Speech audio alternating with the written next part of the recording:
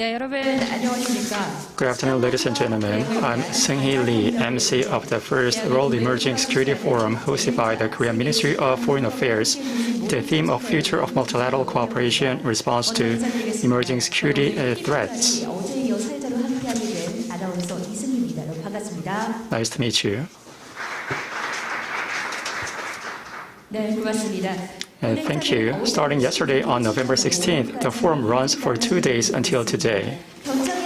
All its programs are live-streamed on the YouTube channel of the Korean Foreign Affairs Ministry. Today's program will be live-streamed on the YouTube channel of the Korean Foreign Affairs Ministry. We look forward to your active participation throughout the conference. Today's first program is a special roundtable on health security. We held a health security session yesterday under the theme of international cooperation to strengthen response to a new health and security crisis. During this roundtable, yesterday's session will be reviewed, and the 4 panelists will engage in general discussions. We'll have in-depth discussions to share our insights. Let me introduce the moderator and panelists. Political Science Professor Seung-joo Lee at Chung-Ang University will serve as the moderator. Please welcome with a big hand. Good afternoon. Sitting next to him is Hoon-sang Lee, visiting professor at Yonsei University College of Medicine. Please give him a big hand. Thank you. We also have Professor Jong-koo Lee from Seoul National University College of Medicine here with us. He is also Ambassador for Global Health Security of Korea. Also joining us, Man-gi Song, Deputy Director General of the International Vaccine Institute. Please welcome him with a big round of applause. Last but not least, Sang-bae Kim, Professor of Political Science and International Relations at Seoul National University, is also with us.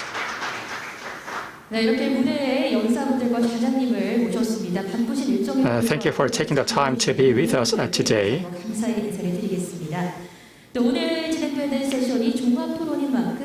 If you have questions watching the discussion, please post them in the comment section if you are joining us online.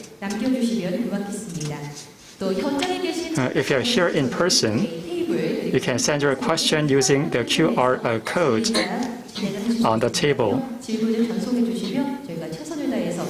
We'll do our best to have them answered. Anti-COVID safety measures such as the temperature taking of all staff and disinfection have been meticulously taken at the venue. We ask for your gracious understanding that speakers will present without wearing a mask, as dividers are set up among speakers and panelists. Thank you for your understanding.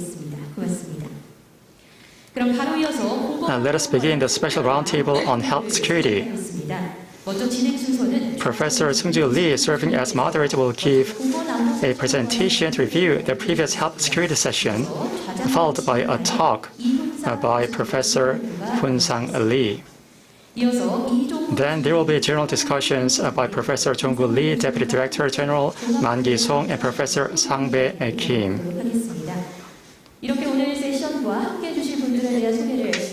So that's it for our introduction. I'll turn over to Professor Seung-joo Lee.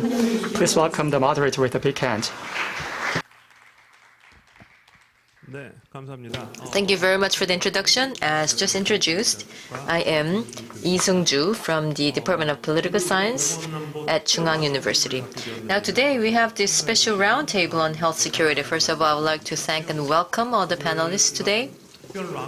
And for this special roundtable, and one of the purposes of this roundtable is that, well, yesterday as we were running the program, the first session was the health security roundtable, where there were a lot of important issues that were raised. So the purpose of this session is to review the issues and also to try to seek possible solutions to some of the issues that have been raised.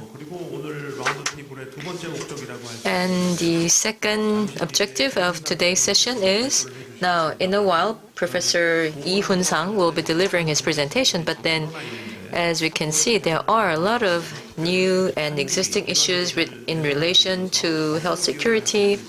And then we also want to discuss how Korea can play an important role in addressing these issues. So we hope to have a constructive discussion regarding that, and would also like to solicit the ideas from the members in the audience today as we continue with the discussion.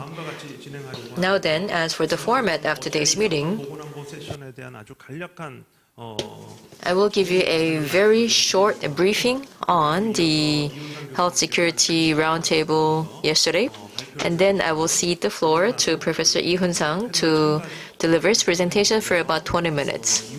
Following that, the panelists here would comment on Professor Lee's presentation and also go back to some of the issues that were raised yesterday. I believe that the discussions will be held across 2 or 3 rounds. Now then, with that, let me first give you a briefing on the Health Security Roundtable of yesterday. Now, there were a number of very pertinent issues raised. One of them was, it would be amiss if I did not go into this, and that is about how the nature of COVID-19 itself is changing, which was also mentioned by several speakers as well as the discussants. In other words, COVID-19 is a phenomenon that is much more complex than we had initially expected. It is also a moving target, meaning that it is very difficult for us to address it at once. So, narrowly speaking, just looking at the variants, then in the beginning of responding to COVID-19, we relied on health protocol. But then moving on to the vaccine development and distribution, now with the distribution of the vaccine, there were high expectations, of course. But then now, with the variants continuing to emerge, then we can see that vaccinating our way out of COVID-19 is also going to be limited. So then perhaps we would have to move on to the next stage or the third stage in fighting off COVID-19. Now, in the case of Korea, we have what we call living with COVID, meaning going back to normal under COVID-19. So living with COVID means we will maintain our health protocol while going back to our everyday lives. So this is about striking a balance between the two. And this is something that is being attempted not only in Korea but also in other countries as well. Now, as we grapple with this task, this also shows that there have been changes in the nature of COVID-19 as a crisis and also changes in the way we address it. And then, broadly speaking, it's not just about a pandemic, it's not about health protocol, it's not about just preventing infectious disease. As we see COVID-19 sweeping through the world, the different countries are also going through economic recessions, meaning that there is a linkage between health and economy. And also many countries, as they try to fend off COVID-19, many of them are reverting to nationalism. And also, even for vaccine diplomacy, many of them are projecting their own national interests. So these were some of the issues that were raised and commented upon at the Health Security Roundtable yesterday. And the task upon us is to try to seek the solutions or try to address these issues down the road. And also another important keyword yesterday was about equity or fairness. So that was also quite heavily emphasized. As we all know, under COVID-19, we are also seeing inequitable consequences, and also throughout the world, we are seeing uneven phenomenon out of COVID-19. Now, again, narrowly speaking, there is the uneven distribution of vaccine, and broadly speaking, then social inequity and also social, let's say, disruption and also gap in wealth. So COVID-19 has actually delineated the issue of wealth inequality or the general inequality in our societies. So then it also has become a homework for all of us to address. In other words, how we address the issue of inequality would also be highly important under COVID-19. Now then, I would say that this is also one important feature of the topic of the forum, which is the emerging security, because it was also mentioned yesterday that this is not just an infectious disease, it's not about health security alone. It's more about emerging security. So I believe that there was a consensus on this notion. But just the fact that we have a consensus does not mean that we have a ready solution or any idea that would guarantee success. This is going to be an ongoing homework for us, and the issue is how we are going to organically tie together all the different issues or the pieces related to this particular emerging security issue. In relation to this, another topic that was raised was about the global governance. Again, in order to respond to COVID-19, there were many different attempts, and one approach was international cooperation, which was very important. So that was also broadly agreed on. Despite that, WHO, Gavi, CEPI, so these international organizations, as well as the civil society, so despite their strong push and despite their hard work, much work remains to be done, was also the consensus at yesterday's meeting.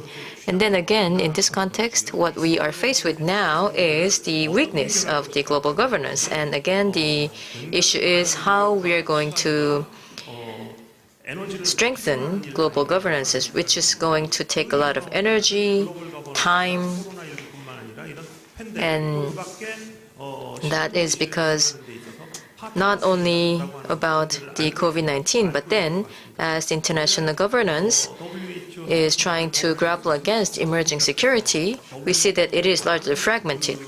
Now, yesterday, the Director General of the WHO listed some of the issues and the limitations of the WHO.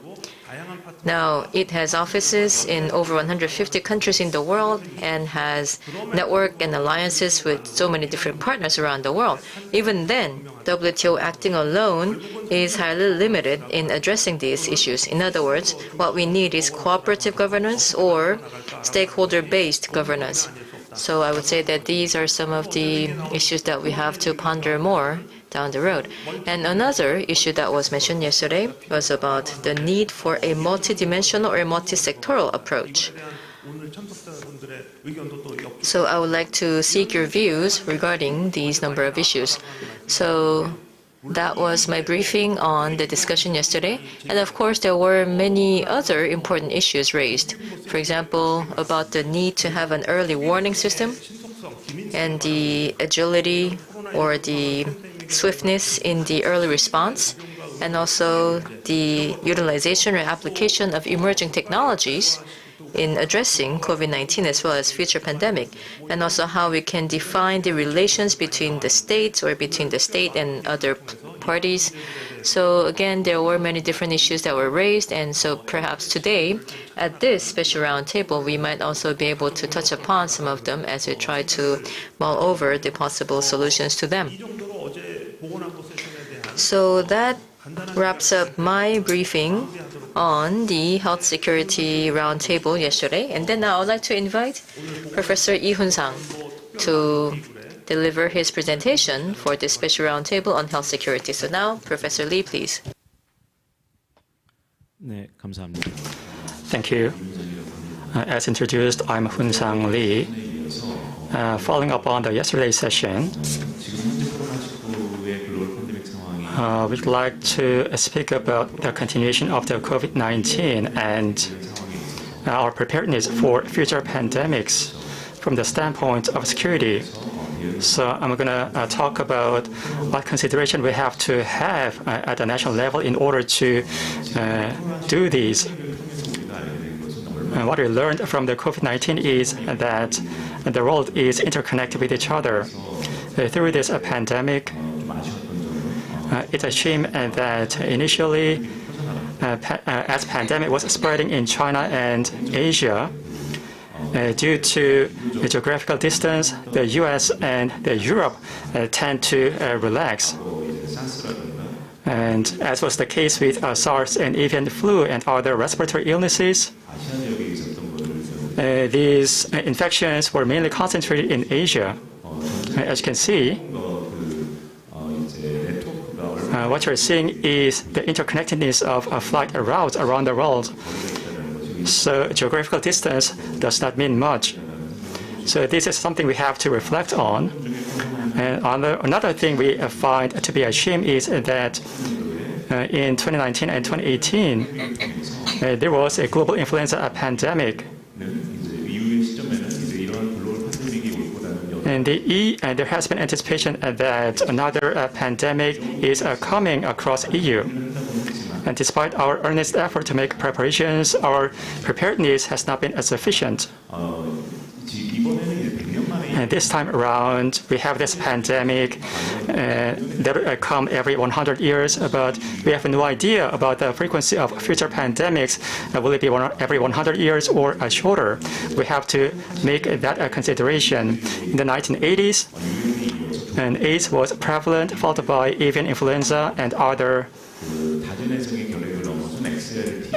XLTB and other antibiotic-resistant strains and biological and chemical terrorist attacks. We also have Ebola and Zika virus and MERS that hit Korea in the past. So we will continue to witness the emergence of new diseases. Since the early 2000s, the world witnessed the emergence of SARS. International health regulations were revised back in 2005 in order to strengthen international response as part of multinational efforts. Still, Ebola and MERS broke out, and after that, we're now grappling with COVID. So we need to think about how to strengthen our existing response system, and as with the case of Ebola spreading in West Africa, it is important for us to detect a breakout of an infectious disease, deal with that at initial stages, and do the utmost to prevent the emergence of similar diseases. The U.S. has taken the lead in devising a global health security agenda, and the agenda was proposed, and over the past 5 years, a lot of efforts have been made. But we have the question whether such efforts have been sufficient. We need to think that developing countries are more vulnerable than advanced countries, so there could be a bias that has influenced on such agenda. And having said that, the Global Health Security Agenda came up with 11 area action packages, including detection and prevention.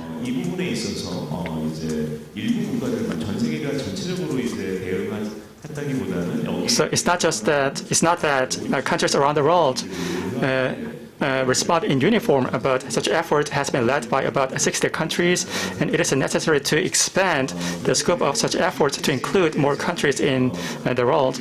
Under the framework of GHSA, what is positive is that health the concept of health has been escalated to influence the global community rather than individual communities. Stakeholders in infectious diseases and security and other stakeholders have been involved in this escalated form of discussion, which can be a positive. It remains to be seen whether such effort has been sufficient to deal with COVID, whether the response has been wide enough to successfully deal with COVID. And against this backdrop, Korea has come up with ways of responding to COVID in a rapid manner, and Korea has introduced early testing schemes and a successful program known as 3T, including a treatment. And the government's governance has been well prepared since the outbreak of MERS. So Korea has done a relatively good job of dealing with COVID. What is also noteworthy is that Korea beefed up its testing facilities, as in the case of drive-through testing centers. So Korea acted fast to develop testing capabilities. When it comes to tracing and epidemiological studies, Korea pushed hard. In order to perform tracing, Korea relied on ICT technology to gather personal information on infections. Korea actively used mobile data to identify the identity of those infected with COVID. If you take a look at Korea's experience, our 3T strategy, test, treat, and tracing, has proven to be very effective. And as for tracing, it is not confined to tracing. Tracing leads to isolation of infected cases. And social distancing has also been proven effective. And thanks to health insurance, people had better access to treatment of COVID. We also operated livelihood testing and treatment centers. So these centers were stood up rapidly to deal with COVID cases. Korea didn't have to lock down its borders or impose lockdowns on cities. And Korea's approach to COVID has been transparent. So Korea definitely learned a lesson from its failure to deal with MERS back in 2015. Korea's relatively rapid response, whether that could be sustainable, remains to be seen. And Asia has been dealing with COVID relatively better than Europe with COVID. But after the outbreak of SARS, Asian countries have been grappling with different kinds of infectious diseases. And there's an issue of antibiotic resistance in Asia. So the issue in Asia is as severe as that of Africa. And we'll see whether Asian countries will be able to respond better to the next round of COVID, next round of pandemic, I mean. And when it comes to the role to be played by Korea and across the world in connection with COVID, we can first take a look at the role Korea can be playing in Asia. So Korea and Asian countries have done a good job of dealing with COVID. So we can assess where Korea has been successful and where Korea can need to make improvement. And by doing such exercise, we can see what role Korea can play around the world. And Korea can make effort to propose a direction to dealing with future pandemics to Asian countries. So we need to identify the role Korea can play in the next round of a pandemic, and we also need to take a look what role Korea can play in beefing up the health security system in Asia. To this end, we can think about working together with other partner countries in the region. As a matter of concrete measures, we can think about introducing a disease detection system or a diagnostic system, or working with other countries to beef up capabilities to deal with infectious diseases.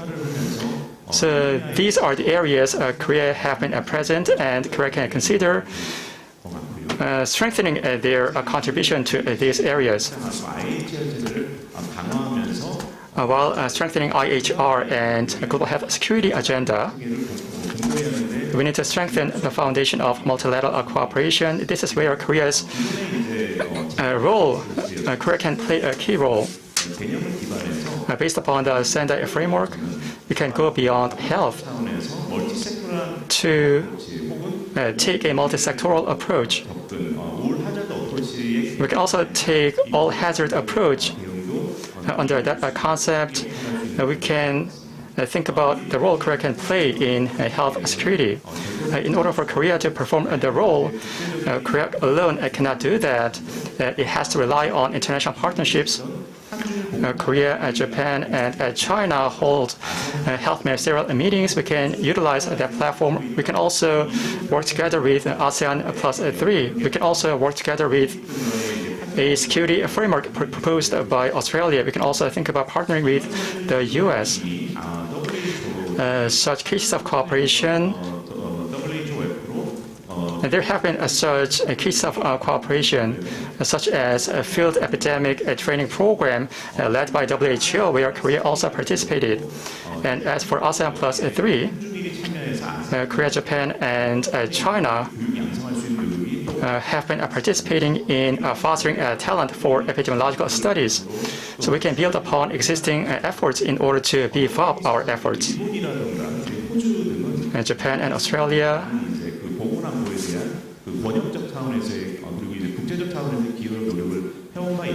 have made a contribution to health security, and Korea can learn from those countries.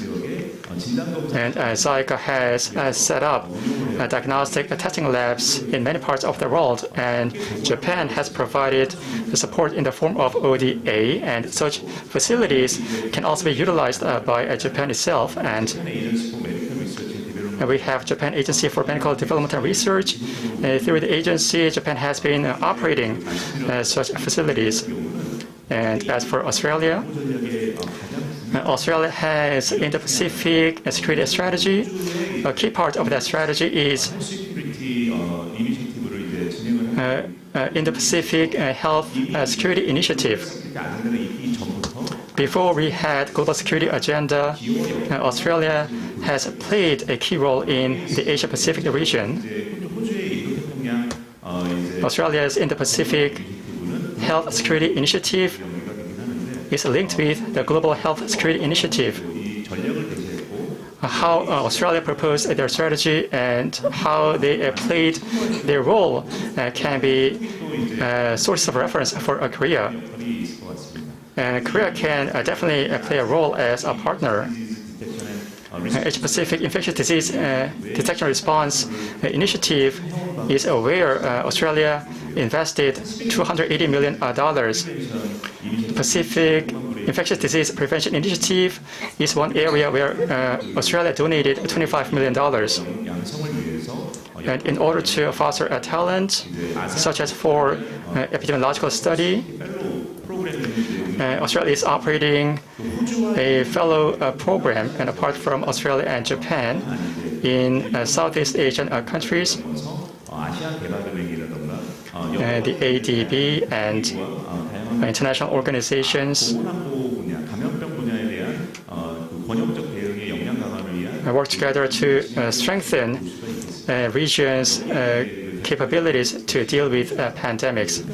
A case in point is Australia's Pacific Health Surveillance Network. Then where do you go from here?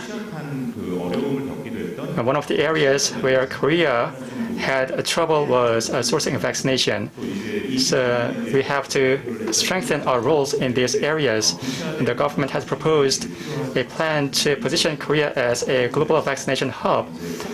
And based on the plan, we can partner with COVAX and CEPI to ensure that Korea play a role corresponding to its international standing.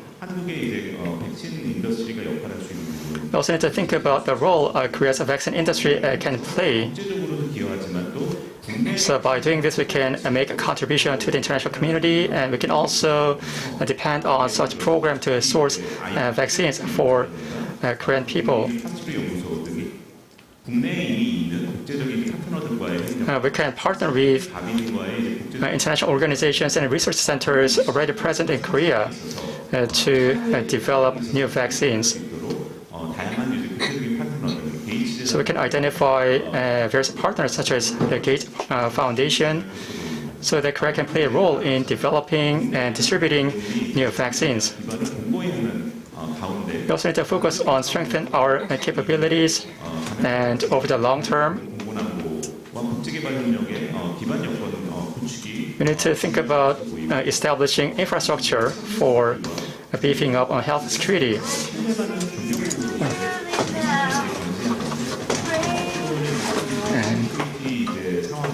And in the issue of vaccine equity, and countries are pursuing their self-interest in sourcing of vaccines. And for the common good, Korea can propose a direction where countries can work together. So Korea can play a role as a mid-ranking country connecting advanced countries and developing countries.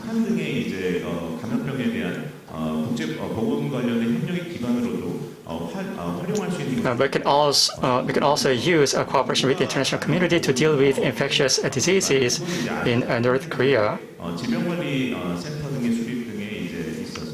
And we can also play a role in setting up a disease control center in Asia Pacific, or we can also play a role in the establishment of an early detection system.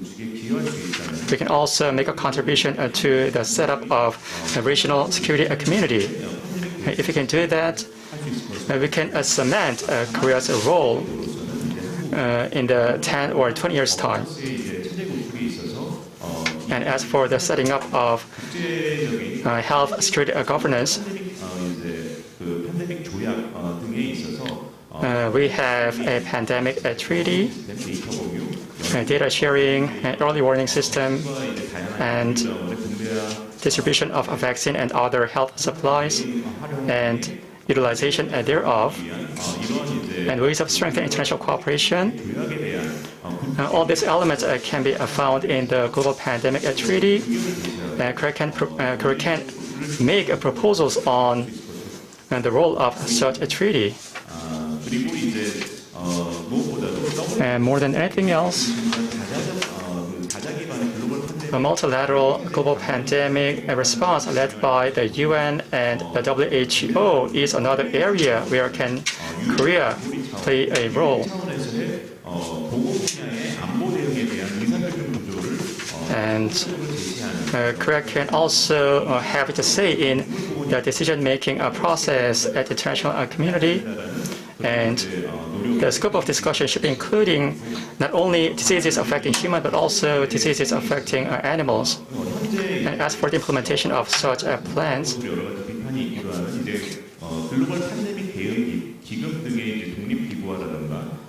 we can think about making the Global Pandemic Fund operate as a standalone fund. And ACT Accelerator, its role can be linked with the Global Pandemic Fund, and these can be established as permanent organizations so that they could be tapped into in the event of a pandemic.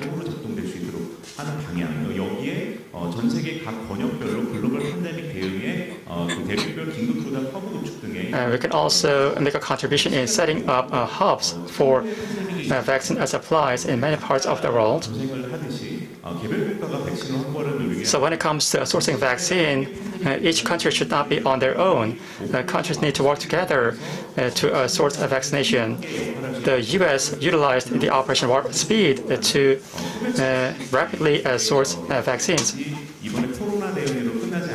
The role of COVAX facility should not be limited to the COVID. The facility can be made into a permanent facility that can help source vaccines in future pandemics.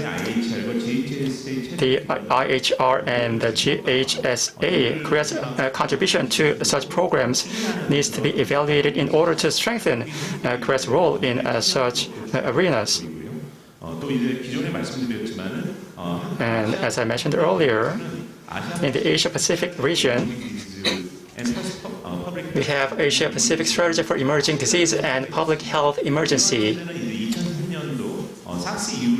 The framework was set up in the 2003 SARS outbreak. It is linked with a Sendai framework.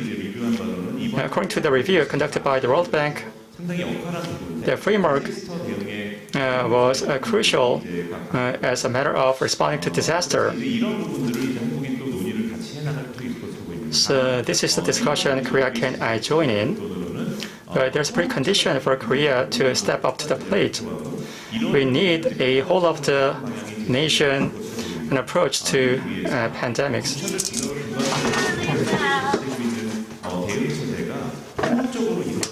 So we have to take an integrative approach. So response by different government agencies, including other government agencies, should be focused not only on vaccines, not just on research, but also on the development of a nationwide strategy. The Ministry of Foreign Affairs can the face of Korea in the international arena, and we need to seek to strengthen cooperation between different government agencies, and such effort has not been present in Korea. And KOICA, under the Ministry of Foreign Affairs, has operated a disease eradication fund in collaboration with partners at home and abroad. We need to escalate the level of such a program. We can think of tapping into the fund to strengthen our effort. Korea is positioning to serve as a global vaccination hub. Such effort needs to be presented as a nationwide approach. And this is where interagency cooperation is crucial, and loans and grants offered by KOICA can be incorporated into the program. We also have Korea-based international organizations such as the International Vaccine Institute. Can collaborate with multiple organizations such as the UN and the WHO.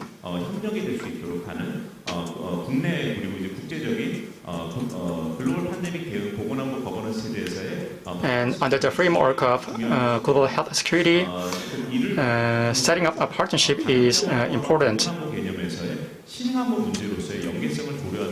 We also need to think about the linkage between health security and emerging security. And the Asia-Pacific has been an epicenter of infectious diseases in the 20th century. And going beyond dealing with current COVID, Korea can serve as a vaccination hub to help countries deal with future pandemics.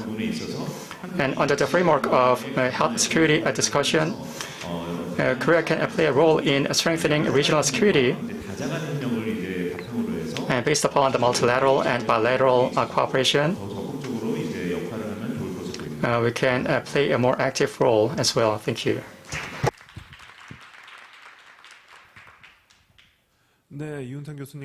Thank you very much, Professor Lee, for the presentations. I can see that he touched upon a very broad range of issues in a very comprehensible and also in a succinct manner, which was very helpful for our discussion to be undertaken from now. Now then, following the presentation, we would be having an opportunity to exchange our views.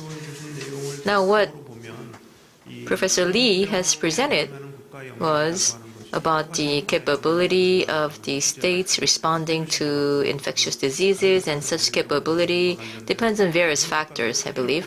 So then, for example, the initial factors are different, and also the history behind each country is different, which would also have a very close impact on the nation's capability against infectious disease.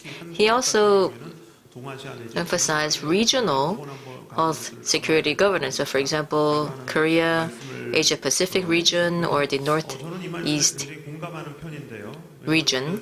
And I tend to agree with this assessment quite strongly, because now, so far as we went through the COVID crisis, we were focused more on the national response or the global cooperation. And what I am highly impressed with is that regional cooperation, perhaps regional cooperation can also be the bridge between the nation and the global cooperation. But then right now it appears to be the missing link. So I do believe that, yes, regional cooperation or regional health security governance can also be a very important step forward. And also, based on this presentation, how Korea can more constructively contribute. So as a middle power, there is much for Korea to do, not only for Korea's national interests, but also to coordinate and place in harmony Korea's interests and other countries' interests at the same time. So, for example, having a regional health security community can be one initiative, because there are different regional initiatives that are being undertaken as we speak. So then, considering Korea's advantages and disadvantages or comparative advantage, we can also make the responses appropriate to us. And I believe that perhaps that can also be one of the bases for peace and prosperity in Northeast Asia as well. He also talked about how we can lead this process through bilateral and also multilateral process. And also, last but not least, we need to have national strategy for Korea. And also, he emphasized the need for integrative health security governance. I believe that that is necessary for both each nation and also at the global level. So that is the presentation from Professor Lee. And now regarding that, I would like to seek the views from the panelists. But before going into that, there's also a question from my side. So I would like to raise a few questions and then ask each panelist to present their comments, including the answers to the questions. Now, this is an overarching theme at this forum as well, but now, of course, in addressing COVID-19, there has been some progress and also some clear limitations. So, of course, we need to improve the governance, especially on the global level, and I do believe that there is a certain level of consensus on improving the governance. Now, we talk about improving the governance, then what are the weaknesses or the problems of the existing governance? And also, how do you believe that we will be able to strengthen them? Now, then I would like to first go to Ambassador Lee, so in the order of the program. And then, so I would like to hear from each panelist and then go back to Professor Lee to hear his response. So now the first, Ambassador Lee. Yes, thank you. Just as introduced, I am Jong-koo, and yes, he did touch upon a very diverse array of topics. So then I see that the moderator has asked us to focus our comments on the governance. And now what I would like to discuss is perhaps I would like to clarify perhaps one or two points mentioned by Professor Lee and then move on with my presentation.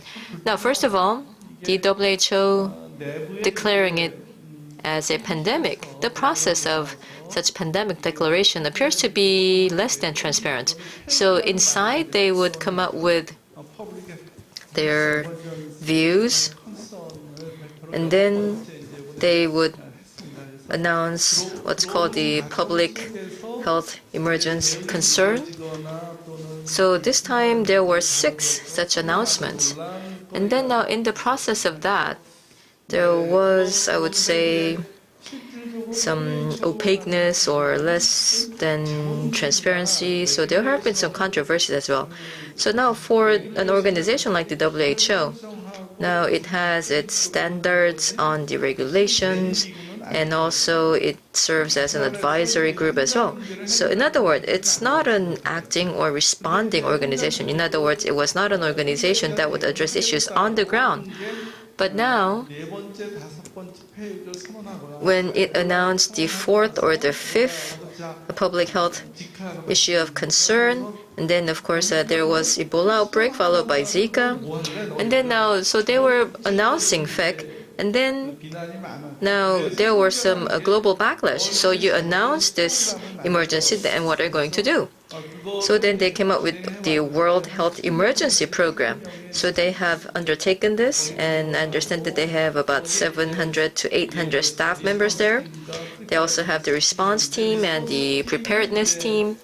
So the response team, so it is the response team that would implement responses on the ground. But then now, if it is a pandemic, then this organization is no longer able to handle this. So for example, Ebola, this was limited geographically to West Africa, so perhaps the WHO's response program was enough to handle that.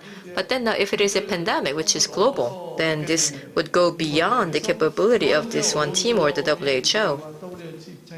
Perhaps that was one difficulty for the WHO, and also there had been some controversy, so I understand that they are realigning their organization as a result of that. And then now, second is now the world hazard preparation. So would this be right? Or, I mean, there are the earthquakes, or there could be potential nuclear accidents or chemical plant explosions. So there would be, so do we need to have an all-hazard approach, or do we need to have a more focused pandemic response approach? So if you could elaborate a bit more on these points, I would appreciate that. And then following that,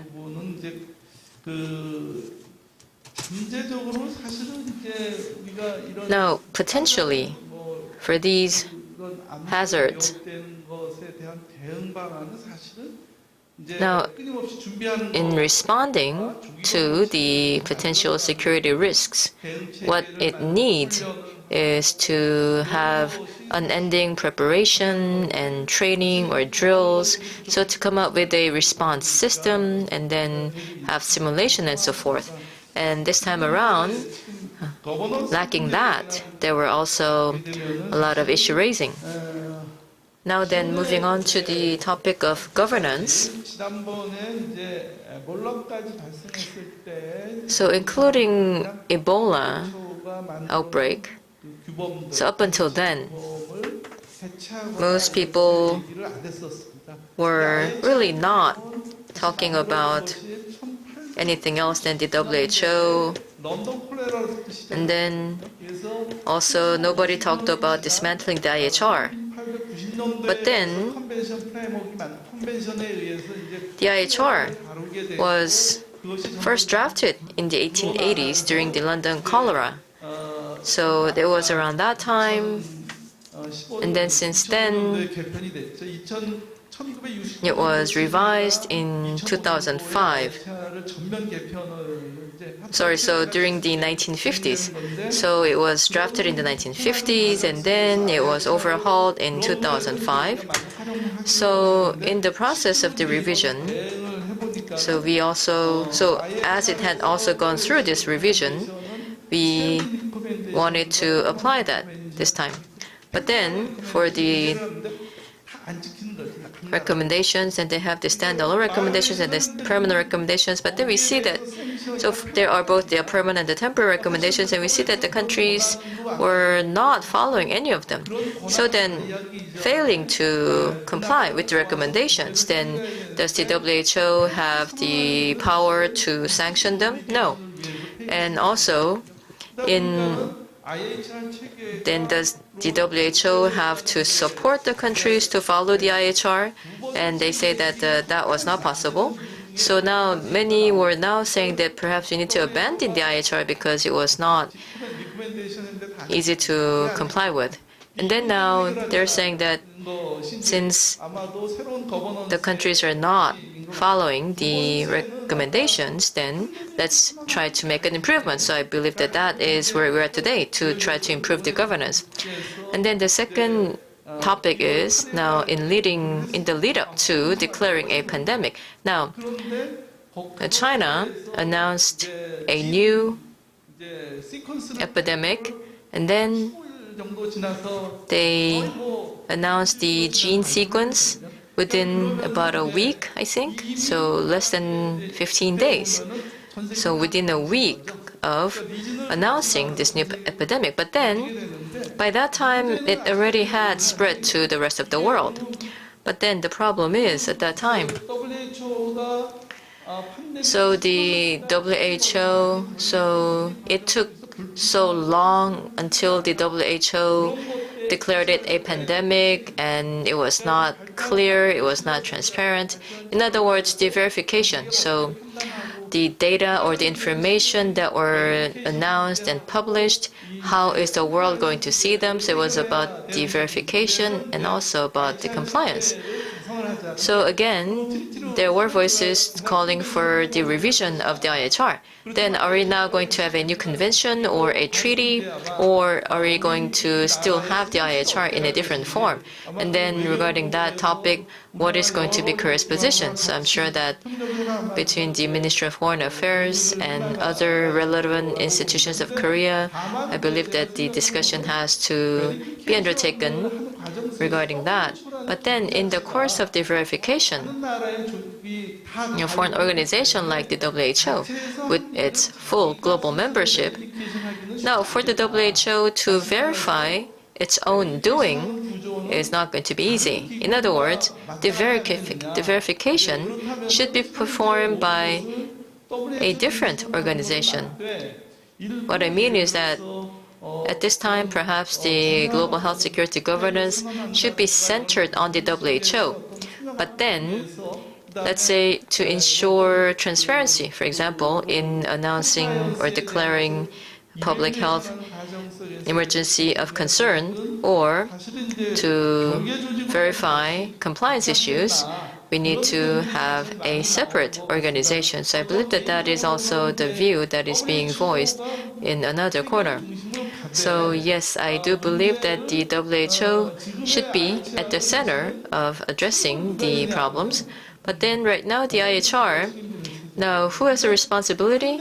It is the health ministry of each country. But then if there is a pandemic, then it's not the health ministry that can be responsible. We need to have the entire national resources mobilized. But then under the IHR, it's only the health professionals or the health ministry that is to be responsible. So I believe that it is those points that have to be improved so that we can improve compliance for the IHR. So these are some of the questions about the IHR that have to be discussed and addressed. In other words, the infectious diseases that we're seeing now they are emerging health security issues. So I added health in front of the security. But then it is something that would require national responses and even global responses. So it's not just the health ministry, but then all the ministries of the government. And also there has to be the representative of the government having plenipotentiary right to handle the issues. So I believe that that is the kind of situation that we have to think about as we consider the question of improving or how to design the global health security governance. So that is the end of my first round of discussion, and I would like to go back to the moderator. Thank you. Thank you. We'll give the floor to Deputy Director General Man Gi-sung. I'm from the International Vaccine Institute, so I'm going to focus my remarks on a vaccine. Professor Lee gave a good summary and talked a lot about my institute during his presentation. Thank you. And as for the pandemic, let us take a look at what preparations Korea has made in vaccination. And let us talk about the activities we are doing in terms of vaccination. And there are a number of issues related to governance as identified so far. And against this backdrop, let me talk about what role Korea can play, particularly in connection with the ASEAN region and with regard to vaccination. So this will be the sequence I'll be following in my presentation. First, the flu emerged as a pandemic in 2009, and there was a shortage of vaccine supplies, and Korea decided to develop its own vaccine. We responded to the flu pandemic with our own vaccine. Up until that point, there had been little investment in vaccination development, as attested by my experience, and there had not been sufficient demand for vaccines. So investment in vaccination and research has not been great. So we only sourced 20% of our vaccines from internally. But as we've gone through the pandemic, in the form of flu, we decided to strengthen our sufficiency in terms of vaccines. We decided to increase our self-sufficiency rate to 80%.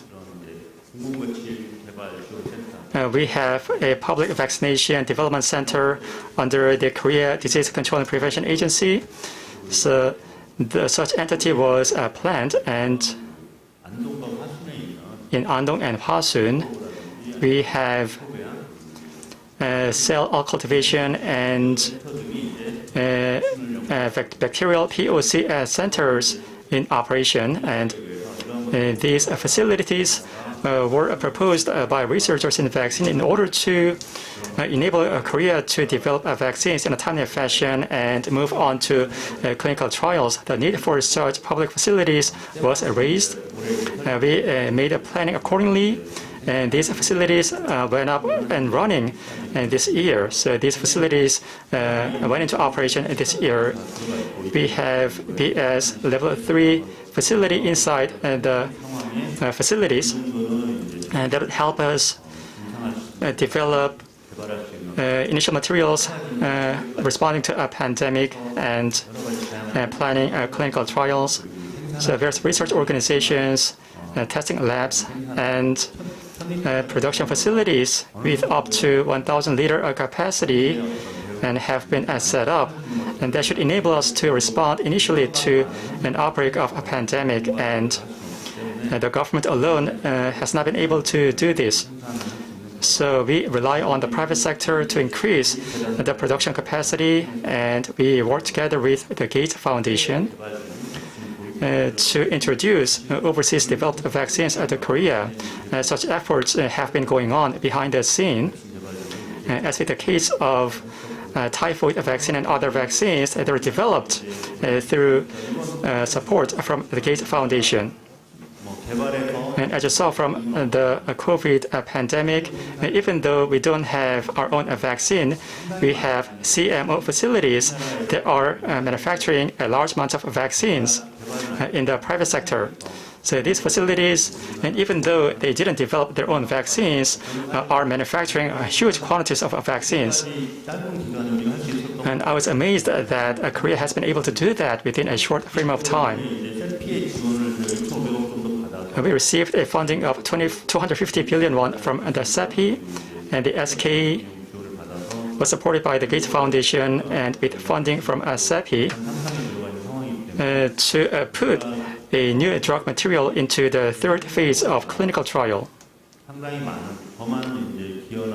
So we have been making a lot more contribution than we initially anticipated.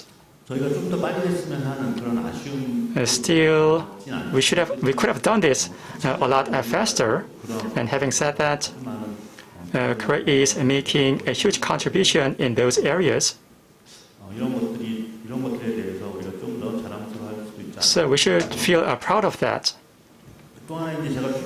And one more thing, still we have identified a lot of room for improvement. From the standpoint of governance, advanced countries now have surplus of vaccines. And COVAX has an initial target of vaccinating 20% of the population identified as high-risk groups. But due to a shortage of vaccination supplies to the COVAX, COVAX has been only able to vaccinate 10% of the population rather than 20%. And messenger RNA vaccines were mainly used in advanced countries. And vaccines that are safe and effective should be developed additionally so that they could be provided to developing countries cheaply. We have ICP, and we should have a vaccine to be compared with, but such things have not been supplied by the private sector. Such vaccine is under development by AstraZeneca,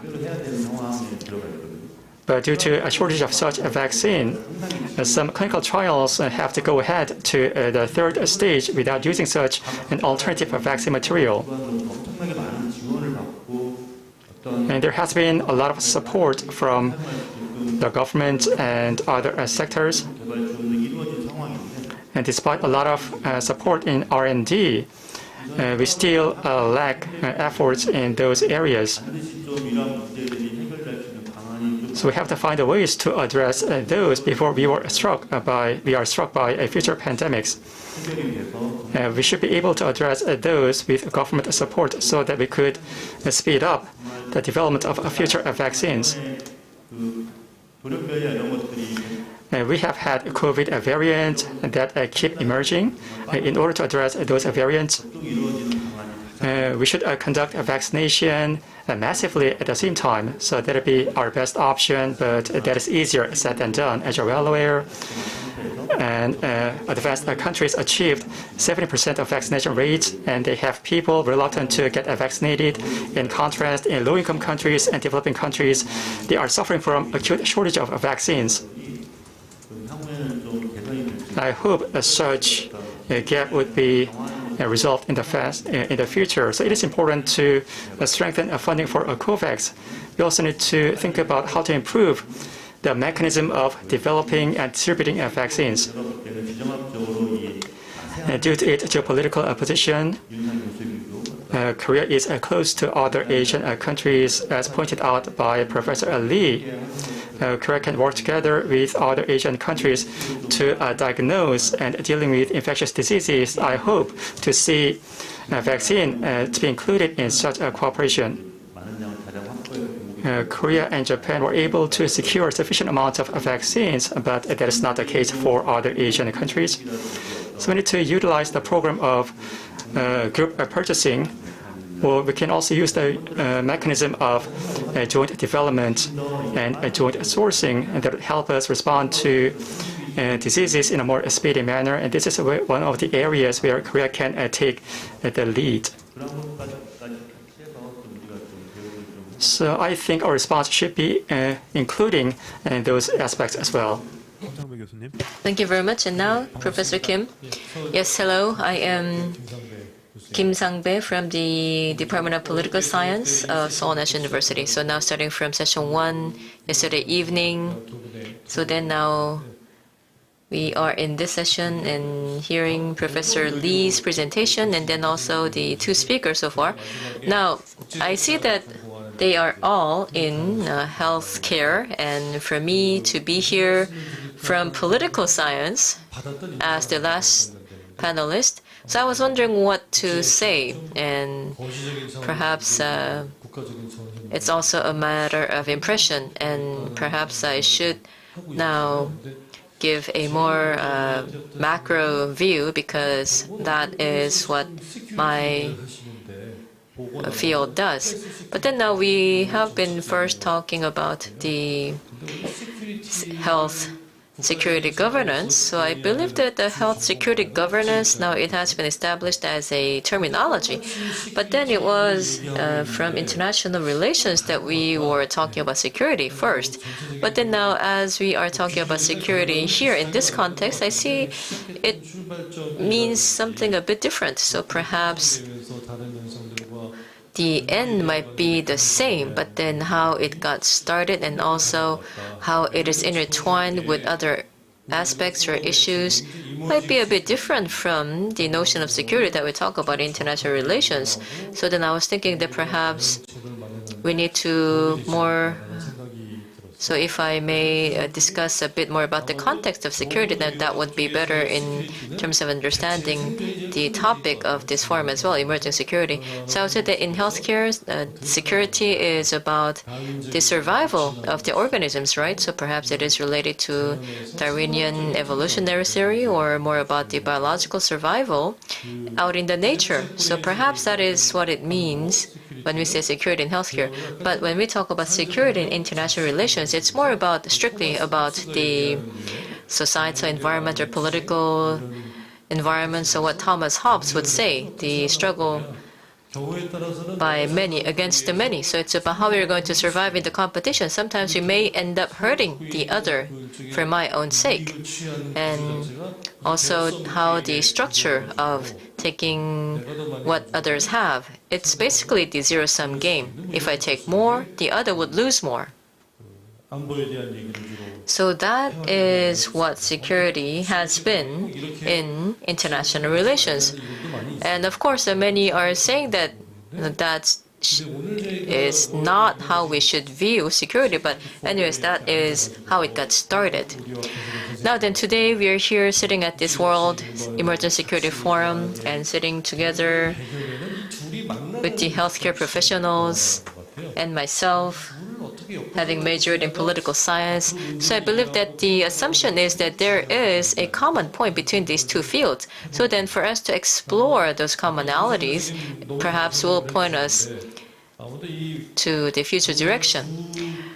Now, Professor Lee has given a very good presentation, so I would say that the security of the two contexts converging would be about the perhaps moving on to the 2010. So from the health security, when they first talked about health security and then talking about Ebola. Now, from international relations, when we talked about security, we did also talk about like biological threats, like chemical or biological weapons or warfare. But then now, more recently, we can see that the infectious disease itself can be a security threat, and a very lethal one at that, and especially for a pandemic like this. Now, as Ambassador Lee has put it very well, now in the beginning, perhaps it would be from the healthcare experts who are in healthcare, but then now, later on, it would actually be up to the entire nation or the state to make the final decisions. And perhaps that is how the notion of security in healthcare and security in international relations came to converge with each other. So again, what we talk about emerging security today, so I would say that that is probably the product of the thinking or the exploration of the linkage between security in healthcare and security in international relations, because it is not a commonplace terminology. So, for example, in the past, when we talked about security, then we talked about like a comprehensive security or a non-conventional security issue. But then now, more recently, especially in the Korean academia, we are talking about emerging security, and that is because how the issues come about, how they arise. So in the past, it was more clear, like black and white. So we knew the enemy, we knew where the security risks would arise from. But then now today, it is a bit different. So perhaps how the security issues can come is different than the past. So then I would say that emerging security is also probably borrowing the notion from the complexity or the complex system. So for example, the emerging security now at a micro level, then the different organisms or entities would have their interactions. And in that case, there could also be some issues about the organism or each entity's survival. But then now, if such issues become more voluminous, and then it would be no longer about the each entity or organism, but it is going to be about the entire group or the organization, and then it would be about the safety or protection of the group or organization. But then, so it is going to go even beyond that, meaning that it is then going to be about the security of an entire nation, and also the issue itself. Now we could start from health issue, but then now it could be linked to food security or energy. It could also lead to economic issues. And more recently, we are talking about like cyber security, like hacking problems. I mean, that is also a very contentious issue. But anyway, so where like COVID-19 has left us, it has been replaced by computer viruses. So that has been an important phenomenon in the first half of this year. And now, a bigger issue is that now, in order to fend off these problems, we use technologies which could lead to another like host of new other issues. So we see that how these different issues or questions can become magnified as they converge with each other. And then, so this warrants cooperation both within and between states. Otherwise, then the problems will become bigger. So we see that for the emerging security, I believe that it is, so the concept of emerging security is about focusing more on the process of how an issue becomes a security issue. So then perhaps this is also a conceptual effort to reinterpret or redefine security issues. So it's not just about what is security, but how any issue, through what process, can become an emerging security issue that could threaten our survival. So I believe that that is where we are today. And actually, from the beginning of the 2010s, now, from the current academia, there have been many different studies on emerging security. And I would say that through this forum, not only within Korea, but also on the international stage, maybe we can raise this issue and also some important messages along with it. So now then, having said that, since the moderator has raised issues to the panelists, I would now like to answer them. First, about the governance. Now then, how are we going to address this? Now, given that I am a political scientist, I would start from the conventional notion of political science, so my answer is as such. So just the relying on the conventional responses against conventional wars is not going to work for this type of security issues. In other words, the emerging or the escalating security issues. So if the process of becoming emerging or escalating security is going to be important, then again, responding to that is not just going to be a one-off solution. In other words, from the beginning of the process or at different stages of the process, we would have to intervene. So perhaps we can sever the link that would go into a larger quantity that could make it a security issue, or maybe we could sever the chains in between, or maybe we could prevent that from becoming an issue between states. In other words, maybe we could have a cooperative system. So maybe more multilateral or multi-layered or multi-tiered approach. So as many have mentioned, maybe that is what we need, multi-layered approach, meaning that it would defy the effort of only individual nations, meaning that we need to have international cooperation, and we also need to have a more systemized global governance. But then for the international organizations that have been addressing conventional healthcare issues or the conventional security issues, so not only such international organizations, but then also the international organizations that have been in charge of the international relations. So we need to have a linkage between the mechanisms of these two different camps of international organizations. And then also another issue that was mentioned is that now we would have this global design of cooperation or response, but then when we go down to each nation, sometimes it wouldn't work. So we see that some countries, even without help, are doing well, some others do not. So we also see that kind of gap. So under the global governance, so yes, we have certain systems or the mechanisms under the global governance, but then perhaps we need to build up on them or revise them and improve them. And also on a time series manner. So from the healthcare side, so you always talk about prevention and treatment and healthcare. So I believe that likewise, in this case, building up the governance through such different stages in the process would also be important. So at this forum and also on other occasions, we need to continue to have the discussion so that we can come up with a common response mechanism. Last but not least, of course, if this is going to lead to good governance, then that we cannot wish for anything more. But then, oftentimes, we see that it doesn't work. It's not as simple as that. So such multi-layered mechanism of global governance, we see that oftentimes it does not function as intended. Sometimes it has loopholes, it has gaps, it has weaknesses, meaning that we want to cooperate internationally. Like I said, from the Thomas Hobbes notion of the struggle against many. So in other words, I would have to go back to the zero-sum game notion in international relations, because for health security, we are also seeing this type of zero-sum game. Unless we address that, then perhaps we cannot make improvement. Perhaps that is also embedded in the structure today. So I'm sorry that I am raising this issue, perhaps because political scientists tend to be a bit pessimistic about the global relations, but so that is my comment for now, and regarding the details, I will come back to it later on for the second round of discussion. Okay, thank you very much, Professor Kim. I look forward to your second round of discussion.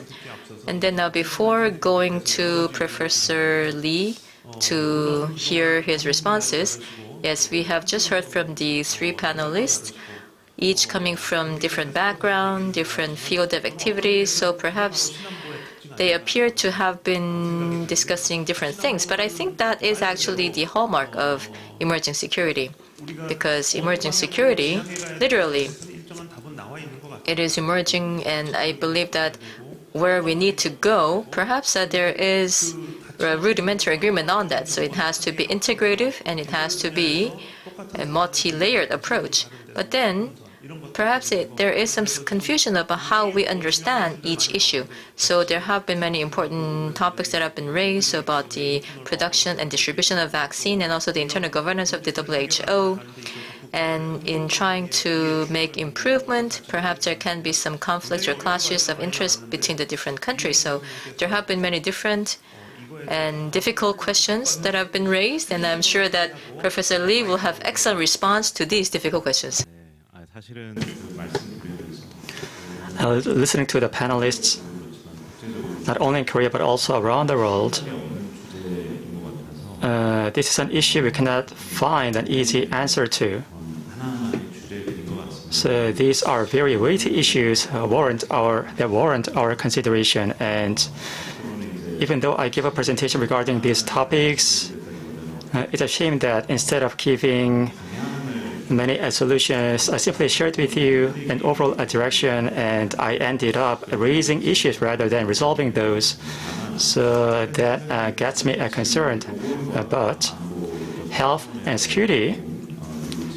So our concerns regarding those and our preparedness regarding future pandemics, our direction in response to those is a concern shared not only in Korea but also around the world, and we have yet to reach a consensus on this.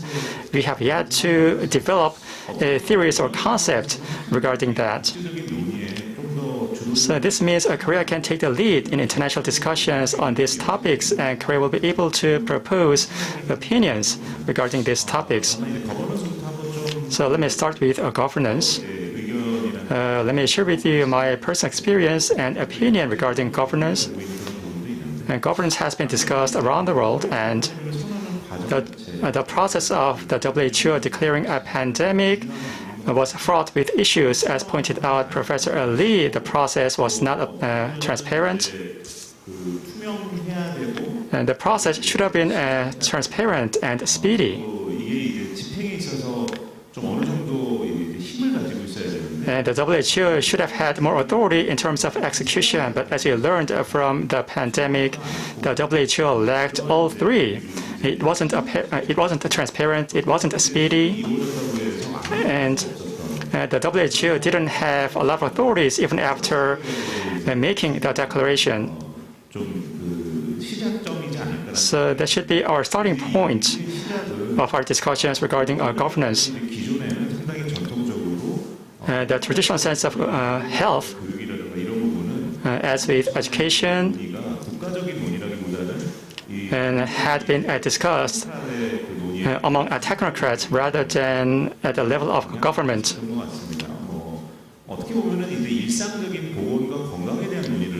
So when you discuss an everyday sense of health and security, we tend to have specialized discussions, and as pointed out by Ambassador Lee, the WHO has the role of proposing rules and standards. The WHO cannot bind nations to comply with their recommendations. The WHO does not have authority in terms of execution and enforcement. Due to its structure, the WHO was not able to perform a role as an enforcer. But we need to think out of the box. We are discussing a pandemic treaty. We also have the IHR, and the IHR is adjusted its regulation. We cannot force nations to comply with regulations. That is why they are called regulations. So we may wonder whether there's a source of conflict between the IHR and a pandemic treaty, but I do not believe that they conflict with each other.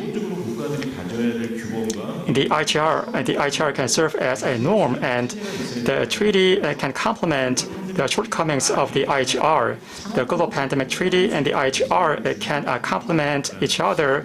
We have to devise the Pandemic Treaty in a way to make sure of that. The WHO is a group of experts dealing with technologies. The world looks to WHO to make a decision. The WHO's opinions can be respected, but when it comes to matters between nations diplomatically, the WHO's decision lacks a political or diplomatic consideration. In our future pandemic framework, each nation has to respond to a pandemic diplomatically. If the next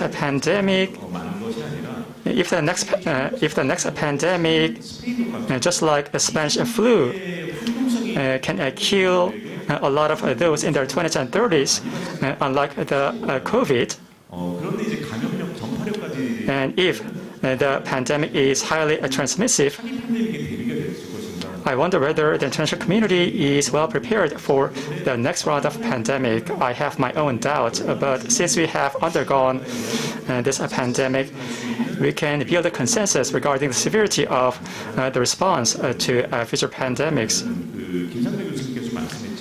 As Professor Kim said earlier, the traditional decision-making process and the process of making technical decisions in health security need to be combined together. In the process of technological determination, the WHO can use their scientific basis to make their process more transparent. They can bring more transparency to such a process. This is one area the WHO has to make improvement. And when it comes to enforcement, we can rely on a treaty such as Global Pandemic Treaty. And this is where the UN needs to step up to the plate. For example, we can create a health-related subcommittee under the Security Council at the UN. The subcommittee will coordinate with the WHO, and when it comes to enforcing measures recommended by the WHO, the subcommittee can play a role.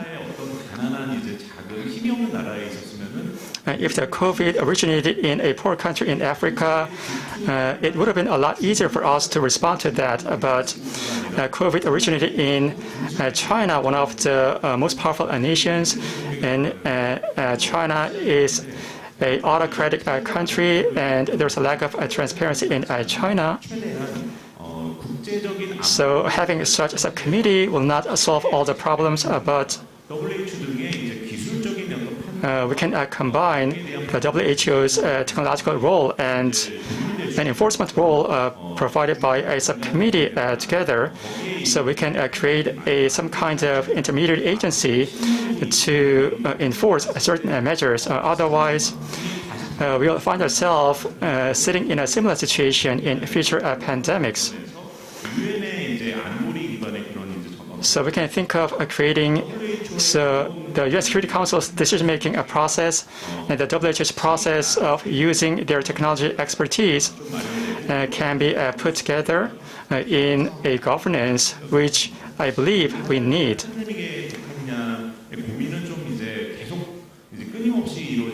So we have a continuous debate regarding hazard and a pandemic.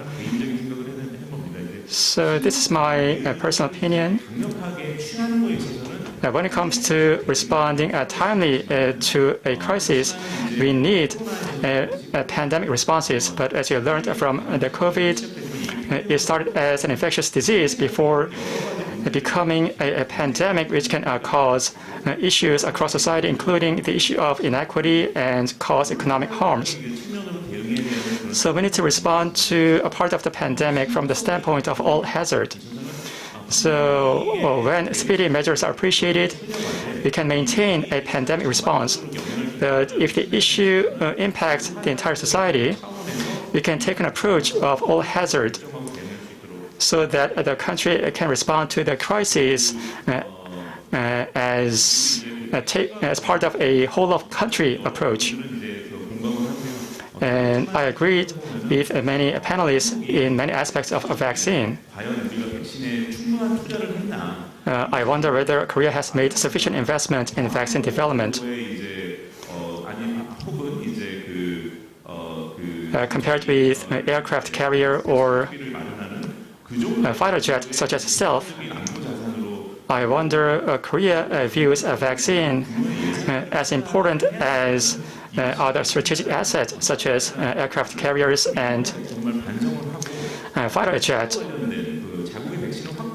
Vaccine has lacked such attention, and vaccine is not just a symbolic tool to protect the people. A vaccine is crucial to keep the public safe. So we need to drastically increase our investment in vaccines. Such increase in investment should not end up as a one-time event. Such effort should be sustained. And second, regarding the global vaccine hub, the current government adds the term K to the global vaccine hub, but such a vaccine hub should not be limited to Korea. As mentioned by other speakers, Korea can be one of the places where vaccination hubs can be established. So there can be 2 to 3 countries with such a vaccine hubs in every continent. So Korea can take the lead in such effort. Such hubs should not be necessarily located in Korea alone. We can think of setting up such a facility in Indonesia. We can also set up such a facility in Vietnam already with such capabilities. So we can link with other countries such as China to set up such facilities. And Asia lagged behind European countries in sourcing vaccines. So we can build vaccination hubs for the Asia-Pacific region. Korea can share its vaccination capabilities with Vietnam and other Asian countries, and Japan, China, and other European countries and businesses located there can also contribute. So we need to expand the scope of vaccination hub to include the Asia-Pacific region so that Korea can play a more active role.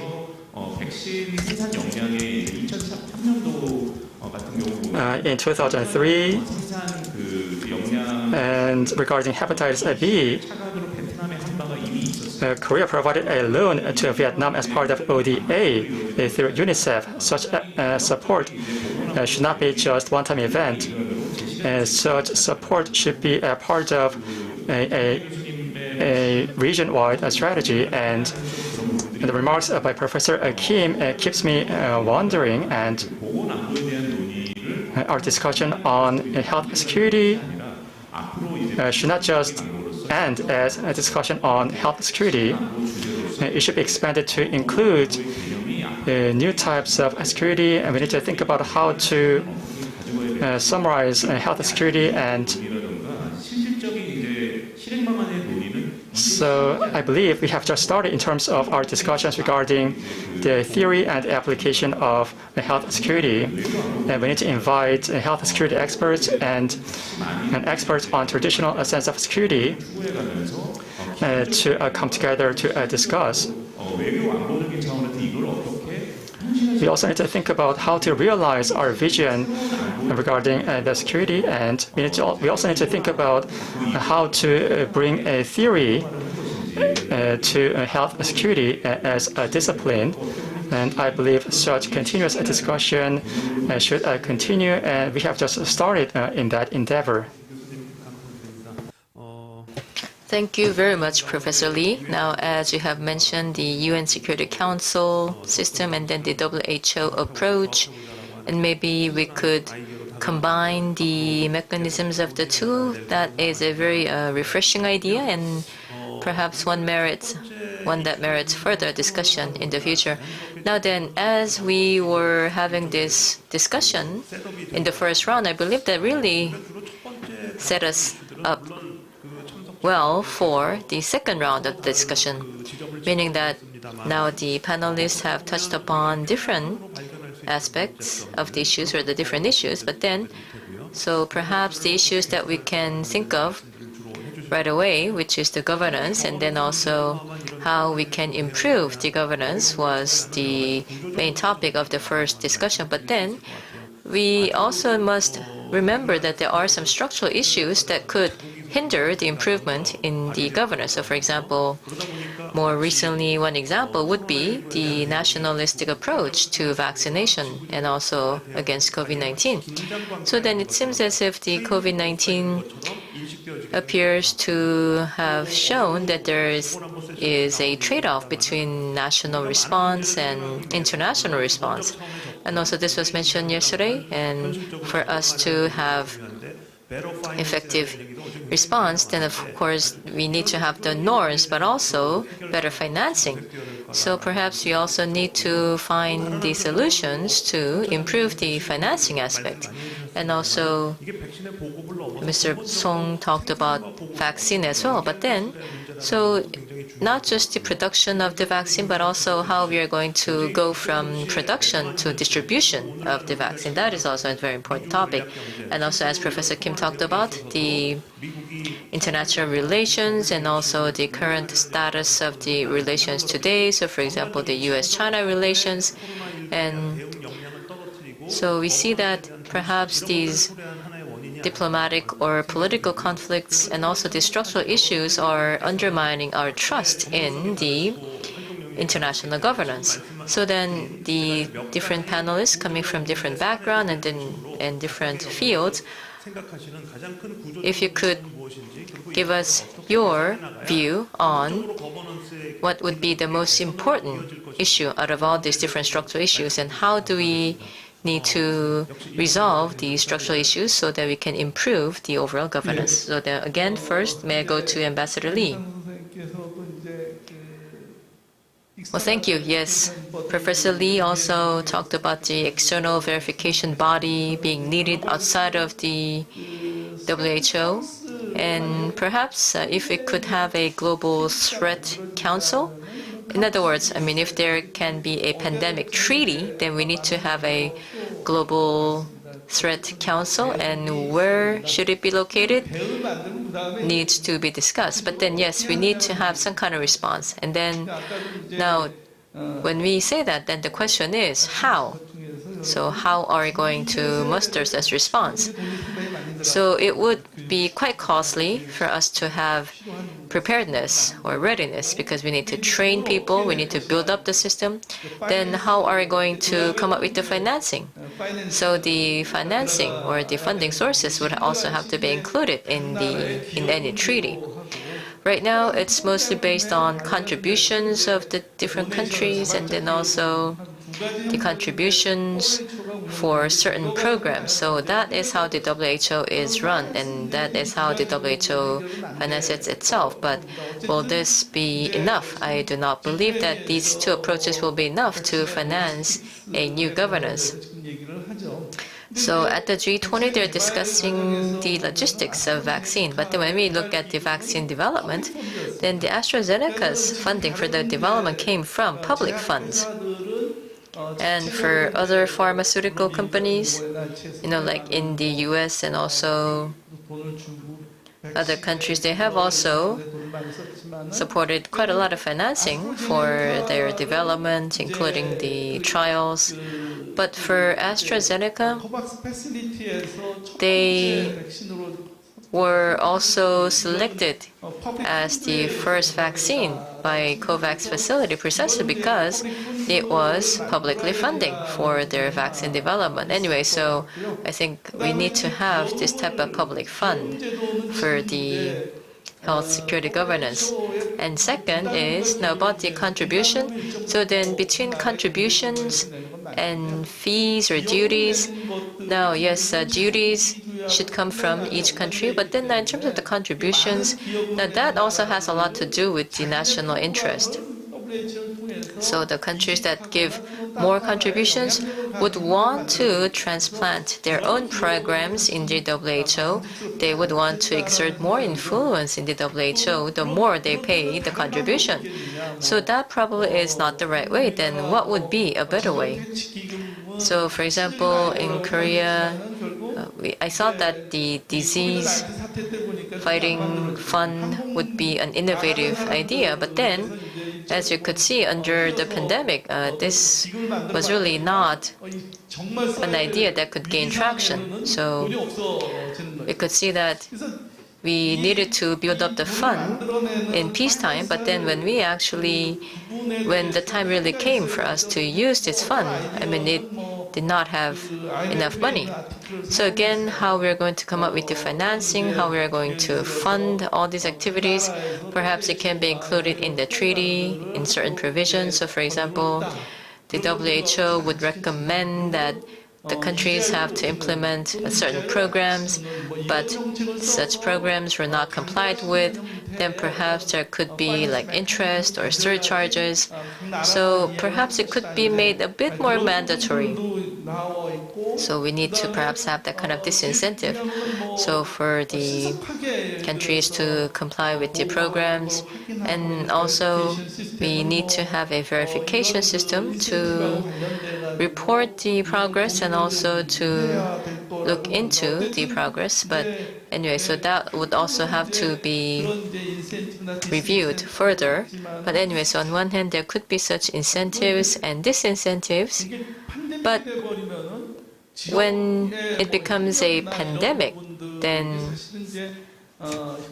in terms of the regional cooperation, it would be very difficult for us to count on that at a time of pandemic. But still, let's say on a regional basis or global basis, we need to keep trying to develop the talent. And perhaps that is one area where Korea can contribute. Now, for example, in the beginning, Japan, when we were talking about health security or human security, then Japan established a UN university. So, with that example, then perhaps we need to have our own mechanism of developing talent or the human resources for global health security. So, for example, Korea has perhaps Korea can also build like health security graduate school so that we can develop talent with master's degree or PhDs. So that's perhaps one area where we can focus on. In other words, not just the financing aspect, but also talent development. And also the third point, which could be related to the financing issue. So vaccines and therapeutics, so they are and should be global public goods. So meaning that they're public goods or the global commons, then producing them. So in the event of a contingency, then we need to scale up the production. So I understand that the US, they had a plan to scale up production at the time of Ebola.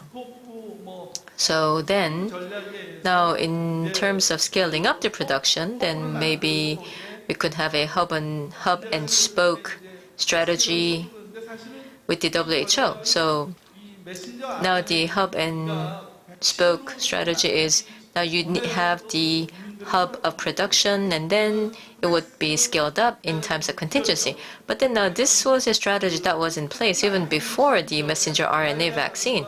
So in other words, before the COVID-19 vaccine, let's say for malaria or for other diseases, they already had the plan to develop and produce messenger RNA vaccine for other diseases.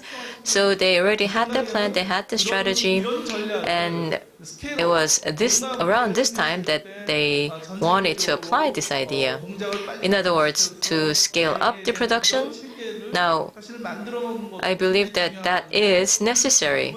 That is necessary to have certain hubs of production in peacetime, and then we need to scale up the production when it's needed. But then in the course of this, we also have to make sure that the proceeds will not be concentrated on a few handful of pharmaceutical companies. And also, again, the talent development and funding or financing, and then also making sure that the funding would be linked to industrialization or productization, so that the end products would also be distributed equally to other countries. So I believe that all of these elements have to be embedded in the treaty or any type of convention that we come up with, so that this situation will not be repeated in the future. Thank you.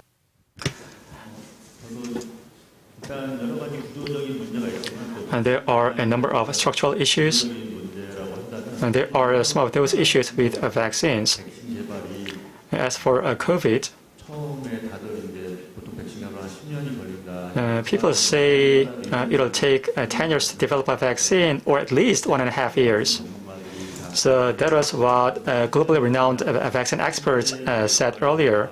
But in actuality, it only took 11 months to develop a COVID vaccine that received early approval from the regulators. So the vaccine was developed in record time. Antigen research done in MERS, and how to improve the efficacy of vaccines using which platform to cause which immune responses. Such topics and have been researched a lot in MERS. And applying the antigen of MERS was proven to be very effective in developing COVID vaccines that contributed to reducing the time frame of vaccine development with COVID. There are viruses such as Ebola and AIDS and hepatitis C. Vaccines don't work, or other diseases with a lot of variants. If we had such pandemic, we wouldn't have a vaccine even now. So things are worsening because of the COVID, but from the standpoint of vaccine development, we were lucky. The first antigen target we attempted and the first platform we attempted were proven effective. As a result, we were able to respond to COVID in a timely fashion, but I wonder whether we will continue to be lucky in the future. I guess not. Professor Lee said future pandemics can hurt young people more. And with vaccine development, I wonder whether we will continue to be lucky in the future. CEPI was designed because the development of Ebola vaccine, which went past phase 2, was supposed to enter phase 3, and CEPI was set up to control the mechanism of the phase 3 clinical trial involving Ebola vaccines. And CEPI provided a lot of support to speed up the development of COVID vaccines. Such mechanisms need to be strengthened. Joint vaccine research should be strengthened around the world. For example, CEPI can conduct a 100-day operation to develop a system for early response. The system can also envisage the supply of vaccines in case of an emergency. Such mechanisms need to be strengthened so we can anticipate certain pandemics and viruses, and we can develop a joint system to respond to those. Korea is a signatory to the CEPI, and Korea can increase its contribution to the CEPI to play a more active role. Vaccines funded by CEPI and a vaccine they were not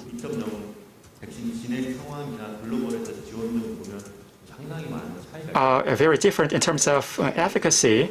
With the case of vaccine version 2, current organizations can receive a lot of support from global players such as CEPI and the Gates Foundation to participate in vaccine development, and I'd like to see more of that in the future.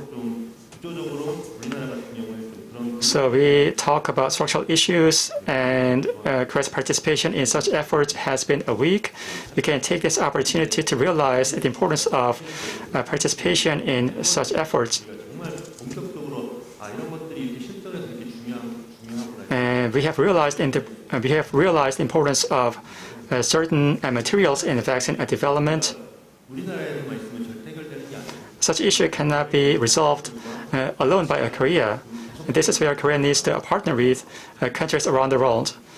So Korea's participation in joint development is very crucial.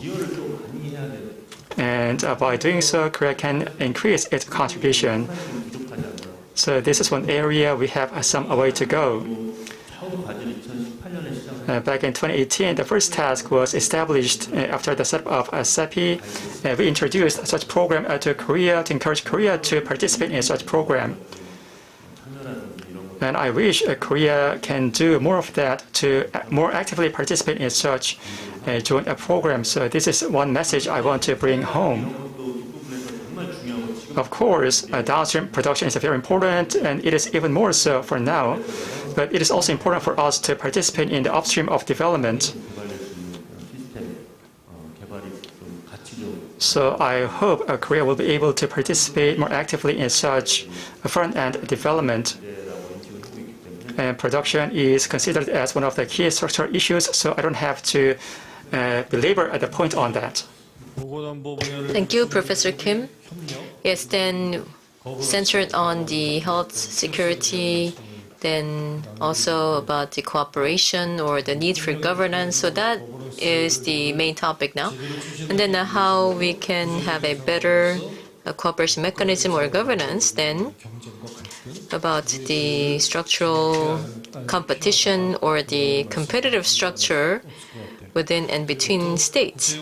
So we need to better understand such a structure. So that is what I'm going to point out. Now, for the political scientists, because we are not expert in the technical details, so we also have something of an inertia to just look at the macro level.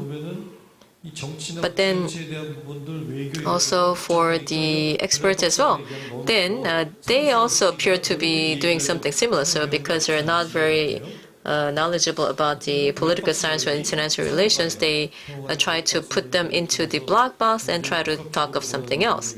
So perhaps I think what we need is to try to open up that black box of each field.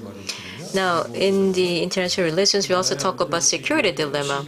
Now, I try my best to protect my security, so I build up my defense system. And then the other side would also spend more to build up their military defense. So then that ends up being mutually detrimental. So I think under the pandemic, we also have something similar when it comes to the vaccine. It's like a vaccine dilemma. So I develop vaccine so that I will be able to prevent the pandemic, but then because this is limited resource, so then for the relatively less advantaged countries, now they are getting less vaccine and it is coming back to us to haunt us, meaning that that could actually come back to us to hurt us as well. So I see something very similar here. Anyway, so if the resources are abundant, that none of this will be a problem. And also if these threats were predictable, then this will not be a problem either. But then being that they are unpredictable and we need to have a very quick response, then we are bound to have only limited distribution of the finite resources. And in the course of that, we would be in confusion, in something of a chaos. But then if we just keep all these things in a black box and think that, well, these will be dealt with by the politicians, now that is not going to help in finding the fundamental solution. But that is actually what we have seen in the past 2 years. Since the outbreak of the COVID-19, we see that the major countries, they have stepped up to try to identify the source of the pandemic, so to speak. And then also, in the course of trying to identify the cause or the accountability, then they were also touting about how each regime is more superior than the others. So there was this kind of a regime competition. And then also in the case of Korea as well, I think there were some distortions as well. So not only about the health protocol, but then also when it comes to the vaccine development, they also had competition about the vaccine. And then some were saying that, well, we cannot accept your vaccine standards, so our standard or our technology is better. So I could see that there were also such a competitive elements there. And then also in the course of distributing the developed vaccines, then it was about their own cause or something like a charm diplomacy. So I could see that there were this type of vaccine diplomacy as well in order to show themselves off. And then also in terms of the IP, how they're going to waive the patent or not. So we see that there were clashes of many different interests. And then now in the course of all this, now as Mario has mentioned as well, perhaps this is a part of the globalization that had been ongoing since the 20th century. So now this was the globalization was a trend in the human history about the different countries becoming more interconnected. But then now perhaps what we have seen this time is a reversal of such globalization. So we have to save ourselves first. And then also some political leaders would jump on this bandwagon to stoke such a populist notion. And then so it's not just about the issues of the different countries, but then now when we also think about the relations between the developed and the developing countries, and of course we also talked about the supply chain, but then now when it comes to the vaccine gap or the problem of the vaccine, then it's not just about health, but it can also spread to other issues like economic or societal issues too. So we need to gain an accurate understanding of these different aspects, and then I think we need to have a change in our thinking, some, let's say, unconventional thinking, to come up with the solution that could address them. And then one last thing that I would like to comment is, what can Korea do in this context? So in the past 10, 20 years, now we know that we are no longer a developing country, so perhaps we are a middle power. Then, as a mid-sized power, standing between developed and developing countries, then we need to come up with solutions that can bridge the two positions. So let's say from each camp, if some solutions are provided, then maybe we can for, let's say, the loopholes or the gaps in such proposed solutions, then maybe you can come up with some ideas to make improvement on them as well. In other words, to playing such a bridging role. And also, in this context, I mean, how much can Korea do alone? So we also need to create a coalition of like-minded countries. So we also need to exert some leadership there. So perhaps I can call it the middle power diplomatic leadership in forming a coalition among the like-minded countries. So perhaps that is another attempt that we can do. And then also in terms of the norms or regulations, I think there are some messages that Korea alone can project to the world. So diplomacy versus like autocracy or collective or the individual. But then in the case of Korea, I mean, we were able to have a successful health protocol without really violating human rights or the privacy or individual rights. So perhaps there is something unique about our situation. Anyways, whatever it is, I mean, we need to look into that and then perhaps use that as a basis to find the value of Korea as a mid-power standing between the developed and the developing country camps. And now today we are discussing the health security issues as part of the emergency security, but then now in the second and the third sessions about the cyber security and also new technology issues, and also so these are also tough challenges. And not only that, the refugee crisis is also being seen as another security issue. So but then I would say that they are perhaps all interlinked with each other. So in the course of addressing them, perhaps we can raise them first and then also try to come up with some solutions of our own. So I think perhaps it is time for us to take such swift actions. And then it is in that context, yes, this World Emerging Security Forum, it is the inaugural session, and I believe that this forum is well poised to playing that role. You know, every January there is the World Economic Forum, the WEF. And that is where the leaders of the developed countries and also the leaders of different fields get together to discuss economic issues. So if there is the WEF in the first half, then in the second half, we will have the WESF, where the mid-powers can come together to discuss the issues, especially the issues that were not dealt with by the developed countries. So maybe we can raise these issues, and we can also, step forward to set a model in addressing these issues is my personal hope. And with that, I conclude my remarks. Well, thank you very much for that. So we have already gone over 1 hour and 15 minutes of our time. So now I would like to go back to Professor Lee to hear his response. And also there are some online questions, so why don't I also deliver these questions to you so that you can respond to them together in your concluding comments. Now, the Northeast Asia pandemic health governance. Now, what do you believe are the path for this mechanism to become a good regional health cooperation body? And then also, Professor Kim has mentioned this earlier, but then, yes, there were many issues that were raised today and also many challenges or homework that were raised today as well. Anyway, so what do you believe can be Korea's role in addressing these issues? Regarding Northeast Asia security regime and framework, the most crucial element would be national commitment and availability of funding. So we can make a declaration to develop an early warning system and participate in a pandemic response. But when it comes to actual execution, and apart from a key vaccination hub development, there was no place else where investment was directed. So it's about government's commitment and the role it can play. In order to set up such a framework, as mentioned by Professor Kim, we have to remember that Korea can only do so much. We tend to emphasize a global strategy. Korea can provide a venue and take the initiative to propose opinions. So this is the extent of Korea's participation. And Korea has mainly cooperated with the U.S. in health security. It is necessary for Korea to search for new partners.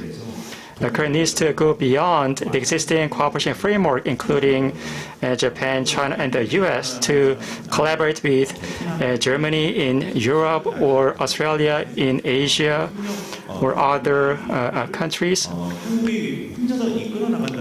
So instead of Korea taking the lead, Korea can be one of the essential countries cooperating with other countries in that regards, and this is where financing is very important. And as mentioned by Professor Lee, in order to make such a framework possible, we need to find funding sources. And there can be two such sources. First, we need to have a framework where we can mobilize international financing. In connection with a global pandemic response, we have a pandemic response facility.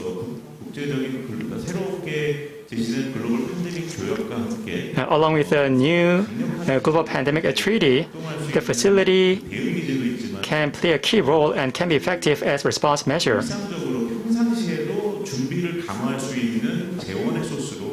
It can be used as a source of financing to increase our preparedness. And the IMF can also get involved in the operation of such a facility, and existing global funds and funding going to Gavi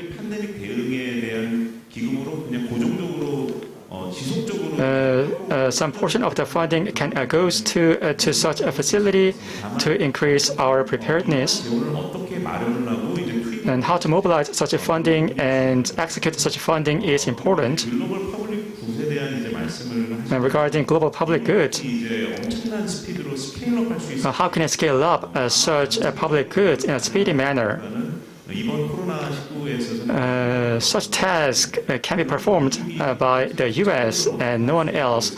But how can we scale up such effort to include the global community?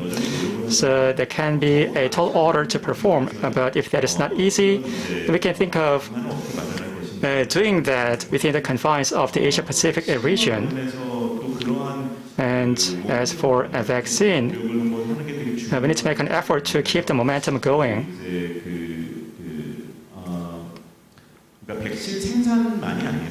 Not just the vaccine production, but vaccine research, development, production, and procurement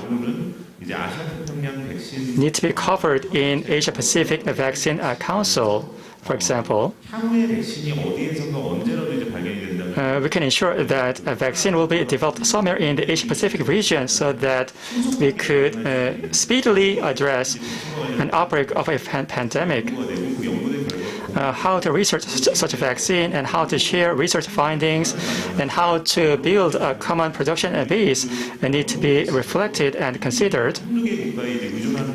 So as for research, we shouldn't rely on one or two nations. We have to mobilize a number of countries with different capabilities in such partnership. And one of the key things in connection with that is over IPs. And COVID variants were found not just in the US, but also in Africa and Brazil.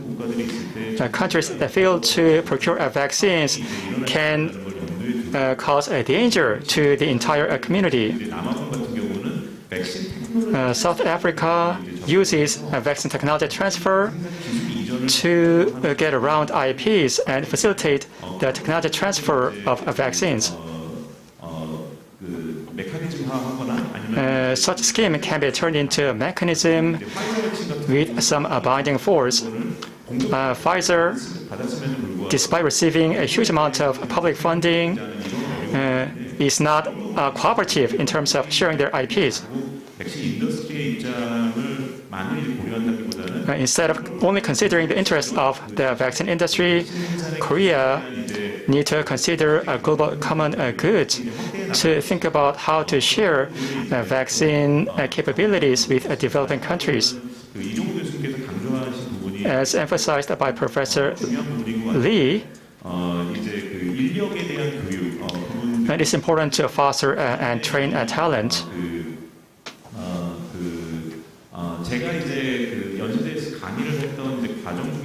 One of the courses I teach at Yonsei University is and organized by COICA. It was a master's program on global health security. And we had students coming from 20 countries, numbering 60. And unfortunately, right before the outbreak of the COVID, the commissioned master's program went to completion. But what was encouraging was that the 60 trained students went back to their respective country and played a key role in response to COVID. So we could see the potential of such programs. So we should promote such programs not only on epidemiology but also on laboratory and vaccines. Korea can be the hub of training and fostering talent. So this is another area where Korea can also play a key role. Thank you.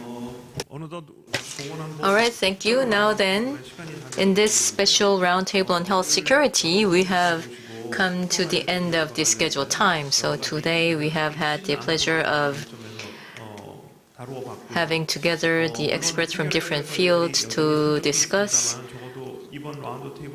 the health security from the perspective of emerging security. Of course, there are many issues remain to be tackled, but then now I believe that today we were able to identify at least some of the issues in relation to health security as an emerging security.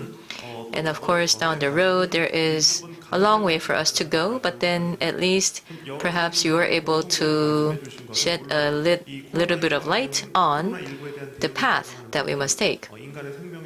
Now, as you all know, response to COVID-19, it has to do with human lives and also humanitarian. So, of course, the normative response is also very important.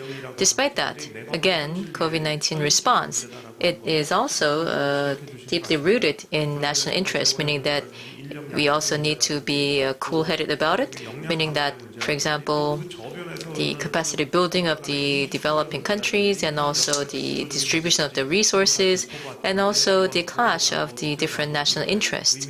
So I believe that at this special roundtable on health security, we are able to go over those pertinent issues. And with that, I declare the end of this session. Thank you very much.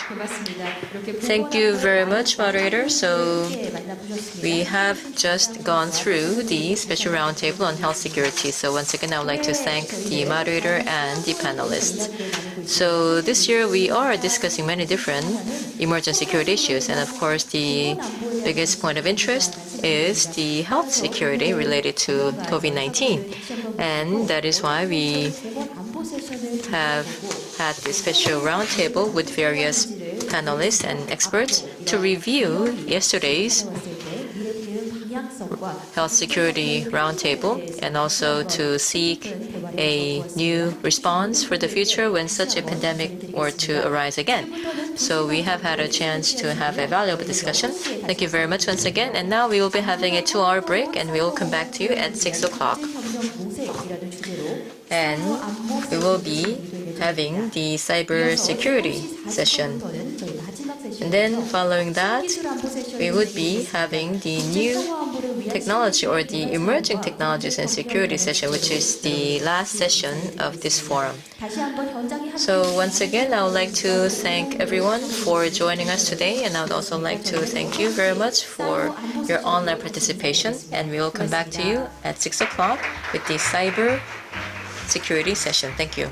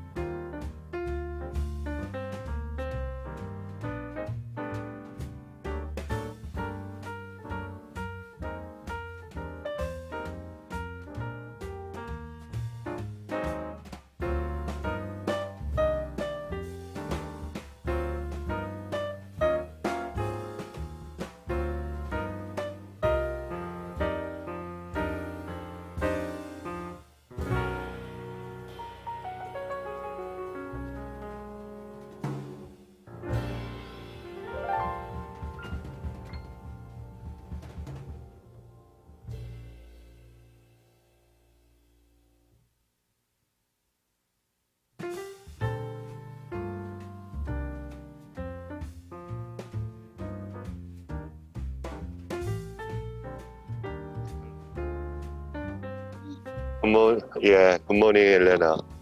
Good You must morning. you must be Alexander, right?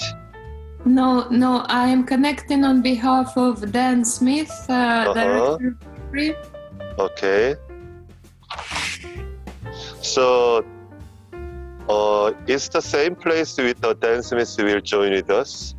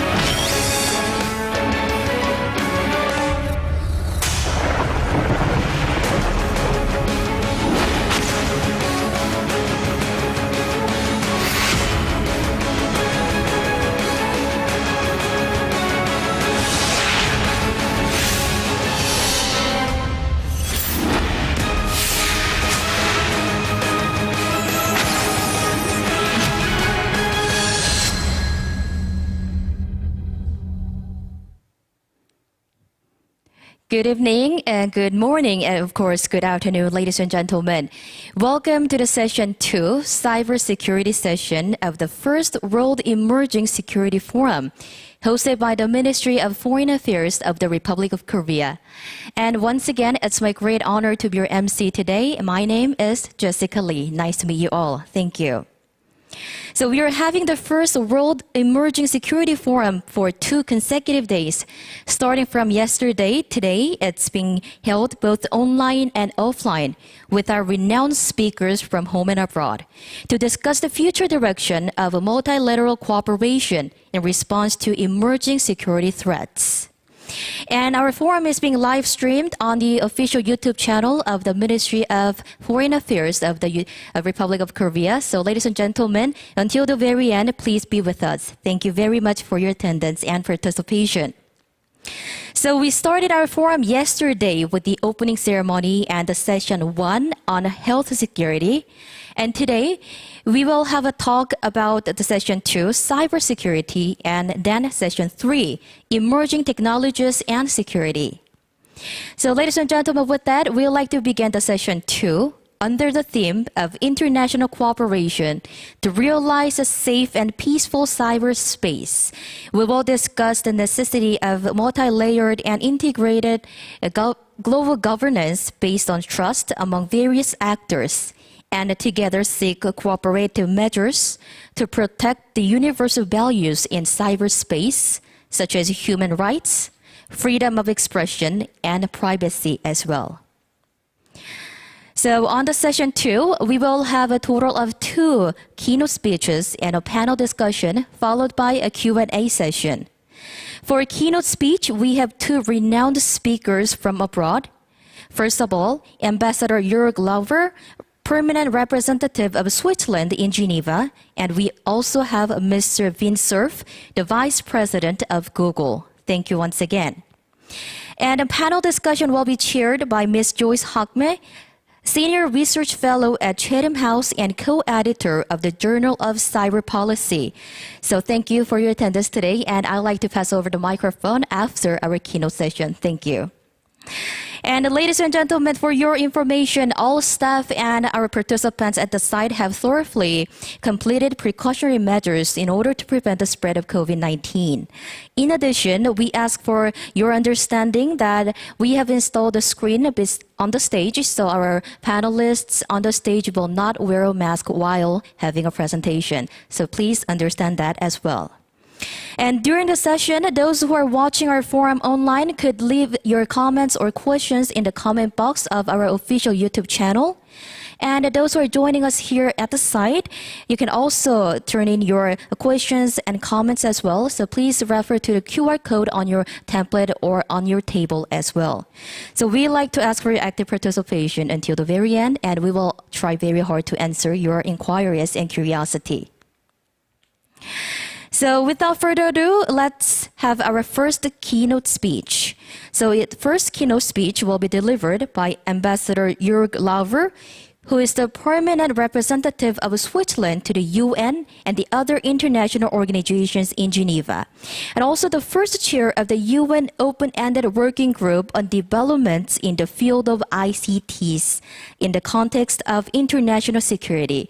So he's joining us in real time via Zoom. So ladies and gentlemen, please join me in welcoming him. Thank you so much. Thank you, Jessica, dear colleagues, excellencies. Thank you very much for having me. Good morning from Geneva. I would, of course, have liked to be with you in Korea, where I served at the very beginning of my career 30 years ago exactly. And many good memories, but due to many circumstances, I have to do this via Zoom, but I'm really happy to be with you, at least in this way this morning. And it is a true privilege and a pleasure also for me to speak to you a bit about my experience with the Open-Ended Working Group. If it's okay with you, what I want to do is to give you a little bit of history of the Open-Ended Working Group, talk about the multi-stakeholder approach that we took through the process, then make some observations about the results, the outcomes of the Open-Ended Working Group, And last but not least, make a call for the continuation of international cooperation on the issue of cybersecurity, which is obviously very much the theme of your event.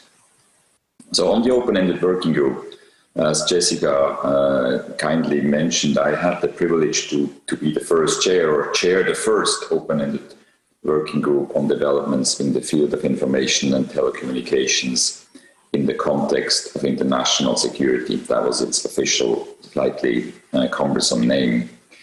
As you know, this open-ended working group was indeed the first dedicated UN process on cybersecurity that was open to all 193 member states and other participants.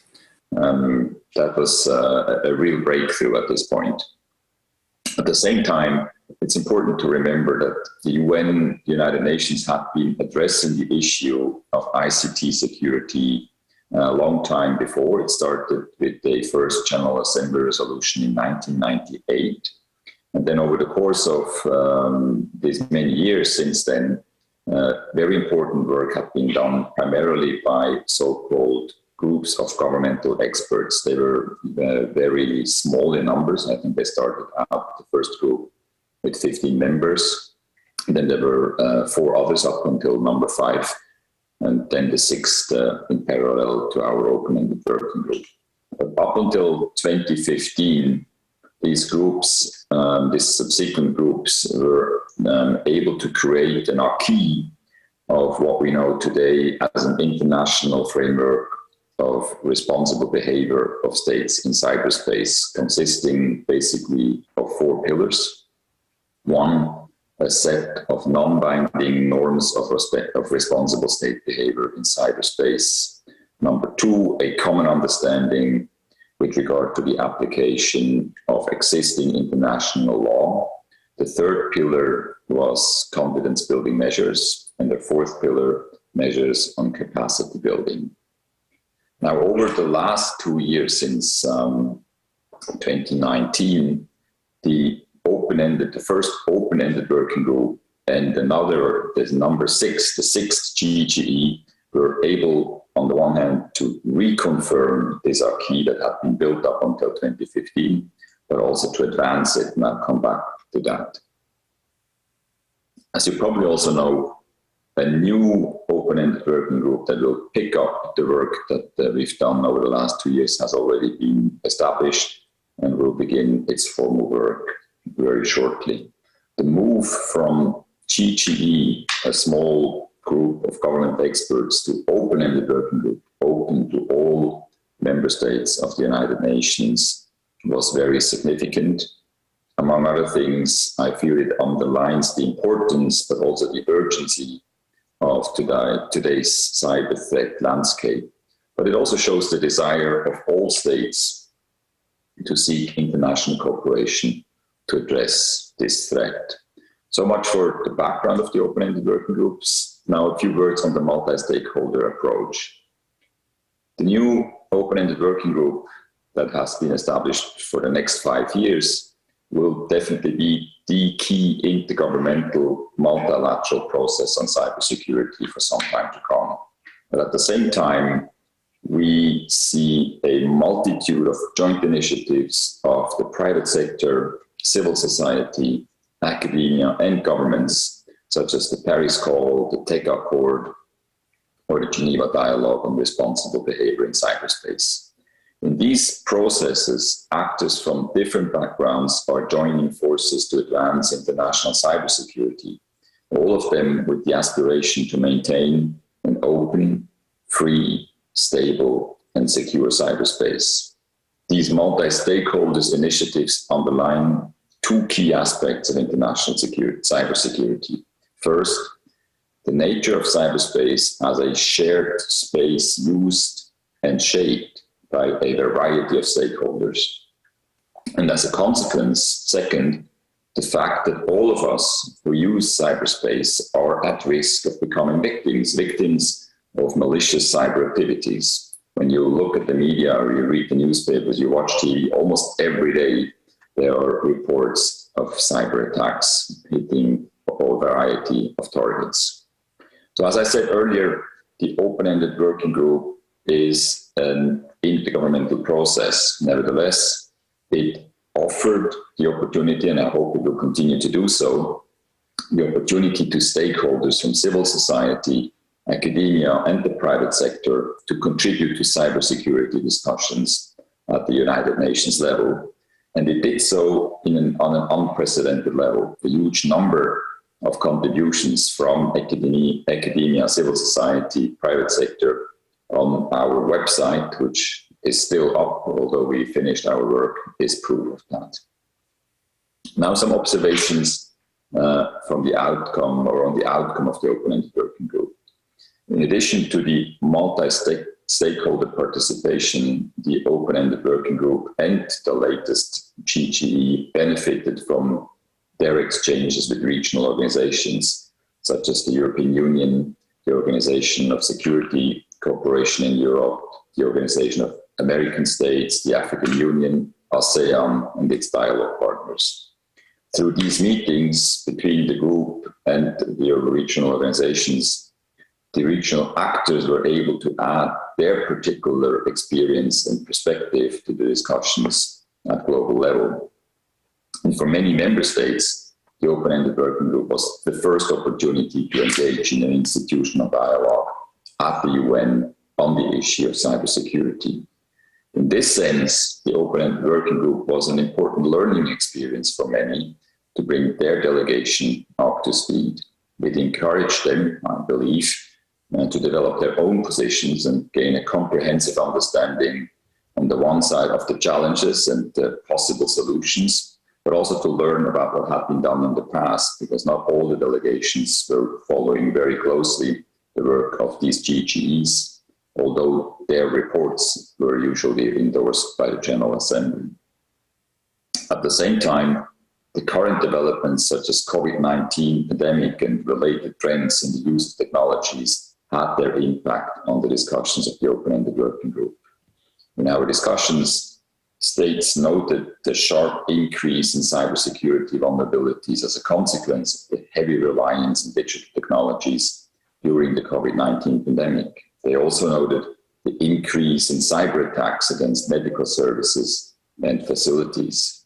They emphasized the need for adequate protection of critical healthcare infrastructure from cyber attacks. And as a consequence of this discussion, the open-ended working group's report considers such medical infrastructures to be covered by the norm on the protection of critical infrastructure as part of the set of norms developed by previous GGEs. I refer to that as the acquis. Now, let me continue with a call for international cooperation. When the open-ended working group and the latest GGE began their work in 2019, very few experts, I believe, at that point were ready to bet on successful outcomes of either one of the two processes. Remember, no more consensus on the subject of cybersecurity had been achieved after 2015. 2015 was the last report of a GG being adopted by consensus, and geopolitics had not exactly improved between 2015 and 2019. Now, the fact that states were able to agree on two reports, the one of the open-ended working group and the GGE, two reports with practical recommendations on how to advance international cybersecurity, is, I believe, a reflection of the urgency of the issue at hand, but also the willingness of member states to compromise in the interest of practical solutions that may address the challenges in international cybersecurity. In other words, I think multilateralism proved its worth. Multilateralism really matters and is able to perform. The two reports and their recommendations now have to be implemented, of course. They are the basis for better international cooperation in cybersecurity, and they should accelerate our joint efforts to establish the necessary trust and security in order to fulfill the promise of an open, free, stable, and secure cyberspace. And I would very much, in this context, congratulate the Korean organizers of the World Emerging Security Forum. It is this kind of discussions, this kind of fora that are key in this endeavor to continue international cooperation on the issue.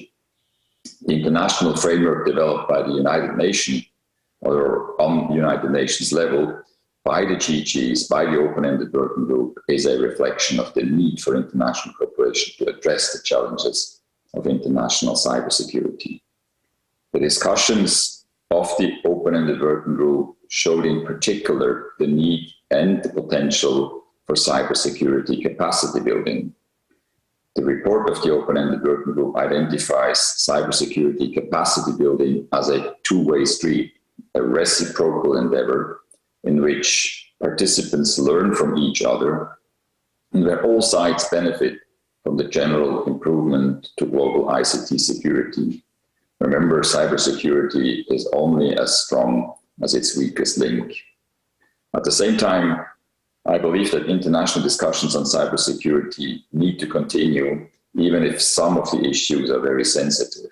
The normative framework on responsible state behavior in cyberspace must be further developed where necessary and in order to keep up with new and emerging trends in the cyber threat landscape.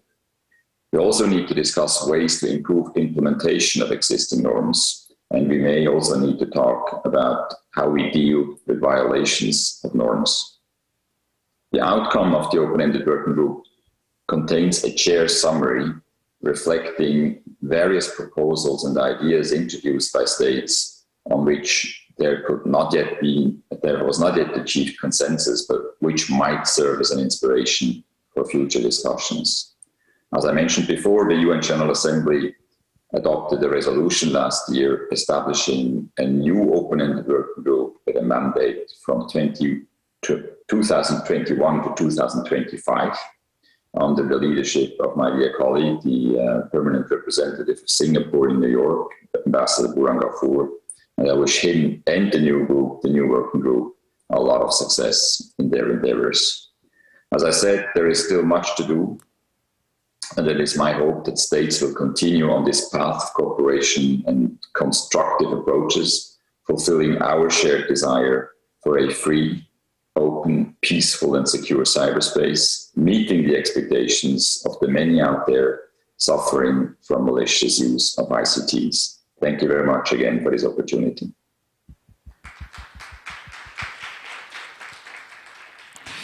Yes, thank you, Ambassador, for joining us in real time, and thank you for gracing our forum with your words. Thank you once again. And ladies and gentlemen, next we would like to have the second keynote speech. Next, please allow me to introduce Mr. Vint Cerf, Vice President of Google. So he was not able to be here in person, so he has sent us very meaningful video. So let's get our attention to the screen with a big round of applause. Hello, my name is Vint Cerf. I'm Vice President and Chief Internet Evangelist at Google. I wish I could be there in person, but my calendar didn't cooperate, so you'll have to put up with virtual Vint. The topic is security, and writ large, of course, it's an enormous subject, one which I can only touch on a small element of in this short introduction. But I would like to start out with a little discussion about zero trust, something which Google is one of the earliest proponents of this notion, which is basically that it doesn't matter how you got to a particular server, it doesn't matter what network you were on, you do not inherit any trust based on the network you're connected to, including, for example, the corporate network, for example. We are assuming that you have to supply bona fides before any of the receiving servers should trust you or to offer you any kind of authority or access to services and information. So zero trust is a very important concept. It basically means that you have to show up with bona fides that the serving party can validate. Sometimes that amounts to a certificate issued by a certificate authority, which associates you with a public key, and you can prove that you still have the public key by doing an exchange involving your private key. That's one possible tactic. Another possible tactic is that you have a hardware token that allows you to demonstrate that you have the bona fides that identify you and associate you with that particular cryptographic token. Sometimes we use usernames, passwords, and a second authenticating mechanism, two-factor authentication. All of those are indicators of zero trust, where you don't get trusted at all until you can authenticate yourself adequately to the server. And in the cloud environment, that's particularly valuable because cloud environments are designed to isolate users from each other, or for that matter, for competitors that might be sharing a common cloud-based service. But they're isolated from each other for good reason. They don't want the competitors to know what they're doing. So the zero trust model reinforced with hardware is extremely important. I want to switch to another topic which has to do with collaboration, because in the internet or online environment, it's often the case that competitors end up cooperating with each other at some level. So as an example, for many of the internet service providers, when there is a denial of service attack underway or there's some other known malware attack of some kind, it's often the case that even competitors' engineering teams will collaborate with each other in order to identify the source of an attack or to respond to the exposure of a new attack vector or information associated with a vulnerability that's been disclosed. And I could not overemphasize the importance of this collaborative attitude. This includes not just competitors that might be sharing common infrastructure, but it also includes law enforcement agencies across international boundaries that need to cooperate in order to identify parties who should be held accountable for their bad behaviors. So this notion of collaboration and cooperation, it seems to me, is a vital element in online environments of the 21st century. Another thing which is worth considering is that cloud-based services have ample ways of improving security. By way of example, whenever there's a change in software that would improve security by remedying a vulnerability, that can be propagated everywhere all at the same time because all of the users are dependent on the cloud-based infrastructure, as opposed to the more common situation where people are relying on software in a particular client, like a laptop or a pad or a mobile, and everyone individually has to download and upgrade the software. Here, the cloud operator can do that in a wholesale way, meaning that the repairs or the improvements are simultaneously available to everyone, and that's an important property of a cloud-based environment. There are two other things which have come to the surface in the recent past. One of them, of course, is supply chain vulnerability. And here we get into some very interesting and subtle attacks against ecosystems. Perhaps you're a company that uses third-party software, for example, for your point-of-sale systems. If the third party that you buy that software from has been successfully attacked, the software that you're running in your point-of-sale system might actually be compromised and might be copying, every credit card that goes through the point-of-sale system and sending it to a malware hacking collector who will then make use of those credit cards for nefarious purposes. There's a related problem, and that's with open source. And here we get into the conundrum that open source software is often thought to be more secure because everyone can see the software and everyone can verify whether it does what it's supposed to do. The problem is that since everyone assumes everyone else has done it, sometimes the open source libraries are actually more buggy than, say, proprietary code might be, which suggests to me at least two things. One of them is that you should be very careful with open source software to scrutinize it and make sure it's doing what you expect it to do. And the second thing might be that we should mount a wholesale effort to evaluate the most frequently used open source software for bugs and vulnerabilities, because I think that might be in everyone's interest.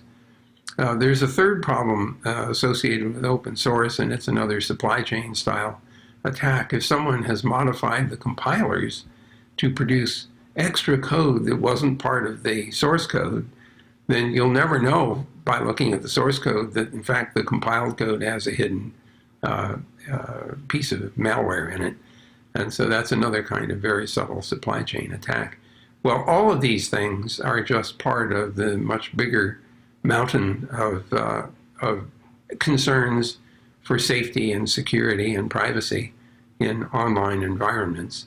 And this simply reminds us that we have a lot of work to do if we want to make our users feel and actually be safe in the online internet. Well, thanks for listening. I hope that you have a very productive meeting, and I look forward to hearing useful insights and outcomes from the conference. Meanwhile, see you on the net.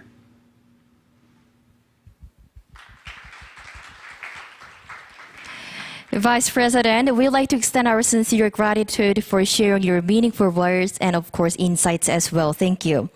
And ladies and gentlemen, now we would like to continue with our panel discussion session. So on the stage, we're joined by Ms. Joyce Hockman, Senior Research Fellow at Chatham House and co-editor of the Journal of Cyber Policy, who will lead a session today as a chairperson. And we're also joined by Mr. Jeff Moss, founder of DEFCON. Thank you once again for your time and your attendance. And we're also joined by Mr. Anton Singarev, Vice President of Yandex, Russia's largest internet portal, who is joining us online in real time as well. Thank you for your time. So, ladies and gentlemen, now I'd like to pass over my microphone to our chairperson. So if you're ready, the floor is yours. And ladies and gentlemen, let's welcome her with a big round of applause. Thank you very much, Jessica, and thank you to the Ministry of Foreign Affairs and in the Republic of Korea for the invitation to this forum on world emerging security issues. I'm very pleased to be part of this initiative, especially given the importance of having and bringing these debates and conversations into this region and into other regions around the world as well. As we have heard, this session is focusing on the role of international cooperation in achieving a safe and peaceful cyberspace. And I would also add to that a prosperous cyberspace, one that protects civil liberties, human rights online, while enabling innovation and enabling digital technologies to play their role as catalysts for socio-economic development. For quite some time, the discourse around countries cooperating with one another to ensure stability in cyberspace has been rather a discouraging one, where it was often talked about the divergence of views and the inherently different ideological approaches to cyberspace governance, and how that meant that progress was difficult to be achieved. But this year, as we've heard from Ambassador Lauber, has given us a slightly different narrative and has been quite instrumental in actually showing that states can indeed come together and can reach a consensus. Two global governance processes devoted to cyber stability at the United Nations, the Open-Ended Working Group and the Group of Governmental Experts, GGE, were born from two competing UN resolutions, the former sponsored by the Russian Federation and the latter by the United States. But they were able to agree to consensus reports that were compatible. In part, the success of the two processes was due to all states, even if they opposed one or the other resolution, to fully engage and negotiate in good faith in each venue. And as Ambassador Lauber mentioned, this shows that there is a greater understanding of how urgent the issue is and the importance of compromise and the desire for international cooperation to address the threats in cyberspace. So that is good progress. But one of the important questions is, where do we go from here? And how can we ensure that this consensus is translated into concrete actions, leading to a positive impact on how states behave responsibly in cyberspace? But ensuring a safe and prosperous cyberspace is not just the job of states. And we will hopefully discuss today why it isn't. We have heard from Vint Cerf some concrete examples for how the private sector can come together, not only in identifying the sources of certain cyber attacks and responding to them, but also in raising awareness on the latest cybersecurity issues and the concerns for safety, security, and privacy that we should all be trying to address. Other stakeholders, such as civil society organizations, the academia, and the media, and more, have a very important role to play as well. So each one of these actors, while having different roles, can be brought together to complement each other and can help create a better ecosystem for collaboration between them at various different levels in a way that would help achieving stability and prosperity in cyberspace. But to get there, there are a number of challenges that need to be overcome. So today, we want to talk about this with the hope of identifying some concrete actions for how this could happen and for how cooperation between different actors can be enhanced. And to do that, as Jessica mentioned, we have excellent panelists with us today, in addition to Ambassador Lauber, Jeff Moss, and Anton. So welcome to the panel, all of you. And perhaps I'd like to start with a question to you, Jeff, as a computer and internet security expert, who have a certain way for approaching this issue particularly. I'm interested in hearing more about what do you think are the main, or is the main challenge impeding global cooperation on cyber stability? Oh, on cyber stability? So I think there's really the two large groups, right? There's a government with a regulatory authority, and you have hacking, security, academic groups. And they have sort of influence, or they have control of the infrastructure, the technology. They're the Apples, the Googles of the world. And there's a tension between that civil society component and the regulatory governmental focus. And most of the issues we see is kind of expressed as that tension.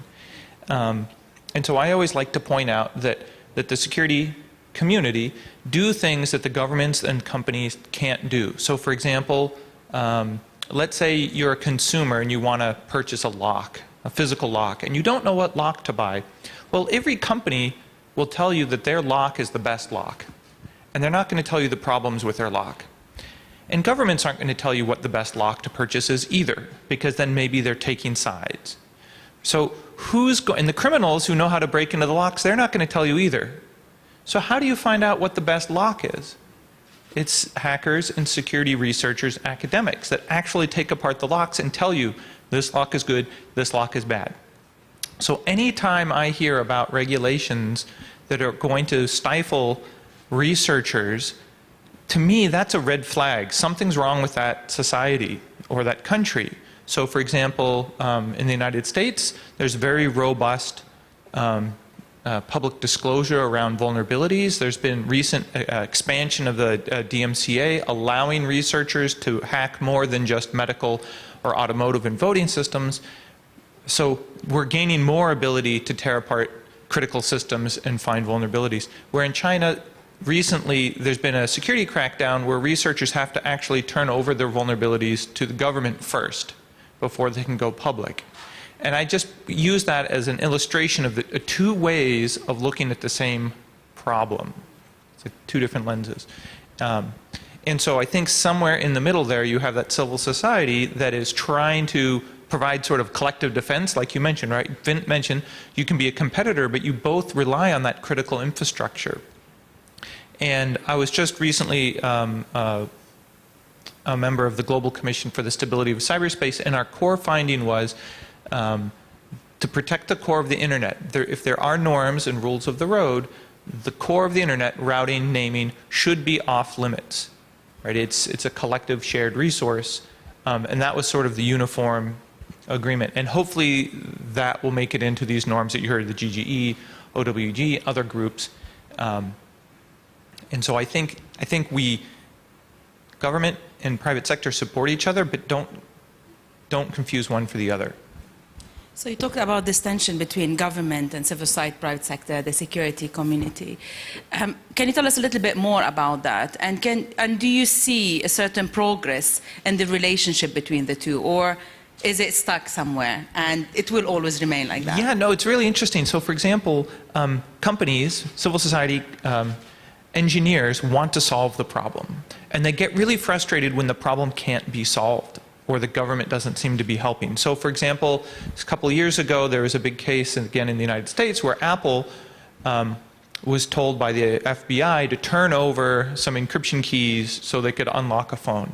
And Apple said no.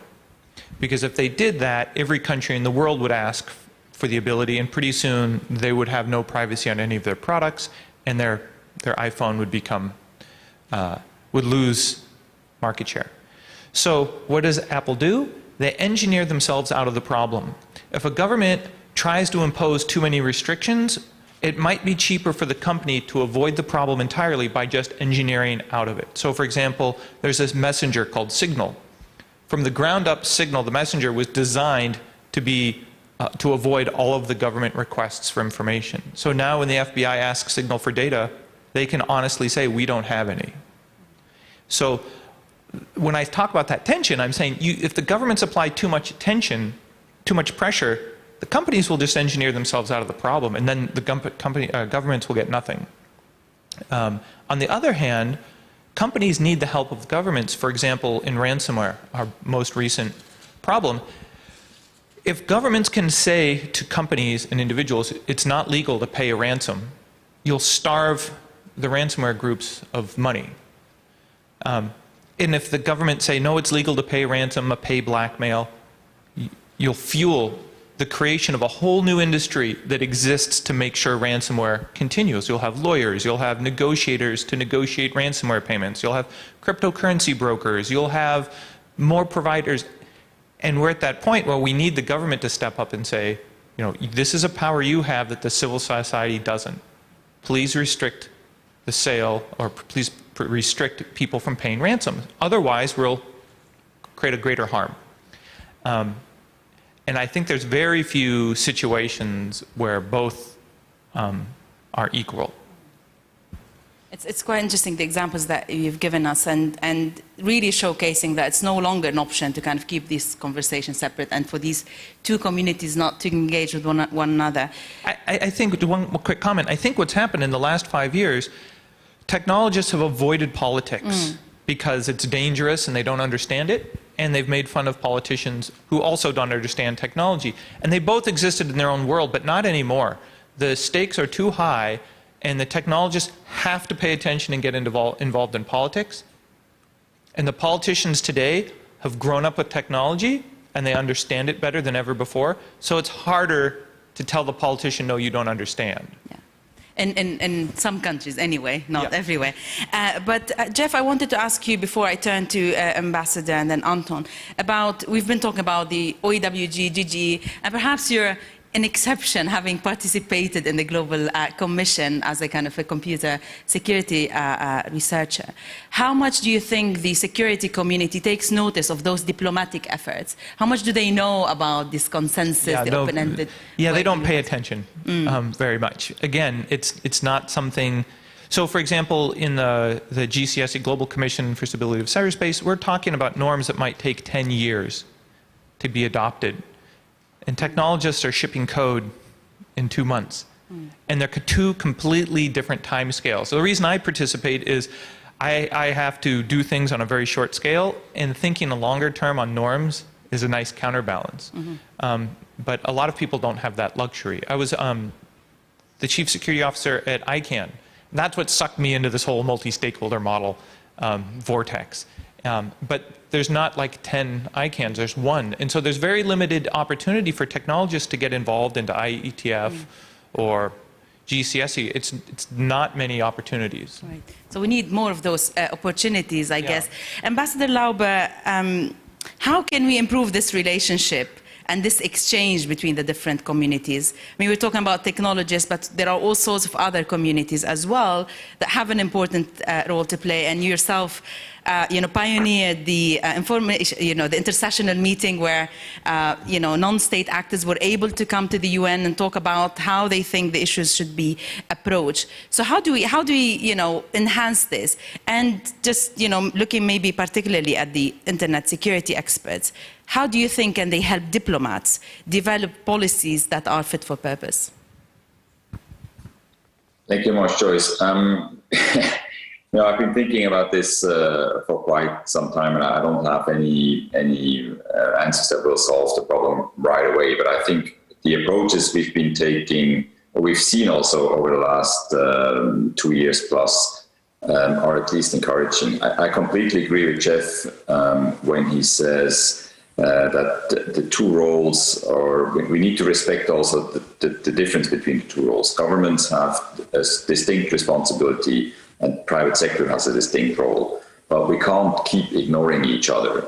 I also feel that the call from private sector for norms on global, regional, national level has increased since I've been involved in this issue. In the beginning, 4 or 5 years ago, there was a lot of resistance to get involved, even in discussions with the government side, with the legislative side, because this fear of interference. And meanwhile, I think even tech companies realize we need some framework, otherwise their business model is put into question. So how to build these bridges? I think it's just showing good examples. It needs a couple of people on either side who have the vision of bringing these different groups together and then try some models.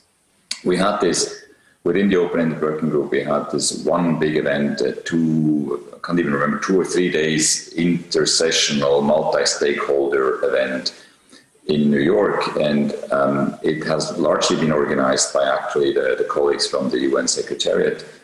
And I have to say, in my long career now as a diplomat, I think this is the best event I've ever participated in, where representatives from civil society, I mean, traditional NGOs, academia, private sector, and government were in one room and discussed the same issues and even had some interactive discussion among themselves. But this needed a lot of preparation, and it needed careful selection also of who should be in the room. And this was not, I don't mean that the private sector or civil society representatives have to be, exclusively selected or handpicked in a sense that it would be exclusive. It has to be inclusive, but we have to make sure that the right people are there, those who really have to say something, those who are competent to talk to the issue, and at the same time represent different backgrounds, private companies, not just from Europe or the US, but also from other parts of the world, civil society organizations from different kinds, from different regions, etc. It needs a very conscious, very positive effort, and then I think we can improve that. Thank you, Ambassador. Anton, I would like to also get your perspective on this issue. What do you think the main challenge is? And, Ambassador Laub was talking about how important the participation of non-governmental actors was in the open-ended working group, and how there was a lot of support for that. But we also know that a lot of countries are against this participation. They prefer to keep it just for states. So I'd like to get your perspective, and what do you think are the main challenges in sort of reaching stability, and how can we overcome those challenges?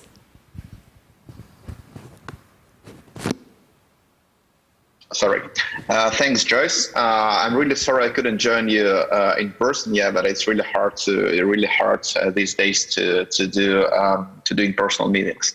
I had an honor to work with Ambassador Lauder in OIWG Group as an expert, and now as a representative of a private company of the company. Actually, I have an interesting view on how it actually works. I will take the courage to speak on other companies as well, on behalf of other companies. We actually don't want to be in a perfect world. We don't want to be in this dialogue, because we run our businesses, we run our services for our customers, and this is our main goal. But surprisingly, we found ourselves being in the middle of these political talks, because our companies grew. Now we provide services for billions of people. Google provides services for billions of people. Yandex, it's not just the internet portal. So we do taxi, food delivery, cloud services, and many other things. So, and we became too important on the country level, and some companies, international companies, became too important on the global level. And that's why we attract a lot of attention in terms of regulation, and this is natural. So now we found out ourselves in a very weird position. On one hand, the world relies on private companies on a very high scale. For example, we are here talking in Zoom, not in a government-protected, super secret video conference network, but we're using Zoom because it's very convenient, easy, and simple. And the same goes for many other companies. And at the same time, governments are naturally maybe not really happy on being dependent on private companies. But this is the reality of 2021. And now we need to find the balance how, on one hand, be involved in all these cybersecurity talks, international talks, I mean, for private companies, and at the same time, to leave the government their role on setting up the rules. Jörg mentioned intersessional events in OLWG process, and indeed, that was a really good way to talk to private companies, but this was a little bit out of the main process. So maybe the opportunity for the next OLWG group, which will start pretty soon, is to have more clear and transparent way of involving private companies. Because we have some work to say. We see some problems and some difficulties in being regulated in many different countries, and I definitely believe that we can contribute, and other companies can contribute. Thank you, Anton. You talked about, how the new open-ended working group might need to be more open to having participation. I think the modalities have been launched, I think yesterday, by the new chair, and perhaps it's going to be very similar to the previous open-ended working group, but we will see. But I'm interested in your views as to, so we know what the open-ended working group should do, what the states should do, what the UN should do, but what the private sector companies should do as well. Mm-hmm. And, we talk in the previous open-ended working group, if we look at who were the private sector companies that were involved, very few of them were, right? And mostly technology companies. How can we bring this conversation to big companies that are not necessarily technology companies, but extremely important for this conversation, especially given their role as, in the critical national infrastructure? So how can we expand this conversation to more actors on the private sector side? Well, it's also a question of maturity for companies.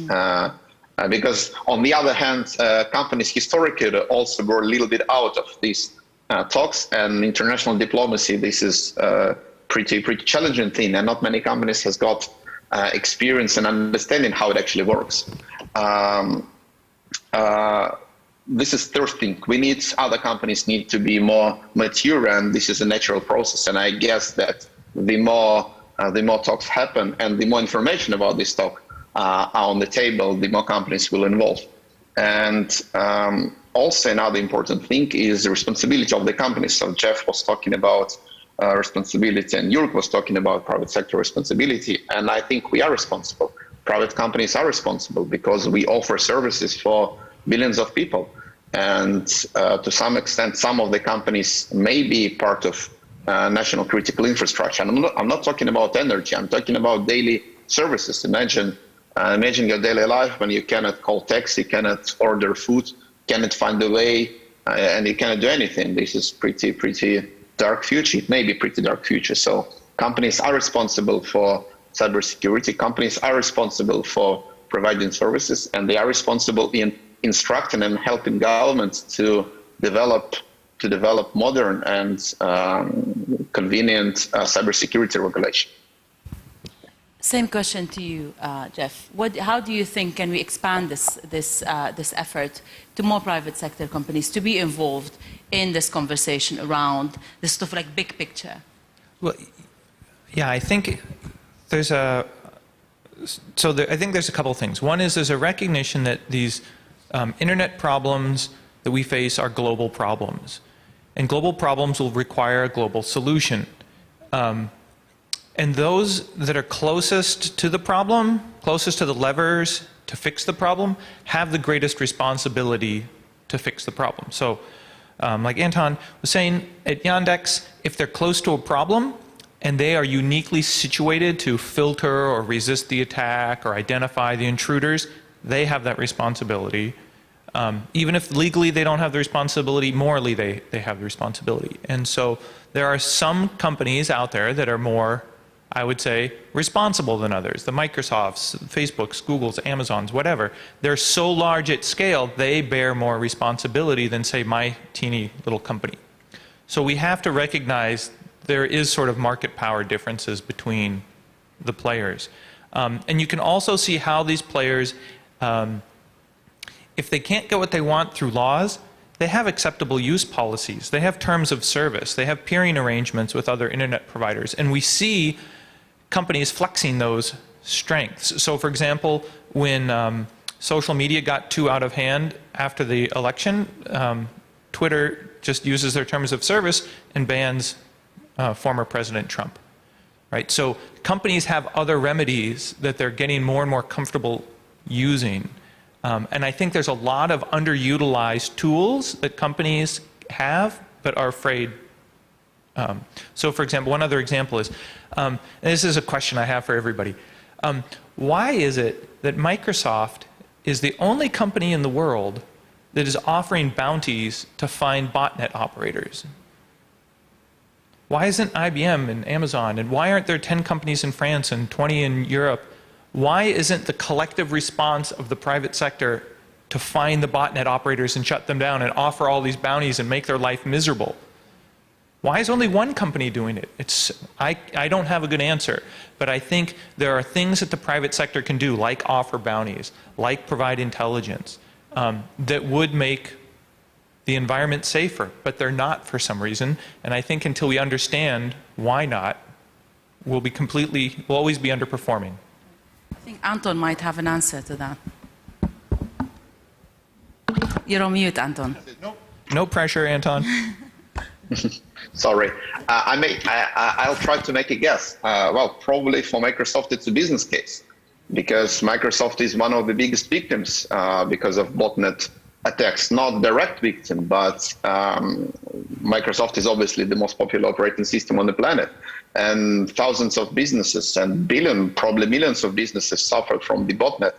And people do not understand that it's not necessarily Microsoft's fault that they became a victim. So possibly this is a business case for Microsoft, which is actually good, because it helps everybody. It helps all the users around the world.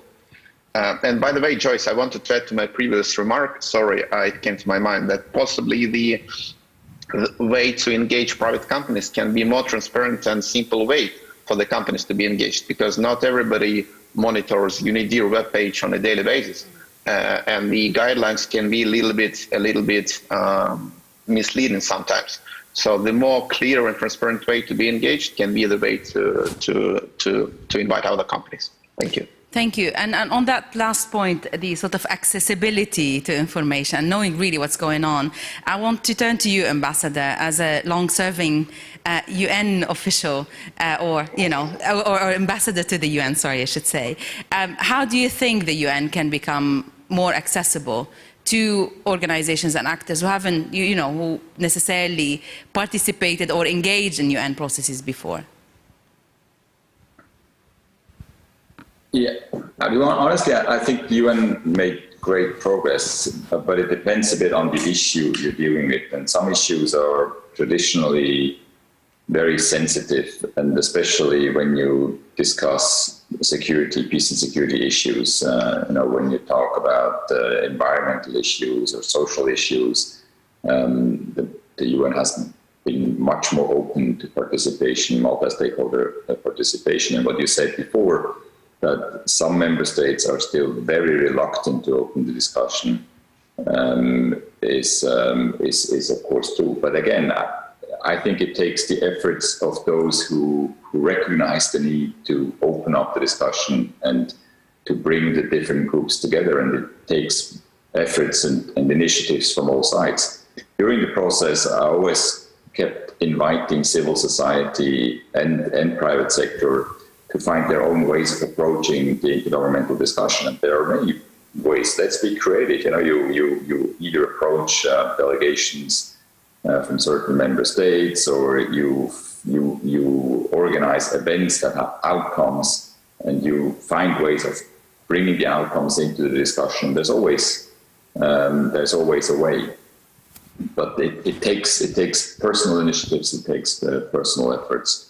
And listening to the discussion today, even though our group is very small, I'm very optimistic that some people will pick this up. Anton, whom I've known very well from our cooperation in the Open Ended Working Group, I'm glad to see him now on the other side, so to speak, and drive this effort on. Thank you.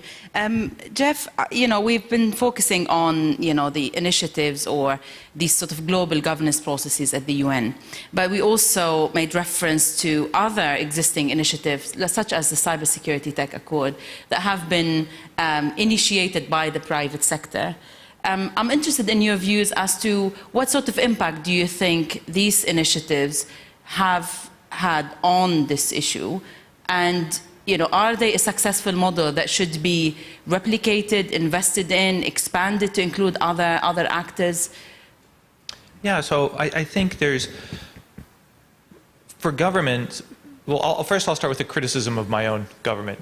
I'm really frustrated in the United States where there's not enough participation by the government in a lot of these civil society bodies. So, for example, in the early days, 70s, 80s, 90s, when a lot of the internet infrastructure and protocols were being developed, there was a lot of participation, HP and IBM and Sun Microsoft governments, a lot of participation. And over the years, there's been a lot less participation by governments and departments and agencies and regulators, to the point where at least a lot of times it seems as if the United States government is not showing up to a lot of these. And so they're being outmaneuvered by other countries that are sending a lot of people. And so I think you have to recognize, if you're a government, that if you don't have a seat at the table, you're going to be outmaneuvered. There's a reason why all the 5G standards are coming from China. They showed up, they put in the work, they sent the experts. The West did not. And so it's not just a question of debating some trade-off and a norm. There's real economic advantage to participating in some of these bodies. So first off, I think you need to acknowledge that in this technological future we're living in, you have to show up. So, and then to some of the points you mentioned, I see, at least especially from the ICANN days and others, it's a lot of capacity building, I think, and it's a lot of confidence building. You can have conversations and demonstrate technology as a civil society group that you couldn't have representing necessarily a government. And so I think there's another group, Chris Painter, I can't remember the name, the group of the Global Forum of Cyber Expertise, yeah. I think they are going to have a lot of impact in building capacity. And what we find is, as countries get more comfortable, so for example, if your country is signing its DNSSEC, signing its root cert, you're now in a club of more sophisticated, more secure naming. As you gain capacity, as you get more routing security and you do route filtering, every one of these steps, you're taking that expertise and you're baking it into your infrastructure, and it's making your country a little bit more resilient. And I think that's really the name of the game, is we're trying to build resilient infrastructures through civil cooperation. And the big change has been, the pressure was to optimize for the fastest speed, and that is sort of the opposite of resilient infrastructure. But the financial pressures were to optimize. And what you end up doing is creating fragile infrastructure. And what we're talking about now in a lot of these forums is how we have to be resilient. But there's a cost trade-off there, and we don't ever really talk about the cost. And I think the civil society people and the companies see that and they think, oh my gosh, how much more do I have to pay? And the governments will say, we need it to be more resilient, not fully understanding that the cost consequences. And then my final observation in that is that these decisions, a lot of these decisions are being made by engineers. But these decisions have political impact. So for example, if you're optimizing for security, DNSSEC, RPKI, SBGP, you're making the internet more fragile. And the governments are not deciding to be more fragile, and the citizens are not deciding to be more fragile. It's the engineer on his own, because he wants to make the network more secure, is making everything more fragile. And there's not a debate about that trade-off. And that's the way it's always worked. I think going forward, we're going to have to start having some of these debates publicly about how much security for how much fragility. And I think the standards example is quite an excellent one, especially in particular around the sort of new IP proposals that we've heard of and what impact that might have on the internet and on splintering the internet.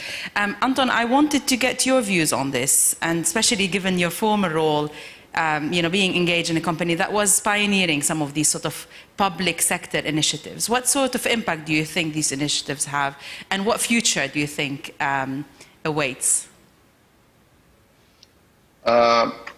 Yeah, well, in my previous role, we launched one of the projects which in my view became the framework for other companies as well. So there is clear trend on transparency. There is clear trend on explaining how the company works, how the source code works, how the data processing is organized, and so on and so on. And for the cybersecurity industry, which I was representing in past, this was something new. And I need to say that other companies, they kind of following the same approach. And I think the more initiatives like that we have, the better it works for the whole industry. And Jurg mentioned some other initiatives apart from OWG, for example, Periscope, Microsoft initiatives. There are a few of them. Well, it's good that there are a lot of them happening. There is a big movement from France as a government in offering new approaches, and it's good. It's good that the companies begin moving in this kind of self-regulation area, because on one hand there is clear demand on the market by the users, by governments, by the society for more transparency. On the other hand, governments are taking more and more serious approach in terms of regulation. And possibly this can be the way, some kind of self-regulation, or more transparency from the private sector. This definitely can be the solution, which in a positive way impacts the whole global security, and this may be helpful. Thank you. We have a question from the floor, and maybe I'll ask Ambassador Lauber to maybe start with an answer, and then if you would like to add, please do. So the question is, to enhance awareness of the responsibility of actors in cyberspace, which would be more effective, regulations or punishment? I'm afraid we have to stick to regulations at this point, because as I tried to say in my little speech, some of the issues are very sensitive, and among the most sensitive are what do we do beyond implementation? How do we get better at implementing the norms we are deciding, and how do we deal with infraction of those norms? This is very complicated due to many factors, not least also geopolitical environment is not very conducive to that. But it has to be done. It has to be addressed. And there again, I think that's one area where there is a clear responsibility of member states. Member states have the responsibility to provide the normative framework. They should listen to other actors while doing so that they come up with norms that are really useful and implementable. But then they have the responsibility to implement. And again, as I don't have the wholesale answer, it's just more efforts, more step-by-step approach. Thank you. Anton, would you like to add to that? I mean, some people say, it's great that we have the norms, but these at the end, they are non-binding norms. And if there are no consequences, they will remain just like, nice ambitions. What is your take on that? Well, couple of thoughts. Firstly, it's pretty hard to make norms applicable for the whole world and enforce them unless we have many countries. So it's pretty challenging task. And the second remark is, well, in my view, it's like bringing up your own child. You can punish, you can use a stick, but the history shows that possibly that's not the most efficient way. It works in the short term, but in the long term, that actually makes vice versa. It makes the whole process harder. There is another way, not using a stick punishment, of using talks, explaining how it actually works and bringing up your own child in this way. It's much harder. It needs a lot of patience, takes much more time, but at the end of the day, it's much more efficient. So I would say that norms and self-regulation, transparency is better in the long term than just punish. Do you agree with that, Jeff? Yeah, I would agree. I would say that in security, there's been a lot of research on incentives. And so maybe not a punishment, but how do you create an incentive model to encourage people to do what you want, right? Use two-factor authentication, maybe your login lasts longer or you get more permissions. You want to force people to do the right thing, but they have to want to do the right thing. And I think norms are a fantastic way to provide transparency or indicators that where the bad actors are. So if a certain country or company is constantly violating the norms, even though maybe legally there's no punishment, the marketplace starts to realize, hey, how come that company or country is constantly violating the norms? I don't think I'm going to do business with them, or I think I'm not going to be as friendly with them. And I think that's the whole role of norms at this point, because they're all soft norms, they're not hard. But if I was at one of these companies building products, I would be focusing on incentive models to try to get people to do the right thing. Thank you. So we're sort of reaching the end of this session, and I just wanted to maybe ask some questions to think about the future and what should we be working towards. And Ambassador, you mentioned in your opening remarks about, the importance of following or building on the consensus on the progress that has been achieved.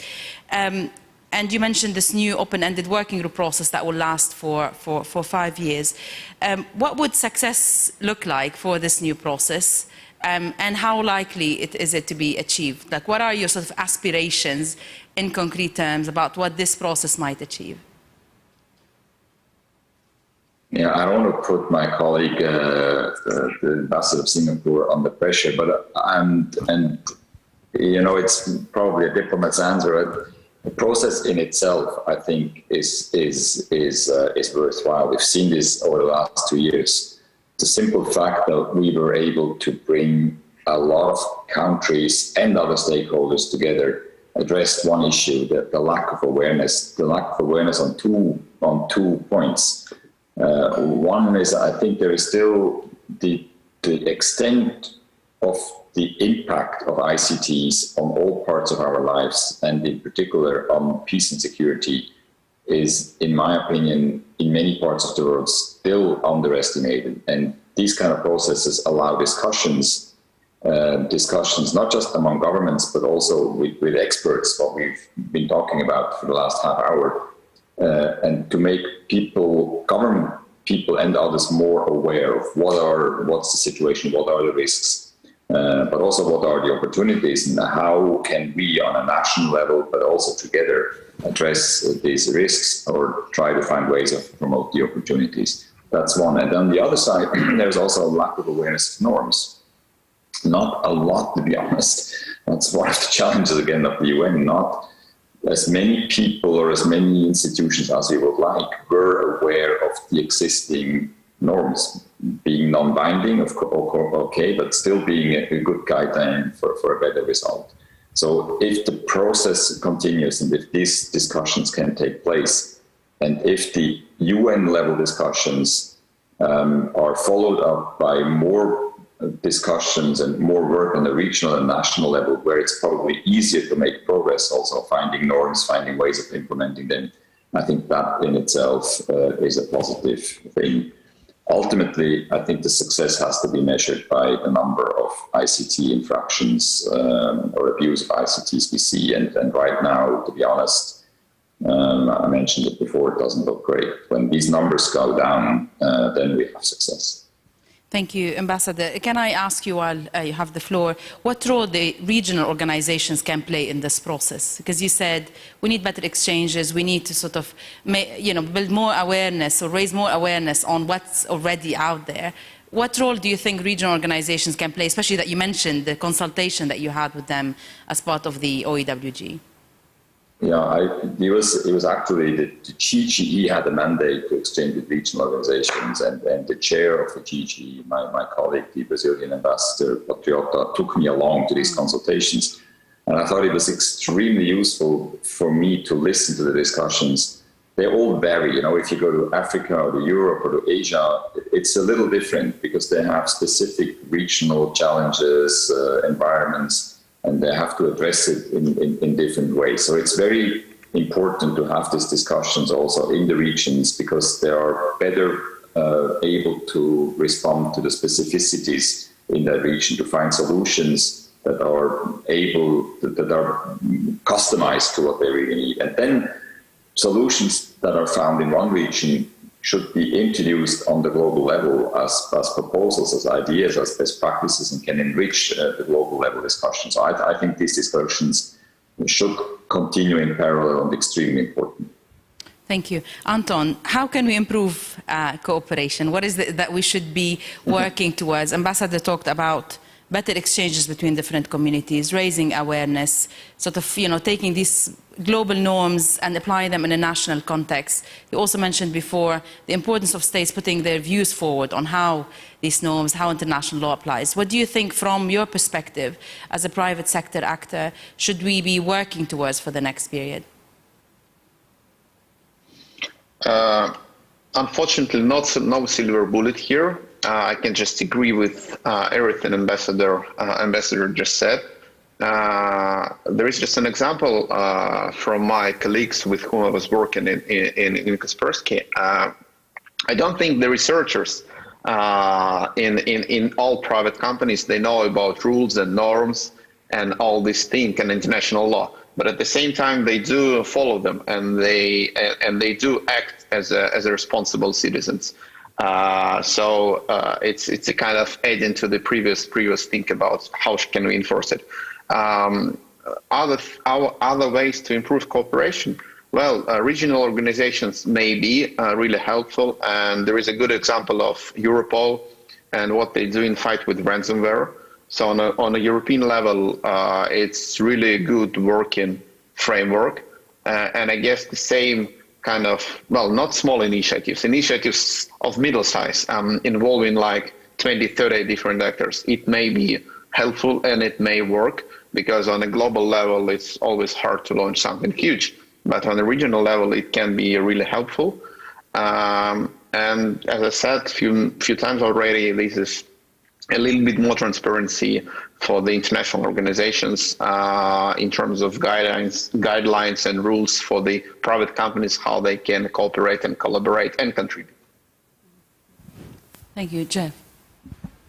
Yeah, I've been thinking a lot lately about if politics and technology are becoming more intertwined, how do we create more on-ramps for hackers and security researchers to get involved in either multilateral, political, because one of the questions I get that I have no good answer for is, this sounds fantastic, how do I get involved?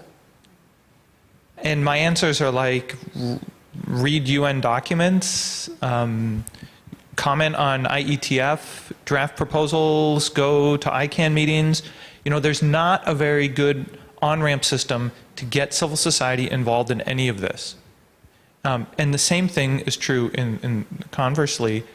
How do I get more politicians involved in understanding some of these complicated technology issues? Again, there's not many good on-ramps at all.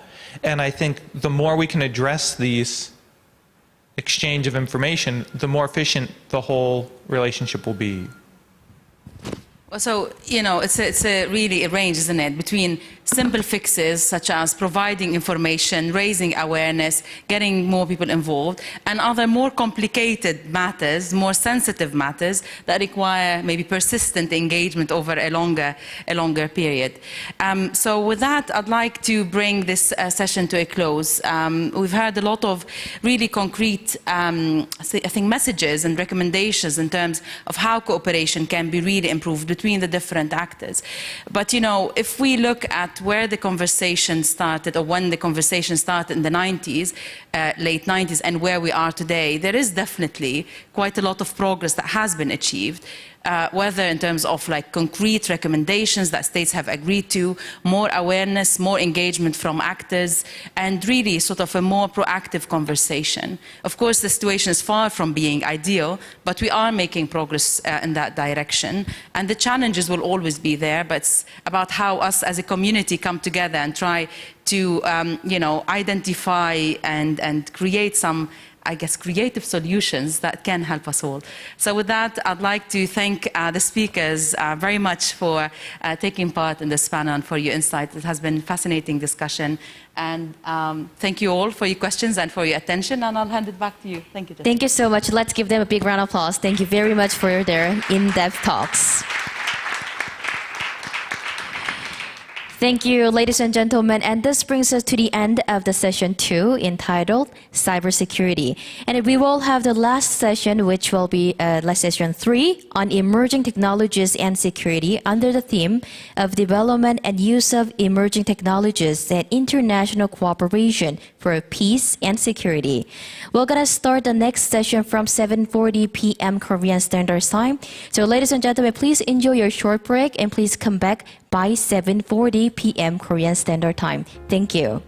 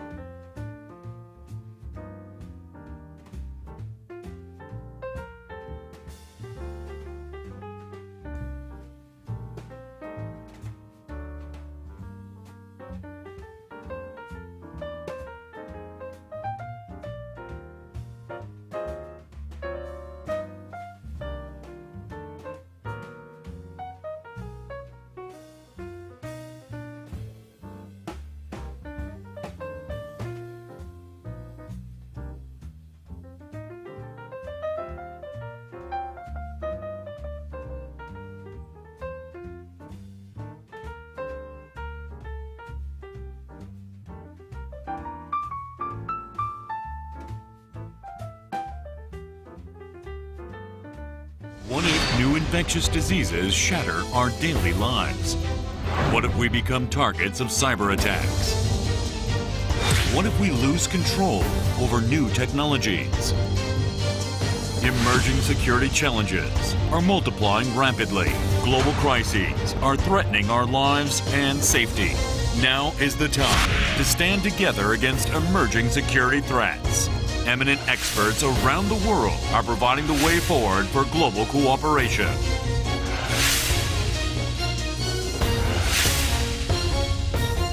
The first World Emerging Security Forum. Honorable guests, ladies and gentlemen, welcome to the first World Emerging Security Forum hosted by the Ministry of Foreign Affairs of the Republic of Korea. My name is Jessica Lee, and today I've been given the honor of being your MC for this very special occasion, and welcome back and nice to meet you all again. So starting from yesterday, we had the opening ceremony and the session 1 on health security. And today we had session 2. And finally, we're here to join the session 3, emerging technologies and security session. And on this session, under the theme of development and the use of emerging technologies and international cooperation for peace and security, we will discuss necessity of international norms for the peaceful development and use of emerging technologies, and joint efforts to develop and use emerging technologies in a way that contribute to the achievements of common goals for all humanity, such as international peace, human rights, anti-discrimination, and the eradication of poverty as well. And ladies and gentlemen, for your information, all staff and participants have checked their body temperature before entering the hall, and we've completed precautionary measures in order to prevent the spread of COVID-19. And please understand that our speakers on the stage will not wear a mask during their presentation because we do have a screen in between our seats of our speakers.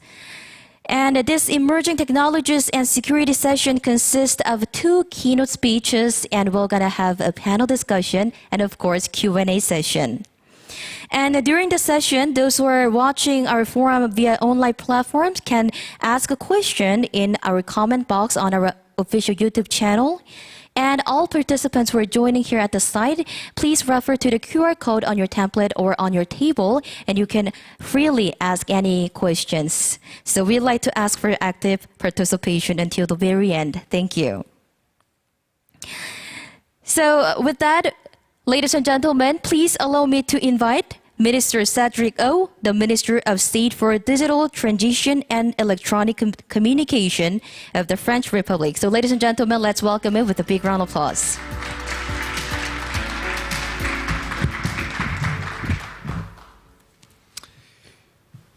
Well, Deputy Minister, honorable guests, ladies and gentlemen, I first want to thank you warmly, the Korean Ministry for Foreign Affairs, for setting up that debate on the new emerging questions that are raised globally for our security by, well, let's say, the current landscape of the global geopolitical issues.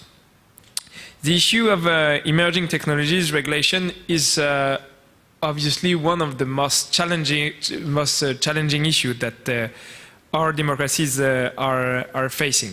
And I think we can assume that to that extent, to this regard, we live in an uncertain world. This is mainly for 2 reasons, I think.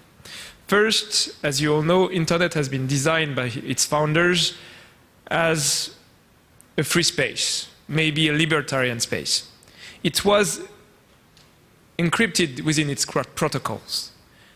And the Internet was designed as an area of liberty, of freedom, and they assume the fact at these days that regulation, states, public power was not welcome, at least, but perhaps not relevant.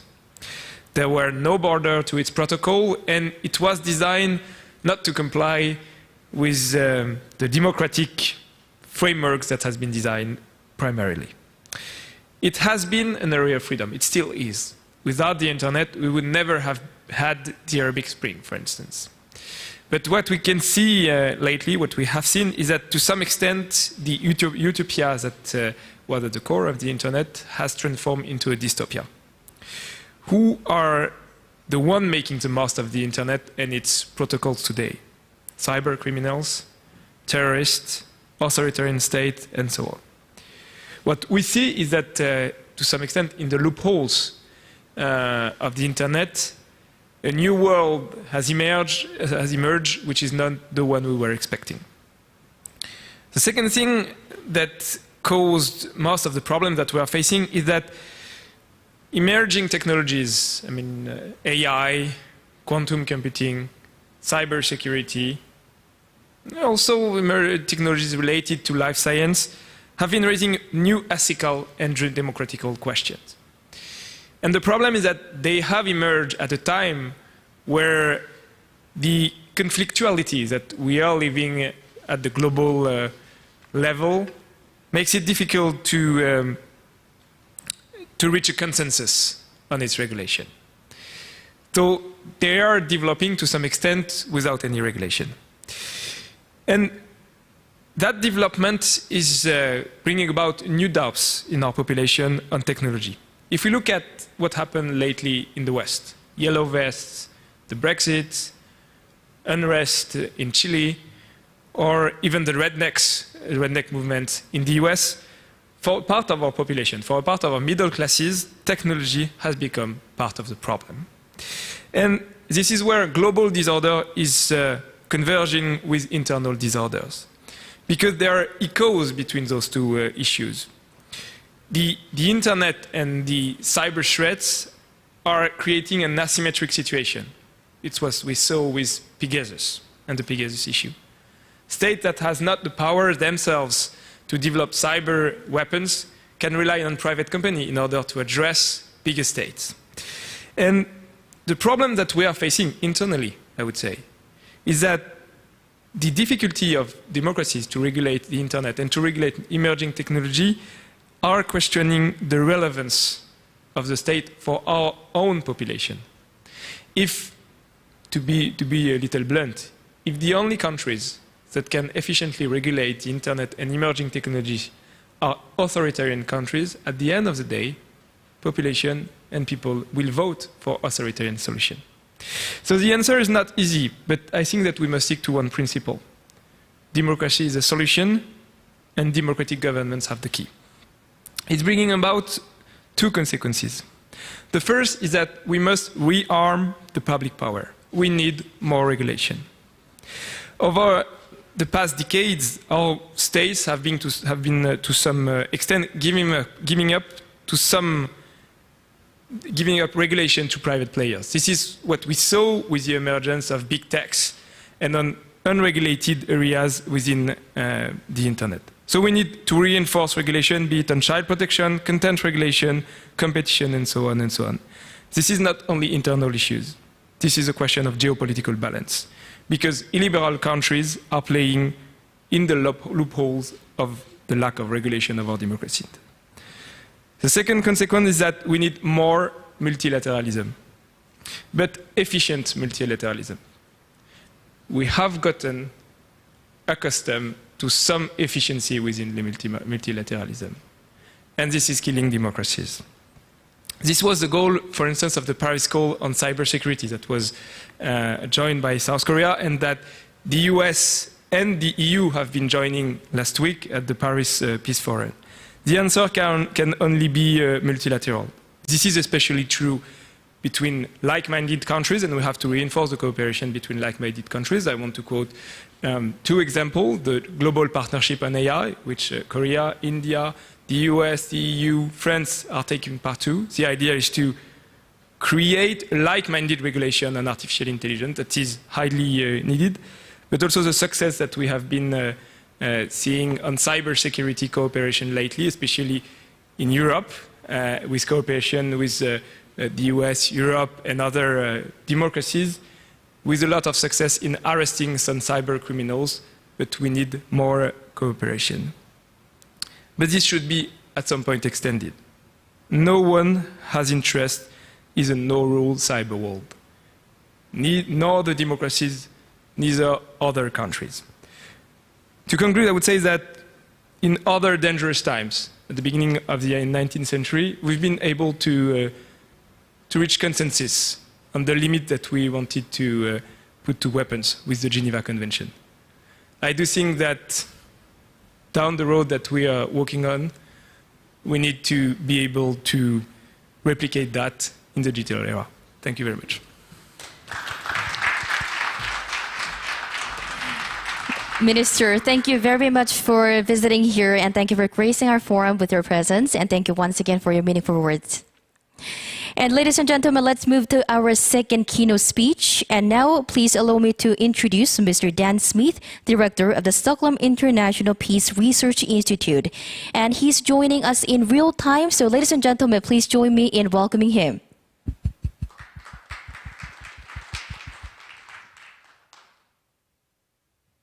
Yes, Director. Thank you very much. Yes. Thank you very much for welcoming me to this forum. And Deputy Minister, ladies and gentlemen, I'm very pleased to be here, and I'd like to thank the Ministry of Foreign Affairs of the Republic of Korea for inviting me to speak to you today and for establishing this extremely important discussion. What I want to talk to you about primarily is artificial intelligence in the security and military context, and the concept of responsible research and innovation, which I think that we need to first explore and understand and then establish as a guiding light in this area. Now, there are many different ways that one can come into this question. The context is very important. I think we recognize that we are living in a period of difficult geopolitical relations, even in some cases toxic.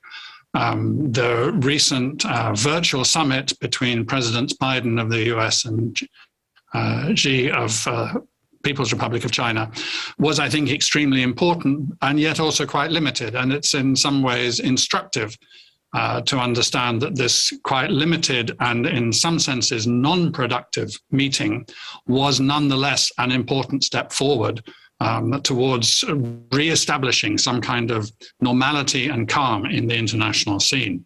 Now, these difficulties in the international scene have, of course, had their reflection in arms control, and to some degree, difficulties within arms control have been driving the toxin in world geopolitics.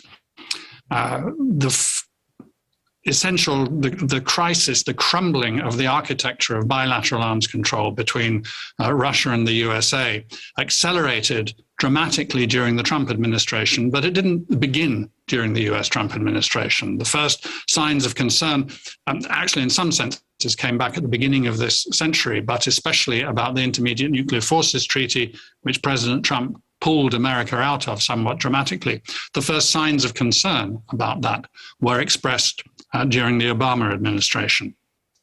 More broadly, this deficit in international diplomacy is seen in the difficulty that the world has, or the international community has, in acting as a community and handling difficult crises and flashpoints. For example, those between India and Pakistan, those also between India and China, in your own region in Northeast Asia, in the South China Sea, but perhaps above all in the Gulf, in the Middle East, in the tensions between Iran and Saudi Arabia. And what makes all of this more complicated is that the forward march of technology does not stop. And so whatever the problems are of international relations and of arms control, there are more challenges and more tasks just around the corner. And in fact, not even just around the corner, they're on the road right in our way.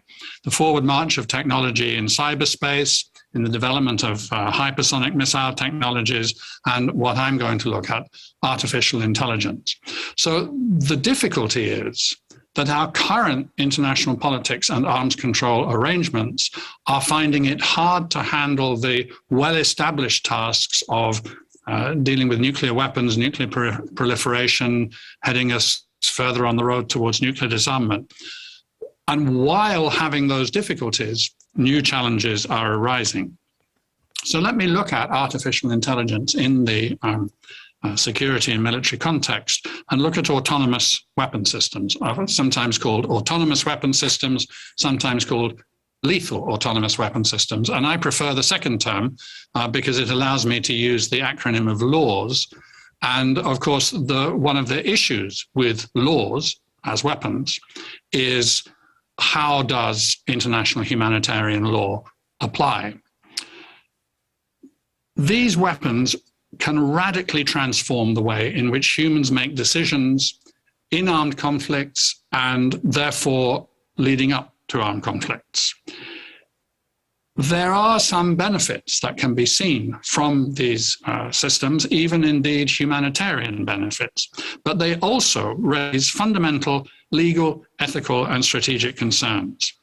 And CIPRI, the Stockholm International Peace Research Institute that I have the honor to lead, has done a lot of work on the links between laws, lethal autonomous weapon systems, and strategic stability and nuclear risk and international humanitarian law. Now, the legal, ethical challenges posed by these weapons have been subjected to intergovernmental discussion for about a decade, and for the past 4 years have been led by a group of governmental experts. And that group has been discussing, or the central question it's been discussing, is whether the existing framework of international humanitarian law provides a sufficiently clear set of regulations, or whether new rules are required when it comes to thinking about autonomy in weapon systems. It's been quite a long and a detailed discussion, but eventually that group of governmental experts has agreed by consensus that international humanitarian law applies to autonomous weapon systems, and agreed that humans, not machines, remain responsible not just for the development, but for the potential use of these weapons. And that means that there must be a certain quality, a certain extent of human interaction with the machine. You cannot leave life and death decisions simply to automatic decision. This is often referred to as the concept of keeping humans in the loop. Now, one of the problems here is that this takes us into a quite detailed legal point. International humanitarian law is very clear about what effects are unlawful. It's less clear about how lawful effects are produced. And this perhaps seemingly arcane distinction between the legality of the effect and the legality of the action that produces the effect could lead to governments having completely different and incompatible legal interpretations of their responsibilities. So we're at a point where we can see, first of all, that autonomy in weapon systems is going to increase. We can see, secondly, it cannot and must not and does not replace human decision-making, but it transforms the way humans make decisions. And now the discussion needs to move forward onto what should the constraints on those decisions be, who, when, what, and where are humans deciding in relation to this. This discussion will continue. Because it's at the moment at an unresolved stage, there could be a temptation to let other potential actions wait. Let's see how things turn out with the discussion on international humanitarian law, which is perhaps the fundamental set of issues that autonomous weapon systems raise. Our argument would be the opposite. Our argument would be that because the situation is unresolved, because the interpretations of international humanitarian law are not yet clear, it is therefore all the more important to move towards, as I said, exploring, asserting and establishing the idea of responsible research and innovation. My institute's research into companies and research centers and universities has found that there is not a lot of thought and discussion going on about the peace and security implications of these technologies amongst those who are driving the science and technology forward. And we would suggest that that is where the discussion needs to start. That responsible research and innovation requires that companies, research centers and universities mainstream peace and security implications into their discussions, into their development strategies, into their interaction. We would argue that these concerns should be linked to internal compliance mechanisms within the companies, within the research centers, and within the universities. And we would argue that those need to absorb ethical principles related to international humanitarian law, even if the fine details of legal interpretation have not yet been sorted out. Focus on the principles rather than on the fine detail. And for governments, and to a considerable degree also for appropriate intergovernmental organizations and agencies, I think it's really important that they engage the companies, the research centers and universities in a dialogue over these issues, identify, discuss and agree the ethical principles, both for research and development and for eventual deployment and use, and that they also support with resources, with financial resources, education and training in these issues across the board amongst those actors who are, as I said, driving this science and technology forward. So we have a difficult international environment. We have a challenging set of tasks ahead. We have fundamental questions about ethics and peace and security raised by the technologies that are under development. We need to take a responsible approach, not just to the eventual deployment, but to research and innovation in these technologies. Thank you very much for your attention. I'm looking forward to comments and questions, and I'll stay for the rest of the session. Thank you. Director Smith, thank you very much for your meaningful word, and thank you for joining us in real time. Thank you very much. And now, ladies and gentlemen, we will commence the panel discussion session and a Q&A session, and we would like to have our chairperson and a panelist to the stage.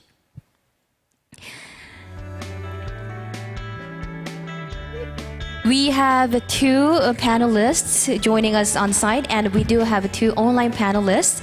And from now on, I would like to introduce to you our panelists. First of all, Mr. Kim Ki-jung, President of the Institute for National Security Strategy, is joining us today as a chairperson. Thank you.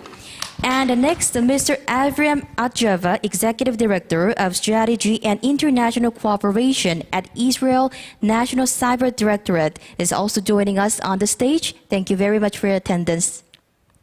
And we do have a panelist joining us online, so please welcome Mr. Vijay Raghavan, Principal Scientific Advisor to the Government of India. Thank you very much for joining us. And last but not least, Ms. Kay Firth Butterfield, Head of AI and Machine Learning of the World Economic Forum, is also joining us in real time. Thank you very much for your time today. And now we'd like to pass the microphone over to our chairperson. So ladies and gentlemen, let's welcome him with a big round of applause. Thank you. Good evening and good afternoon. My name is Ki-jung Kim. I will be working as the moderator of this session. This session's title and theme that we're going to discuss is that development and the use of emerging technologies and international cooperation for peace and security. That is the topic that we're going to discuss for the next 45 minutes. Speaking of emerging technology, including myself, that we have mixed feelings about this new and emerging technologies. On the one hand, there is high expectations about the further development of a human living standard. But another things that we should worry about is that it's going to be another source of a new threat. especially to the human, living conditions and for the international, security and peace. So maybe, the first topic that we're going to discuss is that whether that new and emerging technology would contribute and how to contribute to the peace and the prosperity of the international politics. And maybe second topic that we should discuss is that issue of global governance, or even we can say that how to achieve the international cooperation, or for instance, whether we can make agreeable, international agreement to regulate the use of technology, to violate the, humanitarian, issues. And the third topic that we're going to discuss is that who is going to participate, in terms of actors, maybe including governments. Role is, preliminarily important, but in a government to business sectors cooperation is also important. Government to government, INGO, organizations work role would be, also very important. And even the NGOs' role is, particularly important to reach to the, as the, Director, Dan Smith, suggested that to reach to the humanitarian law of, these regulations. So we're going to discuss three different topics. Then I'm going to give you 13 minutes maximum. And I'm going to give you the first chance to Mr. Abraham Atzava, who is working as the Executive Director of Strategy and International Cooperation at Israel National Cyber Directorate. Mr. Atzava, please. Thank you very much. So first of all, thank you very much for inviting me to this important conference, and thank you to the Ministry of Foreign Affairs for raising this issue and trying to build an international forum for dealing with those emerging technologies security. Let me start by saying that Korea and Israel have a very long and lasting relationship in many areas, in the academic realm, in the industry realm, and in the security and now cybersecurity realm. And we have a very good cooperation between both countries.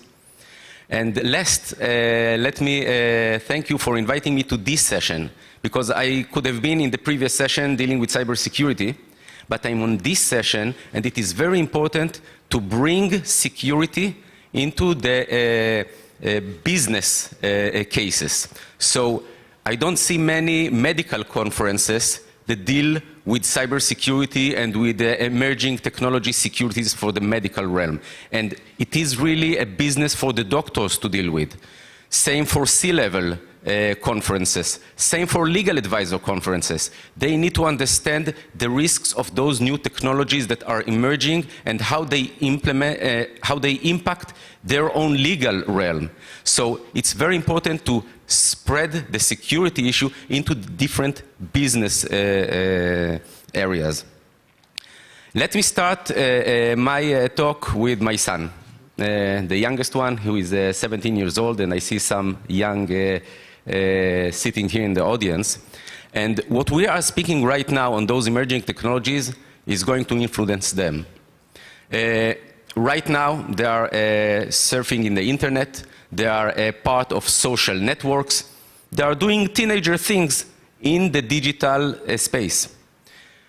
So now it looks like a very innocent issue, but what will happen in 10, 20, 30 years from now, when all this data never disappears, it is there, when we will have AI technologies to go and fetch this data and either misuse it or being used by the wrong people, this is a concern that should be handled now and not wait until it is too late. But let me start with something that says that security with emerging technologies is also an opportunity. It's not only the bad side of news, because we already see that cloud computing is adding to the security of data and information if used properly. AI-based cybersecurity tools will be much more effective than our current cybersecurity tools, and they will need much less professional manpower, which is in lack all over the world. And of course, 5G networks, if architectured correctly, will be much more secure than our current networks, which are centralized. So those new technologies can bring a lot of security, a lot of unbiased, if done correctly. The problem is the if done correctly. And the problem that we are facing right now is that we are developing those new technologies in an insecure by design and by default way. We saw that my previous speakers spoke about some of the issues already. The global nature of the internet, the global nature, the openness, the insecurity by rationale, by philosophy of those infrastructures. The unregulation, we want it to be innovative, we want it to be competitive in the markets. So as governments, we want to lower the regulation bar. And on the other side, there are no incentives for the developers to put security within. I have a friend just moved from a cybersecurity organization into being the CISO of an AI startup. And he's telling me they have so many challenges, the R&D challenges, and the technological challenges, and the marketing, and the competitors. Cybersecurity is one of the problems. And if there is no market incentive for it, they will not do it. And we, as governments, have to make sure that they have the market incentive to do it. Because we don't want to put strong regulation, as in the previous session, in the cybersecurity session, was stressed and mentioned. But on the other side, we don't want to leave it in the jungle way, because the jungle forces will win. Norms, frameworks, methodologies are very important. And all the previous session was discussing it, and there is a very important and long-term impact for those issues. But on the short time, meaning years, and if we don't put incentivizing mechanism to those, organization will not adopt them freely. And we have, again, as governments, to create the collaboration between us in order to incentivize them to incorporate it. Last thing for this opening, maybe, is that those new technologies are paradise for attackers. AI attackers are already out there, meaning that we see attacks that we know that are not generated by human intelligence, but by an artificial intelligence. It's beginning, but it will be much more because they are efficient and they are very widespread.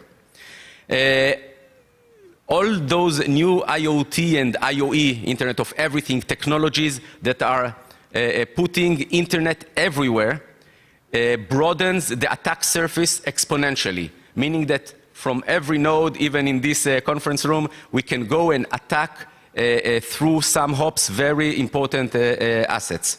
And this is heaven for attackers.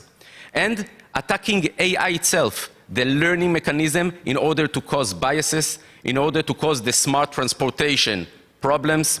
For example, internet in the future, in the near future, is going to be everywhere. You know the metaverse buzzword that is running now?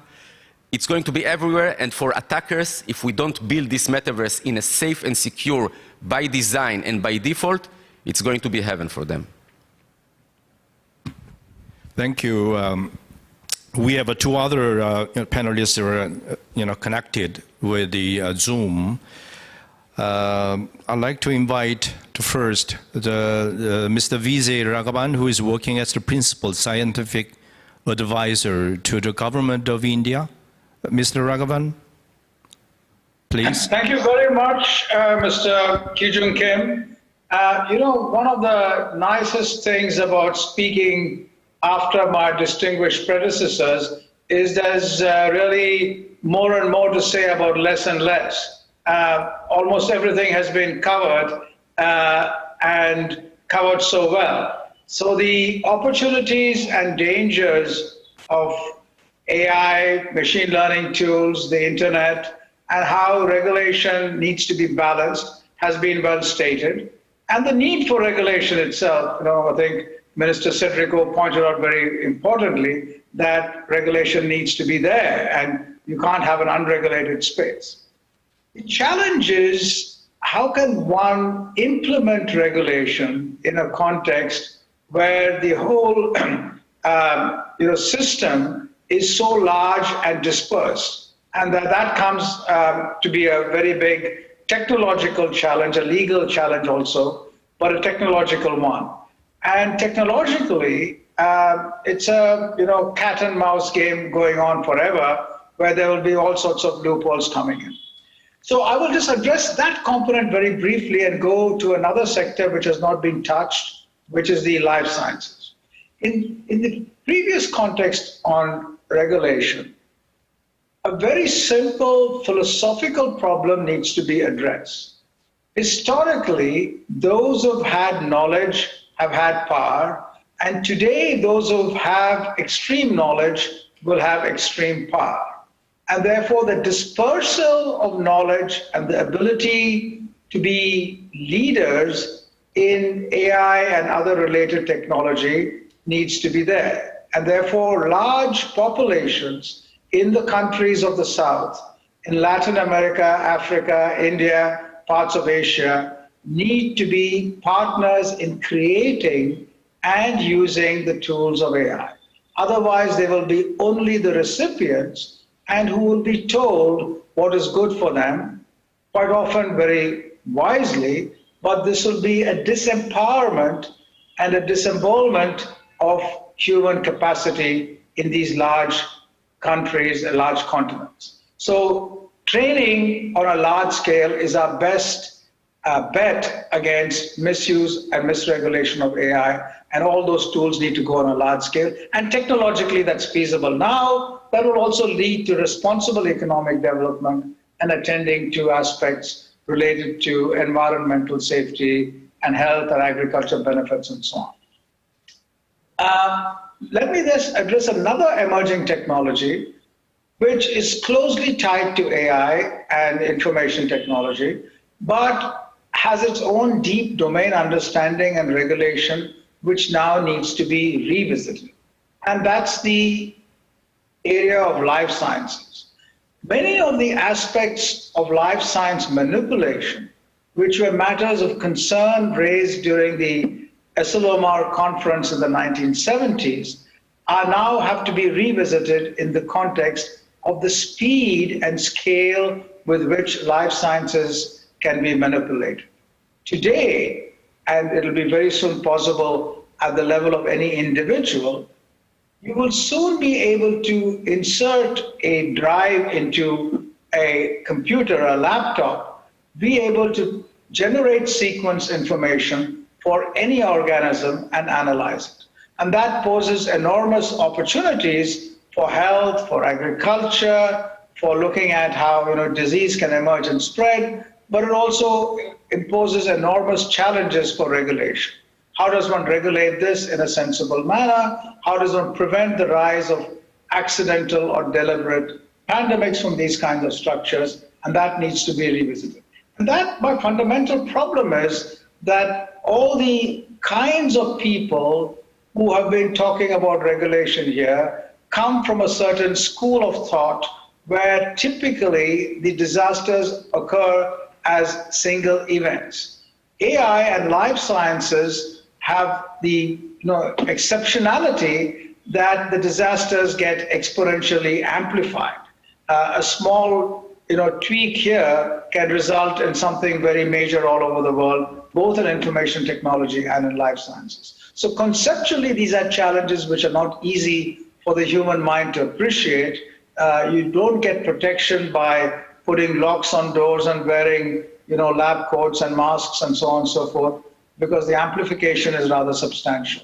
How does one deal with that is another challenge, but it's eminently feasible.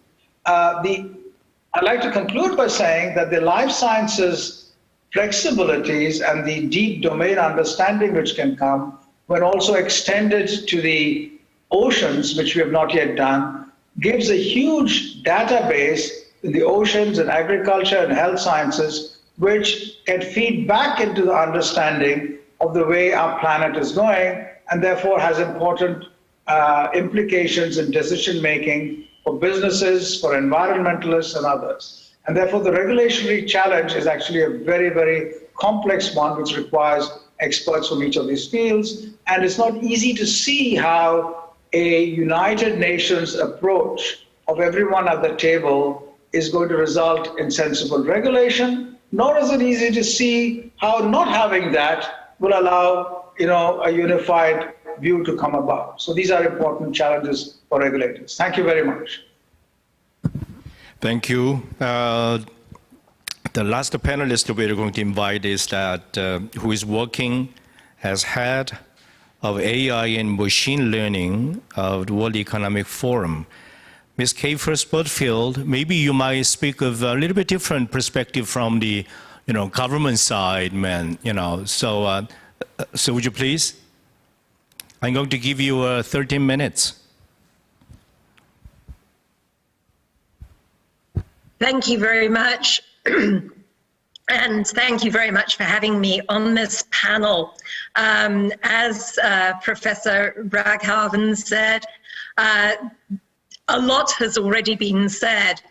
But I think, as you say, I work with the forum with governments and businesses, academics and non-profits. So we always work in a multi-stakeholder way because we believe that that's the way that we can get the most successful work done.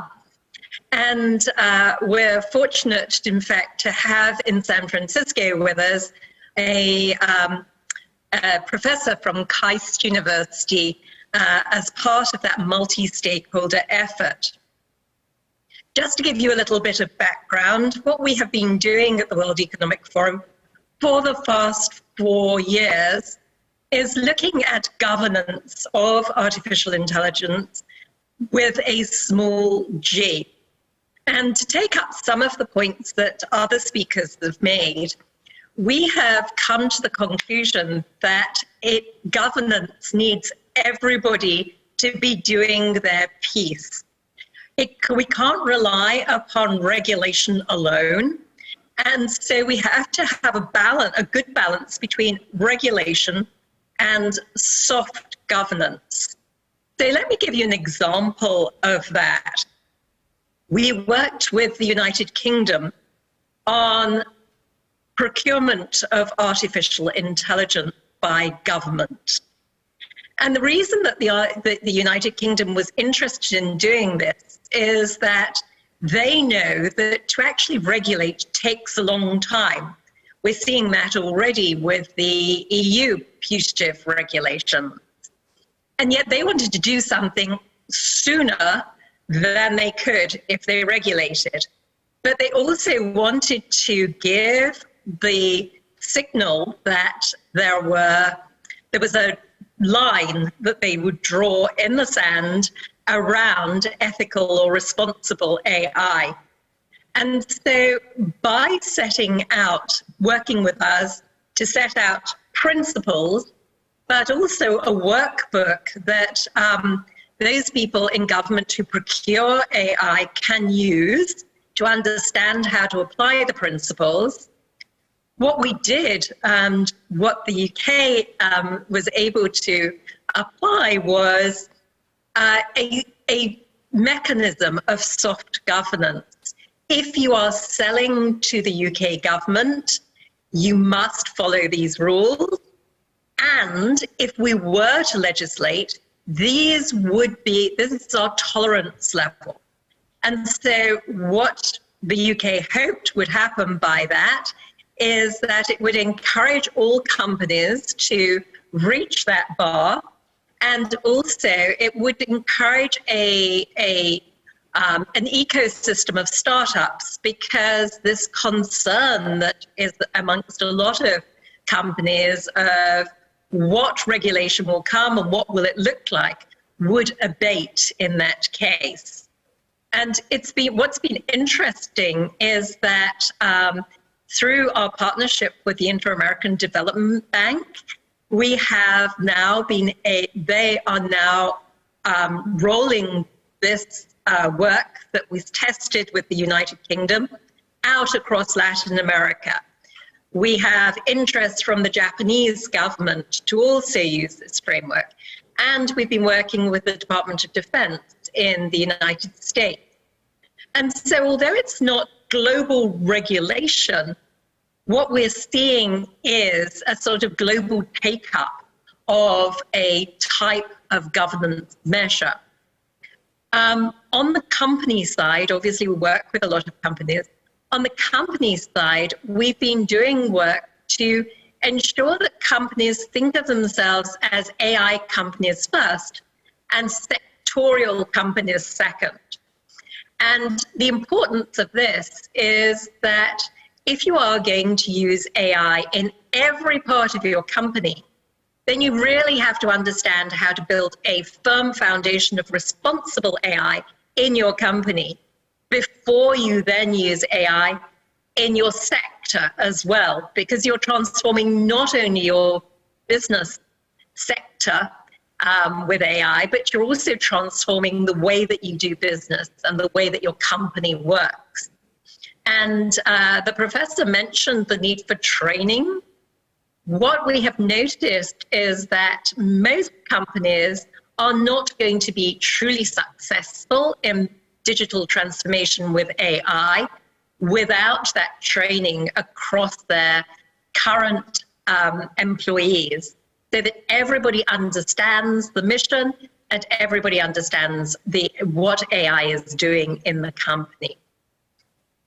One of the other things that I would say is that AI is awash with principles.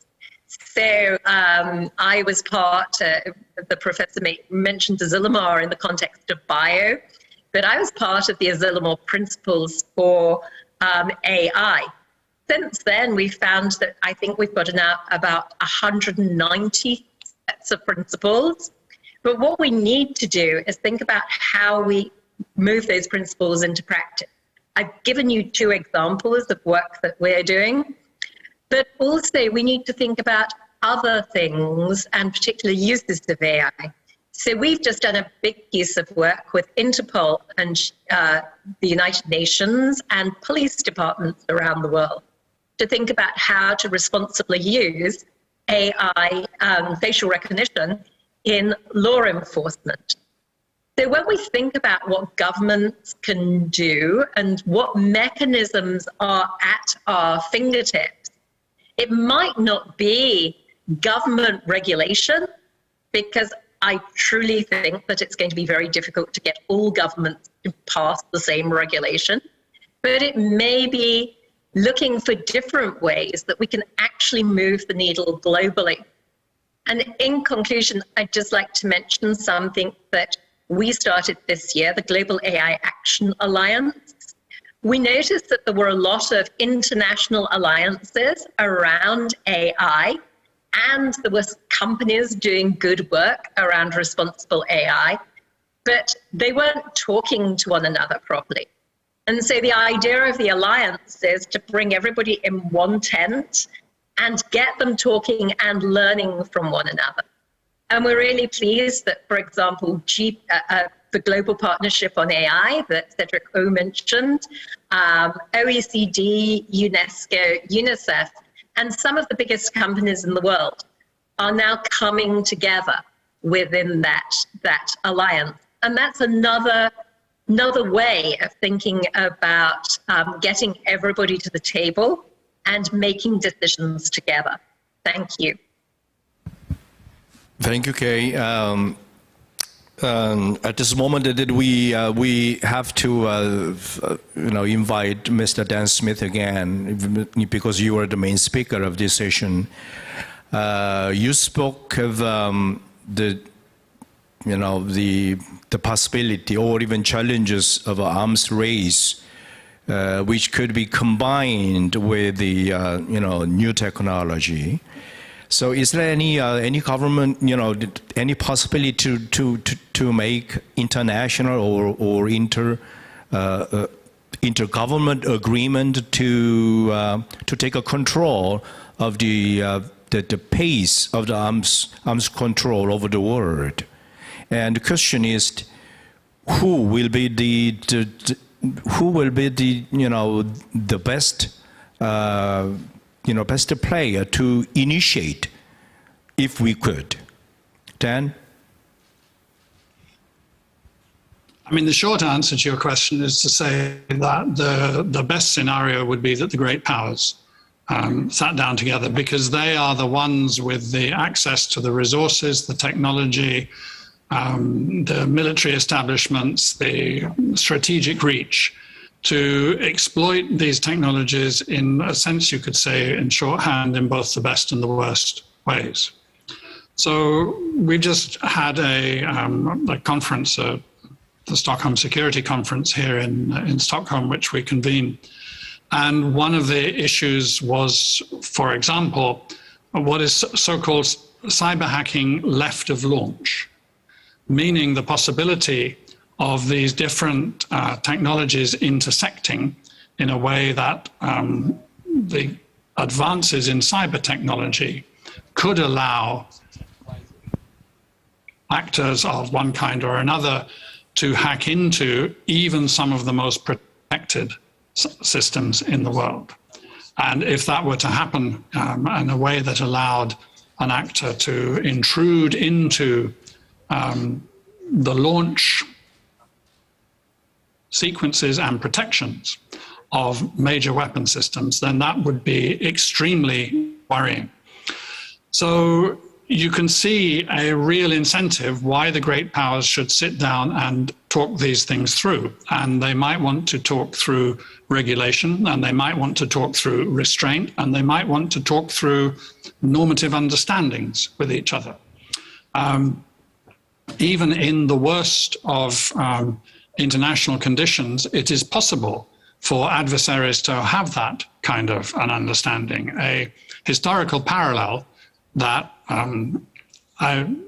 sort of appeals to me in this light is that at the end of the 1970s, the USA and the Soviet Union came out of their what was known as détente, their period of improved relations with each other, into a new Cold War.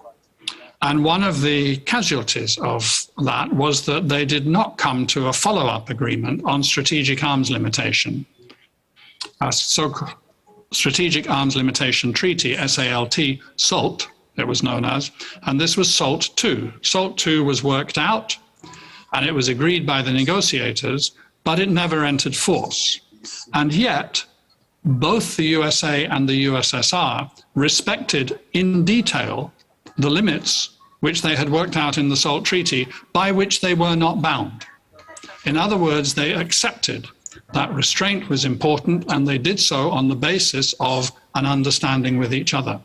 So I think that to a considerable degree, one should say, of course, look, pause a second, the evidence for a concern about a potential arms race with these new technologies is absolutely unmistakable. Even just recently, the anti-satellite test by Russia, the hypersonic missile launched by China, it is absolutely clear that these risks are there. It's therefore an extremely good idea for the adversaries to sit down and to sort that out. However, given the current circumstances, I would say it is also extremely important that the medium and smaller powers step up and put pressure onto this, especially the allies of the respective superpowers, to explain why it is important that they put their differences to one side and do start to talk together, to explain why it is in the interests of, whether it's Korea or Sweden or France or Brazil, South Africa, India, that these talks do go ahead and that a stable international environment is re-established.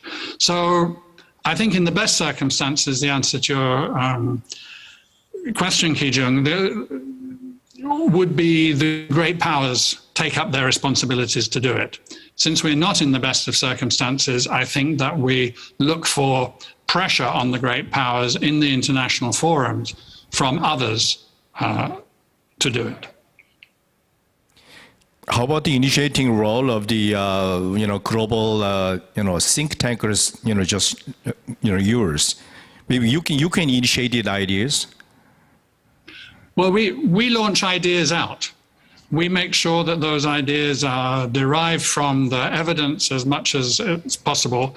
We get into detailed discussion with the governments. A lot of our work on autonomous weapon systems has actually been, and on artificial intelligence in general, has been done with the International Committee of the Red Cross. So we work together with governments and with other big players to try to float our ideas out.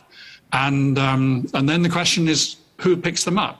Now, here's an encouraging moment that the Ministry of Foreign Affairs of the Republic of Korea is convening this conference, hopefully listening, having an opportunity to move forward with these ideas and to introduce them into discussions with its regional neighbors and with the USA and with others. Right, thank you, Dan. We have two different questions received on online. One question will be given to Mr. Zaba, and another question will be given to Mr. Dan Smith and the K-First Butterfield.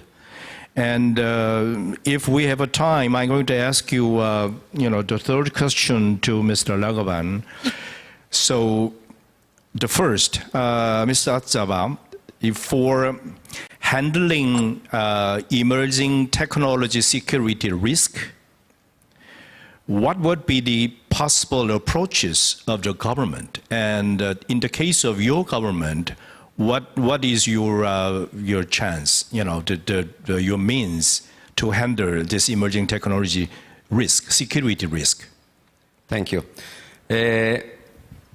First of all, as a government, I think, and it was already mentioned, one of the key things is to provide knowledge to the market, to the organizations, to the government offices, to the regulators. There is a big lack of knowledge nowadays on the market, on the risk of emerging technologies. Hence, there is no market pressures on developers, on the international community to solve those security risks. So providing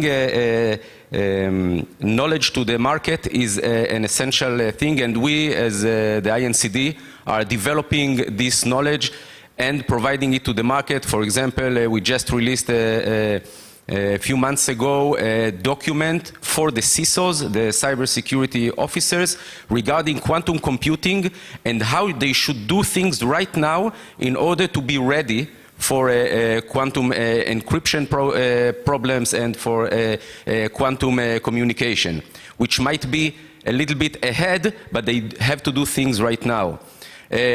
Also, we saw how the international community came stepping in on a 5G talks and starting to put requirements for cybersecurity on 5G even before 5G is fielded broadly. So those are measures that are very important. But I think that one key issue is to try to break the current paradigm that we have, that we as government work mainly with the organizations, with the market, and help them cyber-secure themselves or secure themselves and help them mitigate security problems they face. And we should shift the balance into working together with the market and together with the big tech companies that are developing those technologies. They should be an accountable part of what they are developing, and security should be designed within the systems. And if security is not designed within the systems, there should be the legal framework and the international framework in order for the market to take his action if he's harmed by those insecurities. So this is something essential that we should put in our regulations and in our handling with the market. I would say that we are talking about zero trust, and zero trust is right now a bon ton in cybersecurity and in security as general. This is true for government and this is true for the developers. We would like the customers, the users, to have 100% trust. They should take a product, a technology, a service and use it without being afraid of security concerns. And this is something that we as government should strive for. Is there any cooperation in the case of Israel? Is there any cooperation or even collaboration between government and the business sectors for handling these new and emerging technologies? Yes, of course. We created in Israel an ecosystem which comprises of the government, the industry, the academia.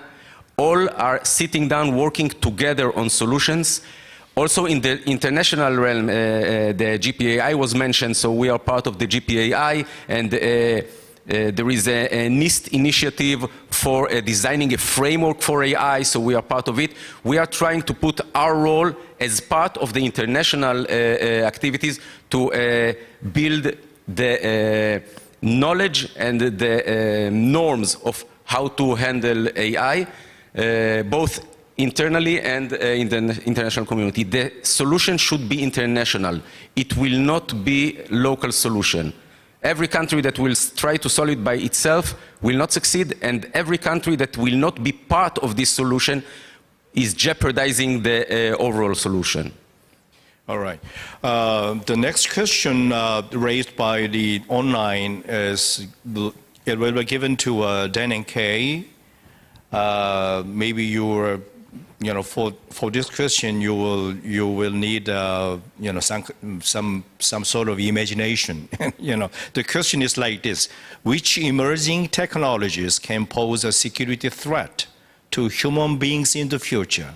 That was the first question. The second one is that, are there any lessons learned from our past experiences, especially with the development of AI? So, first question, you have to use your imagination. The second one is maybe you have to learn from history. So, can I give a chance to Kay first? Kay?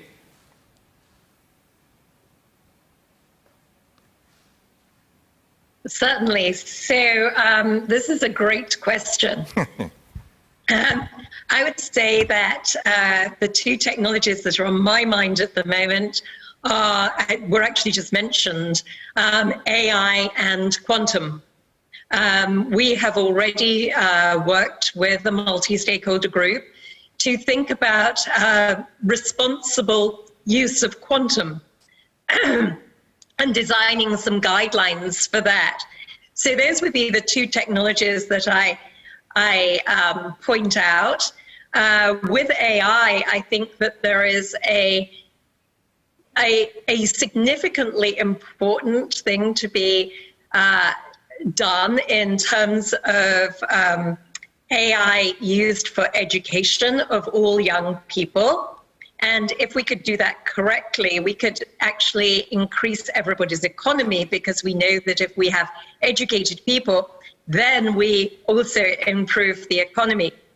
But there are significant dangers to using AI without responsible foundations to educate our children. And one could just talk about data privacy, for example. And so those are actually some things that we really need to be thinking about and sorting out now. If I look back in history and say, are there any lessons? I know that it's often said that, horses didn't mind losing their jobs because now they're pampered pets. But actually, there isn't a good analogy there, because the people who used to drive carriages were able to move from driving the carriages to driving cars reasonably easily. It's much more difficult to move from driving cars to coding AI. So I don't think we've got an analogy there. I would like to think that we could see an analogy with the SALT treaties that Dan spoke about, but it's very hard to see the world coming together, as Dan mentioned. I also think that we need to see this as something we have to do now, but industrial revolutions take a long time. And that's something we can learn from history. A lot of people are adversely affected for a long time. If you just go back and look at the second industrial revolution, so the one that took up almost the whole of the 19th century going into the 20th century. Thank you, But there are Kay. also learnings I think that we can have, like, perhaps we could think about electricity and insurers not insuring electricity systems without them conforming to certain standards. Maybe we could think about applying that to AI. Okay, Dan, now is your chance. Interesting. Yes, interesting questions, I think one of the things about the technologies that we're talking about is that they all seem to have potential for great benefit, and perhaps it's just the other side of the coin, potential therefore also for great damage. Thinking of security, I mean, normally when I'm talking about security, I'm talking about security in a peace and war sense, but thinking about it in a different sense, in the kind of ordinary everyday stability of life and things being all right. One of the things which I noticed, I mean, I've moved to Sweden from the UK. Sweden is in some ways a technologically much more advanced society than the UK. You know, internet coverage is way, way better out in the far-flung country regions of Sweden than it is in the major cities of the UK. And one of the things is we don't use cash anymore, basically. I think I still carry a note in my wallet, but it's just in case. I haven't gone to an ATM for about 4 or 5 years. The average rate of visits by an ordinary individual to a bank in Sweden is about once every 8 years, if that. You really don't need to be going to banks anymore. Everything is online. It's all in the virtual space. It's all cyber. It's all on your iPhone. You can buy anything just with a few taps on your phone. And I think that degree of cyber sophistication speaks of also a degree of cyber vulnerability. And so I think that in general terms, for that kind of everyday individual personal security, the more sophisticated the systems are getting, the more vulnerabilities there can be there. It is true, of course, that with cloud computing, you get greater security, but there are also, I think there are also downsides in that. In terms of the peace and war side, I think that I would like to just put this discussion about emerging threats, emerging technology threats into a context, which is that looking ahead for at least the next 10 to 20 years, I would say that in war, more people will be killed with guns, machetes, and knives than will be killed or harmed with new emerging technologies. And so I just think that's an important bit of contextualization to have. Any lessons learned from past experience? I'll be extremely quick, Ki-jung, and I think that I might surprise you with what I'm going to take. But when I was a child going to London, all of the buildings like St. Paul's Cathedral, Westminster Abbey, the House of Commons, Big Ben, they were all black. And I thought that was the color that those buildings were. I mean, I thought they'd been built black, right? And then steadily the effects of the Clean Air Act of 1954 took effect. And by the time I was in my late teens, they were starting to clean those buildings and they became white, which was how they had been built. or some of them red, actually, or so on.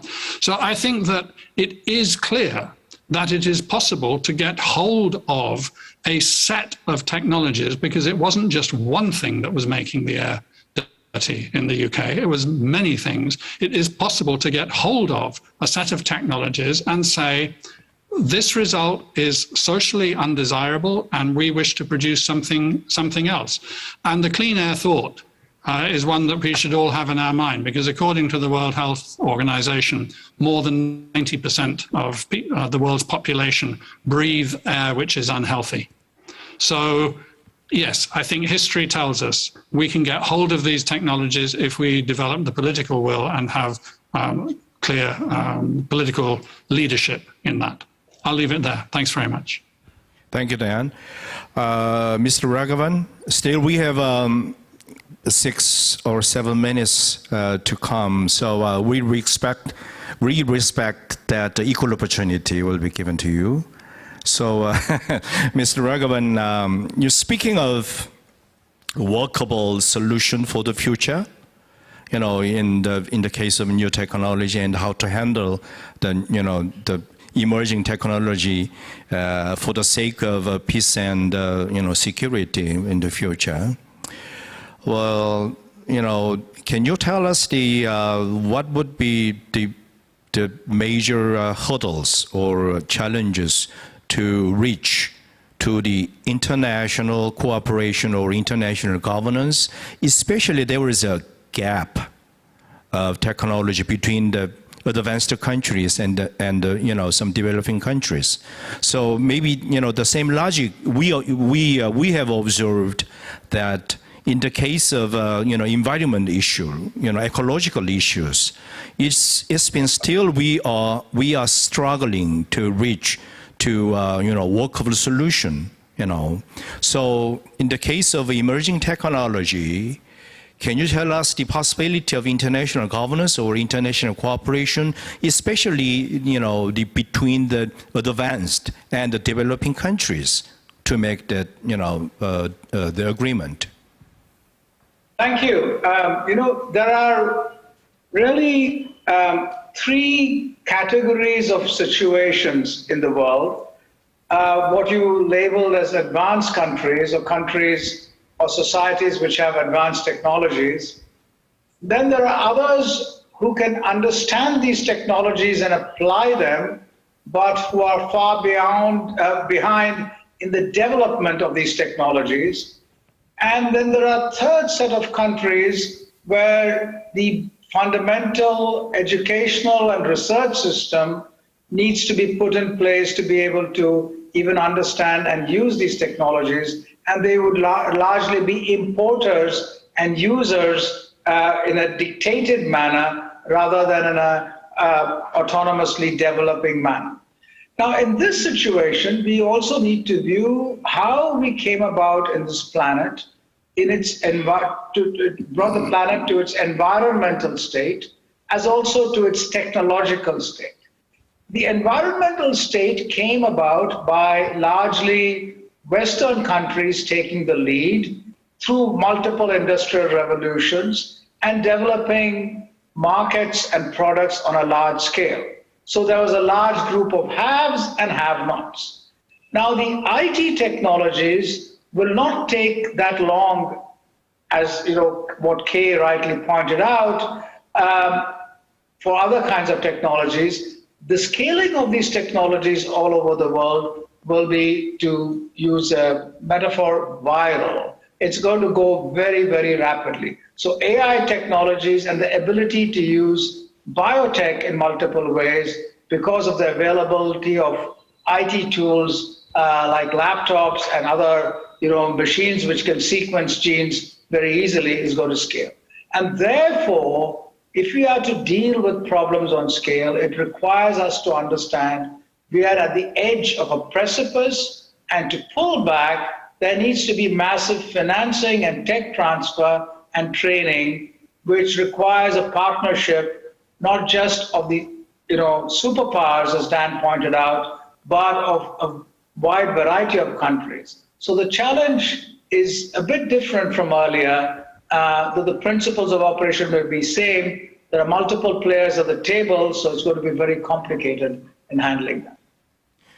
Thank you, Mr. Raghavan. We are going to conclude our session. This is our last session in the forum, and this is the first forum that our, the MOFA organized. And I expected that we're going to have another chance to discuss, further and more, with more insight about the future. As when we start our session, I said that speaking of emerging technology, we still, as ordinary people just like me, have mixed feelings that on the one hand, we have a higher expectation. On the other hand, we have a concern, big concerns about the future. Well, we know, we should know the conclusion that the new emerging technology should be used and should be combined with the, the peace and security of the world in the future. So we are facing, everybody in this globe, we are facing with a new day, every day, new future every day. So still, even though we still do not have clear pictures about, about the future, but we know the conclusion. It should be used peacefully. It should be used as for the sake of international security. So I'd like to conclude our session just one sentence. Still, it is very much inspirational to me, and I guess to you too. If we want a peaceful future, if we want peace, the first thing that we should do is that creation about a peaceful future. And the second thing you do is the propagation to a wide audience. So we need imagination, we have creativity about future. And second thing we need is, just like this, we need an international forum to discuss about today and tomorrow. Okay, thank you very much for participating in our session. Thank you, everybody. Thank you.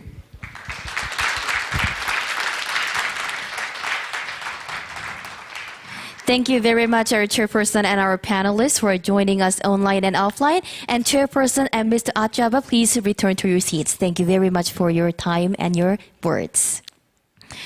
So, ladies and gentlemen, this brings us to the end of the session 1, Emerging Technologies and Security session. So we have shared insights and thoughts under the theme of development and use of emerging technologies and international cooperation for peace and security. Thank you once again, and I hope you all had a meaningful time as well.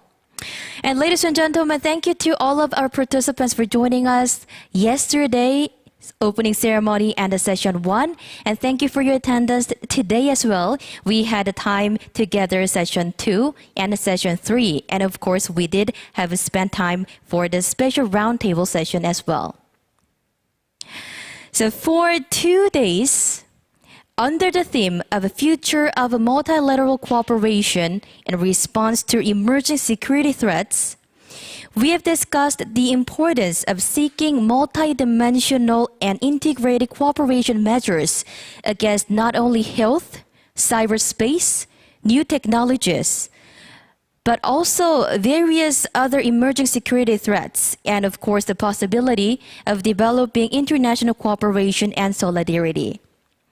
So we hope that this first World Emerging Security Forum was a very meaningful occasion to all of you, all our participants who are joining us both online and offline, in finding concrete measures of diverse emerging security threats. And ladies and gentlemen, thank you very much for your attendance today, and we do have our last part of this forum. So before we say goodbye and before close this year's forum, we have a very special time to have closing remarks. So now, ladies and gentlemen, please allow me to invite Mr. Sang-joo, Deputy Minister for Multilateral and Global Affairs of the Ministry of Foreign Affairs of the Republic of Korea. So ladies and gentlemen, please welcome him with a big round of applause.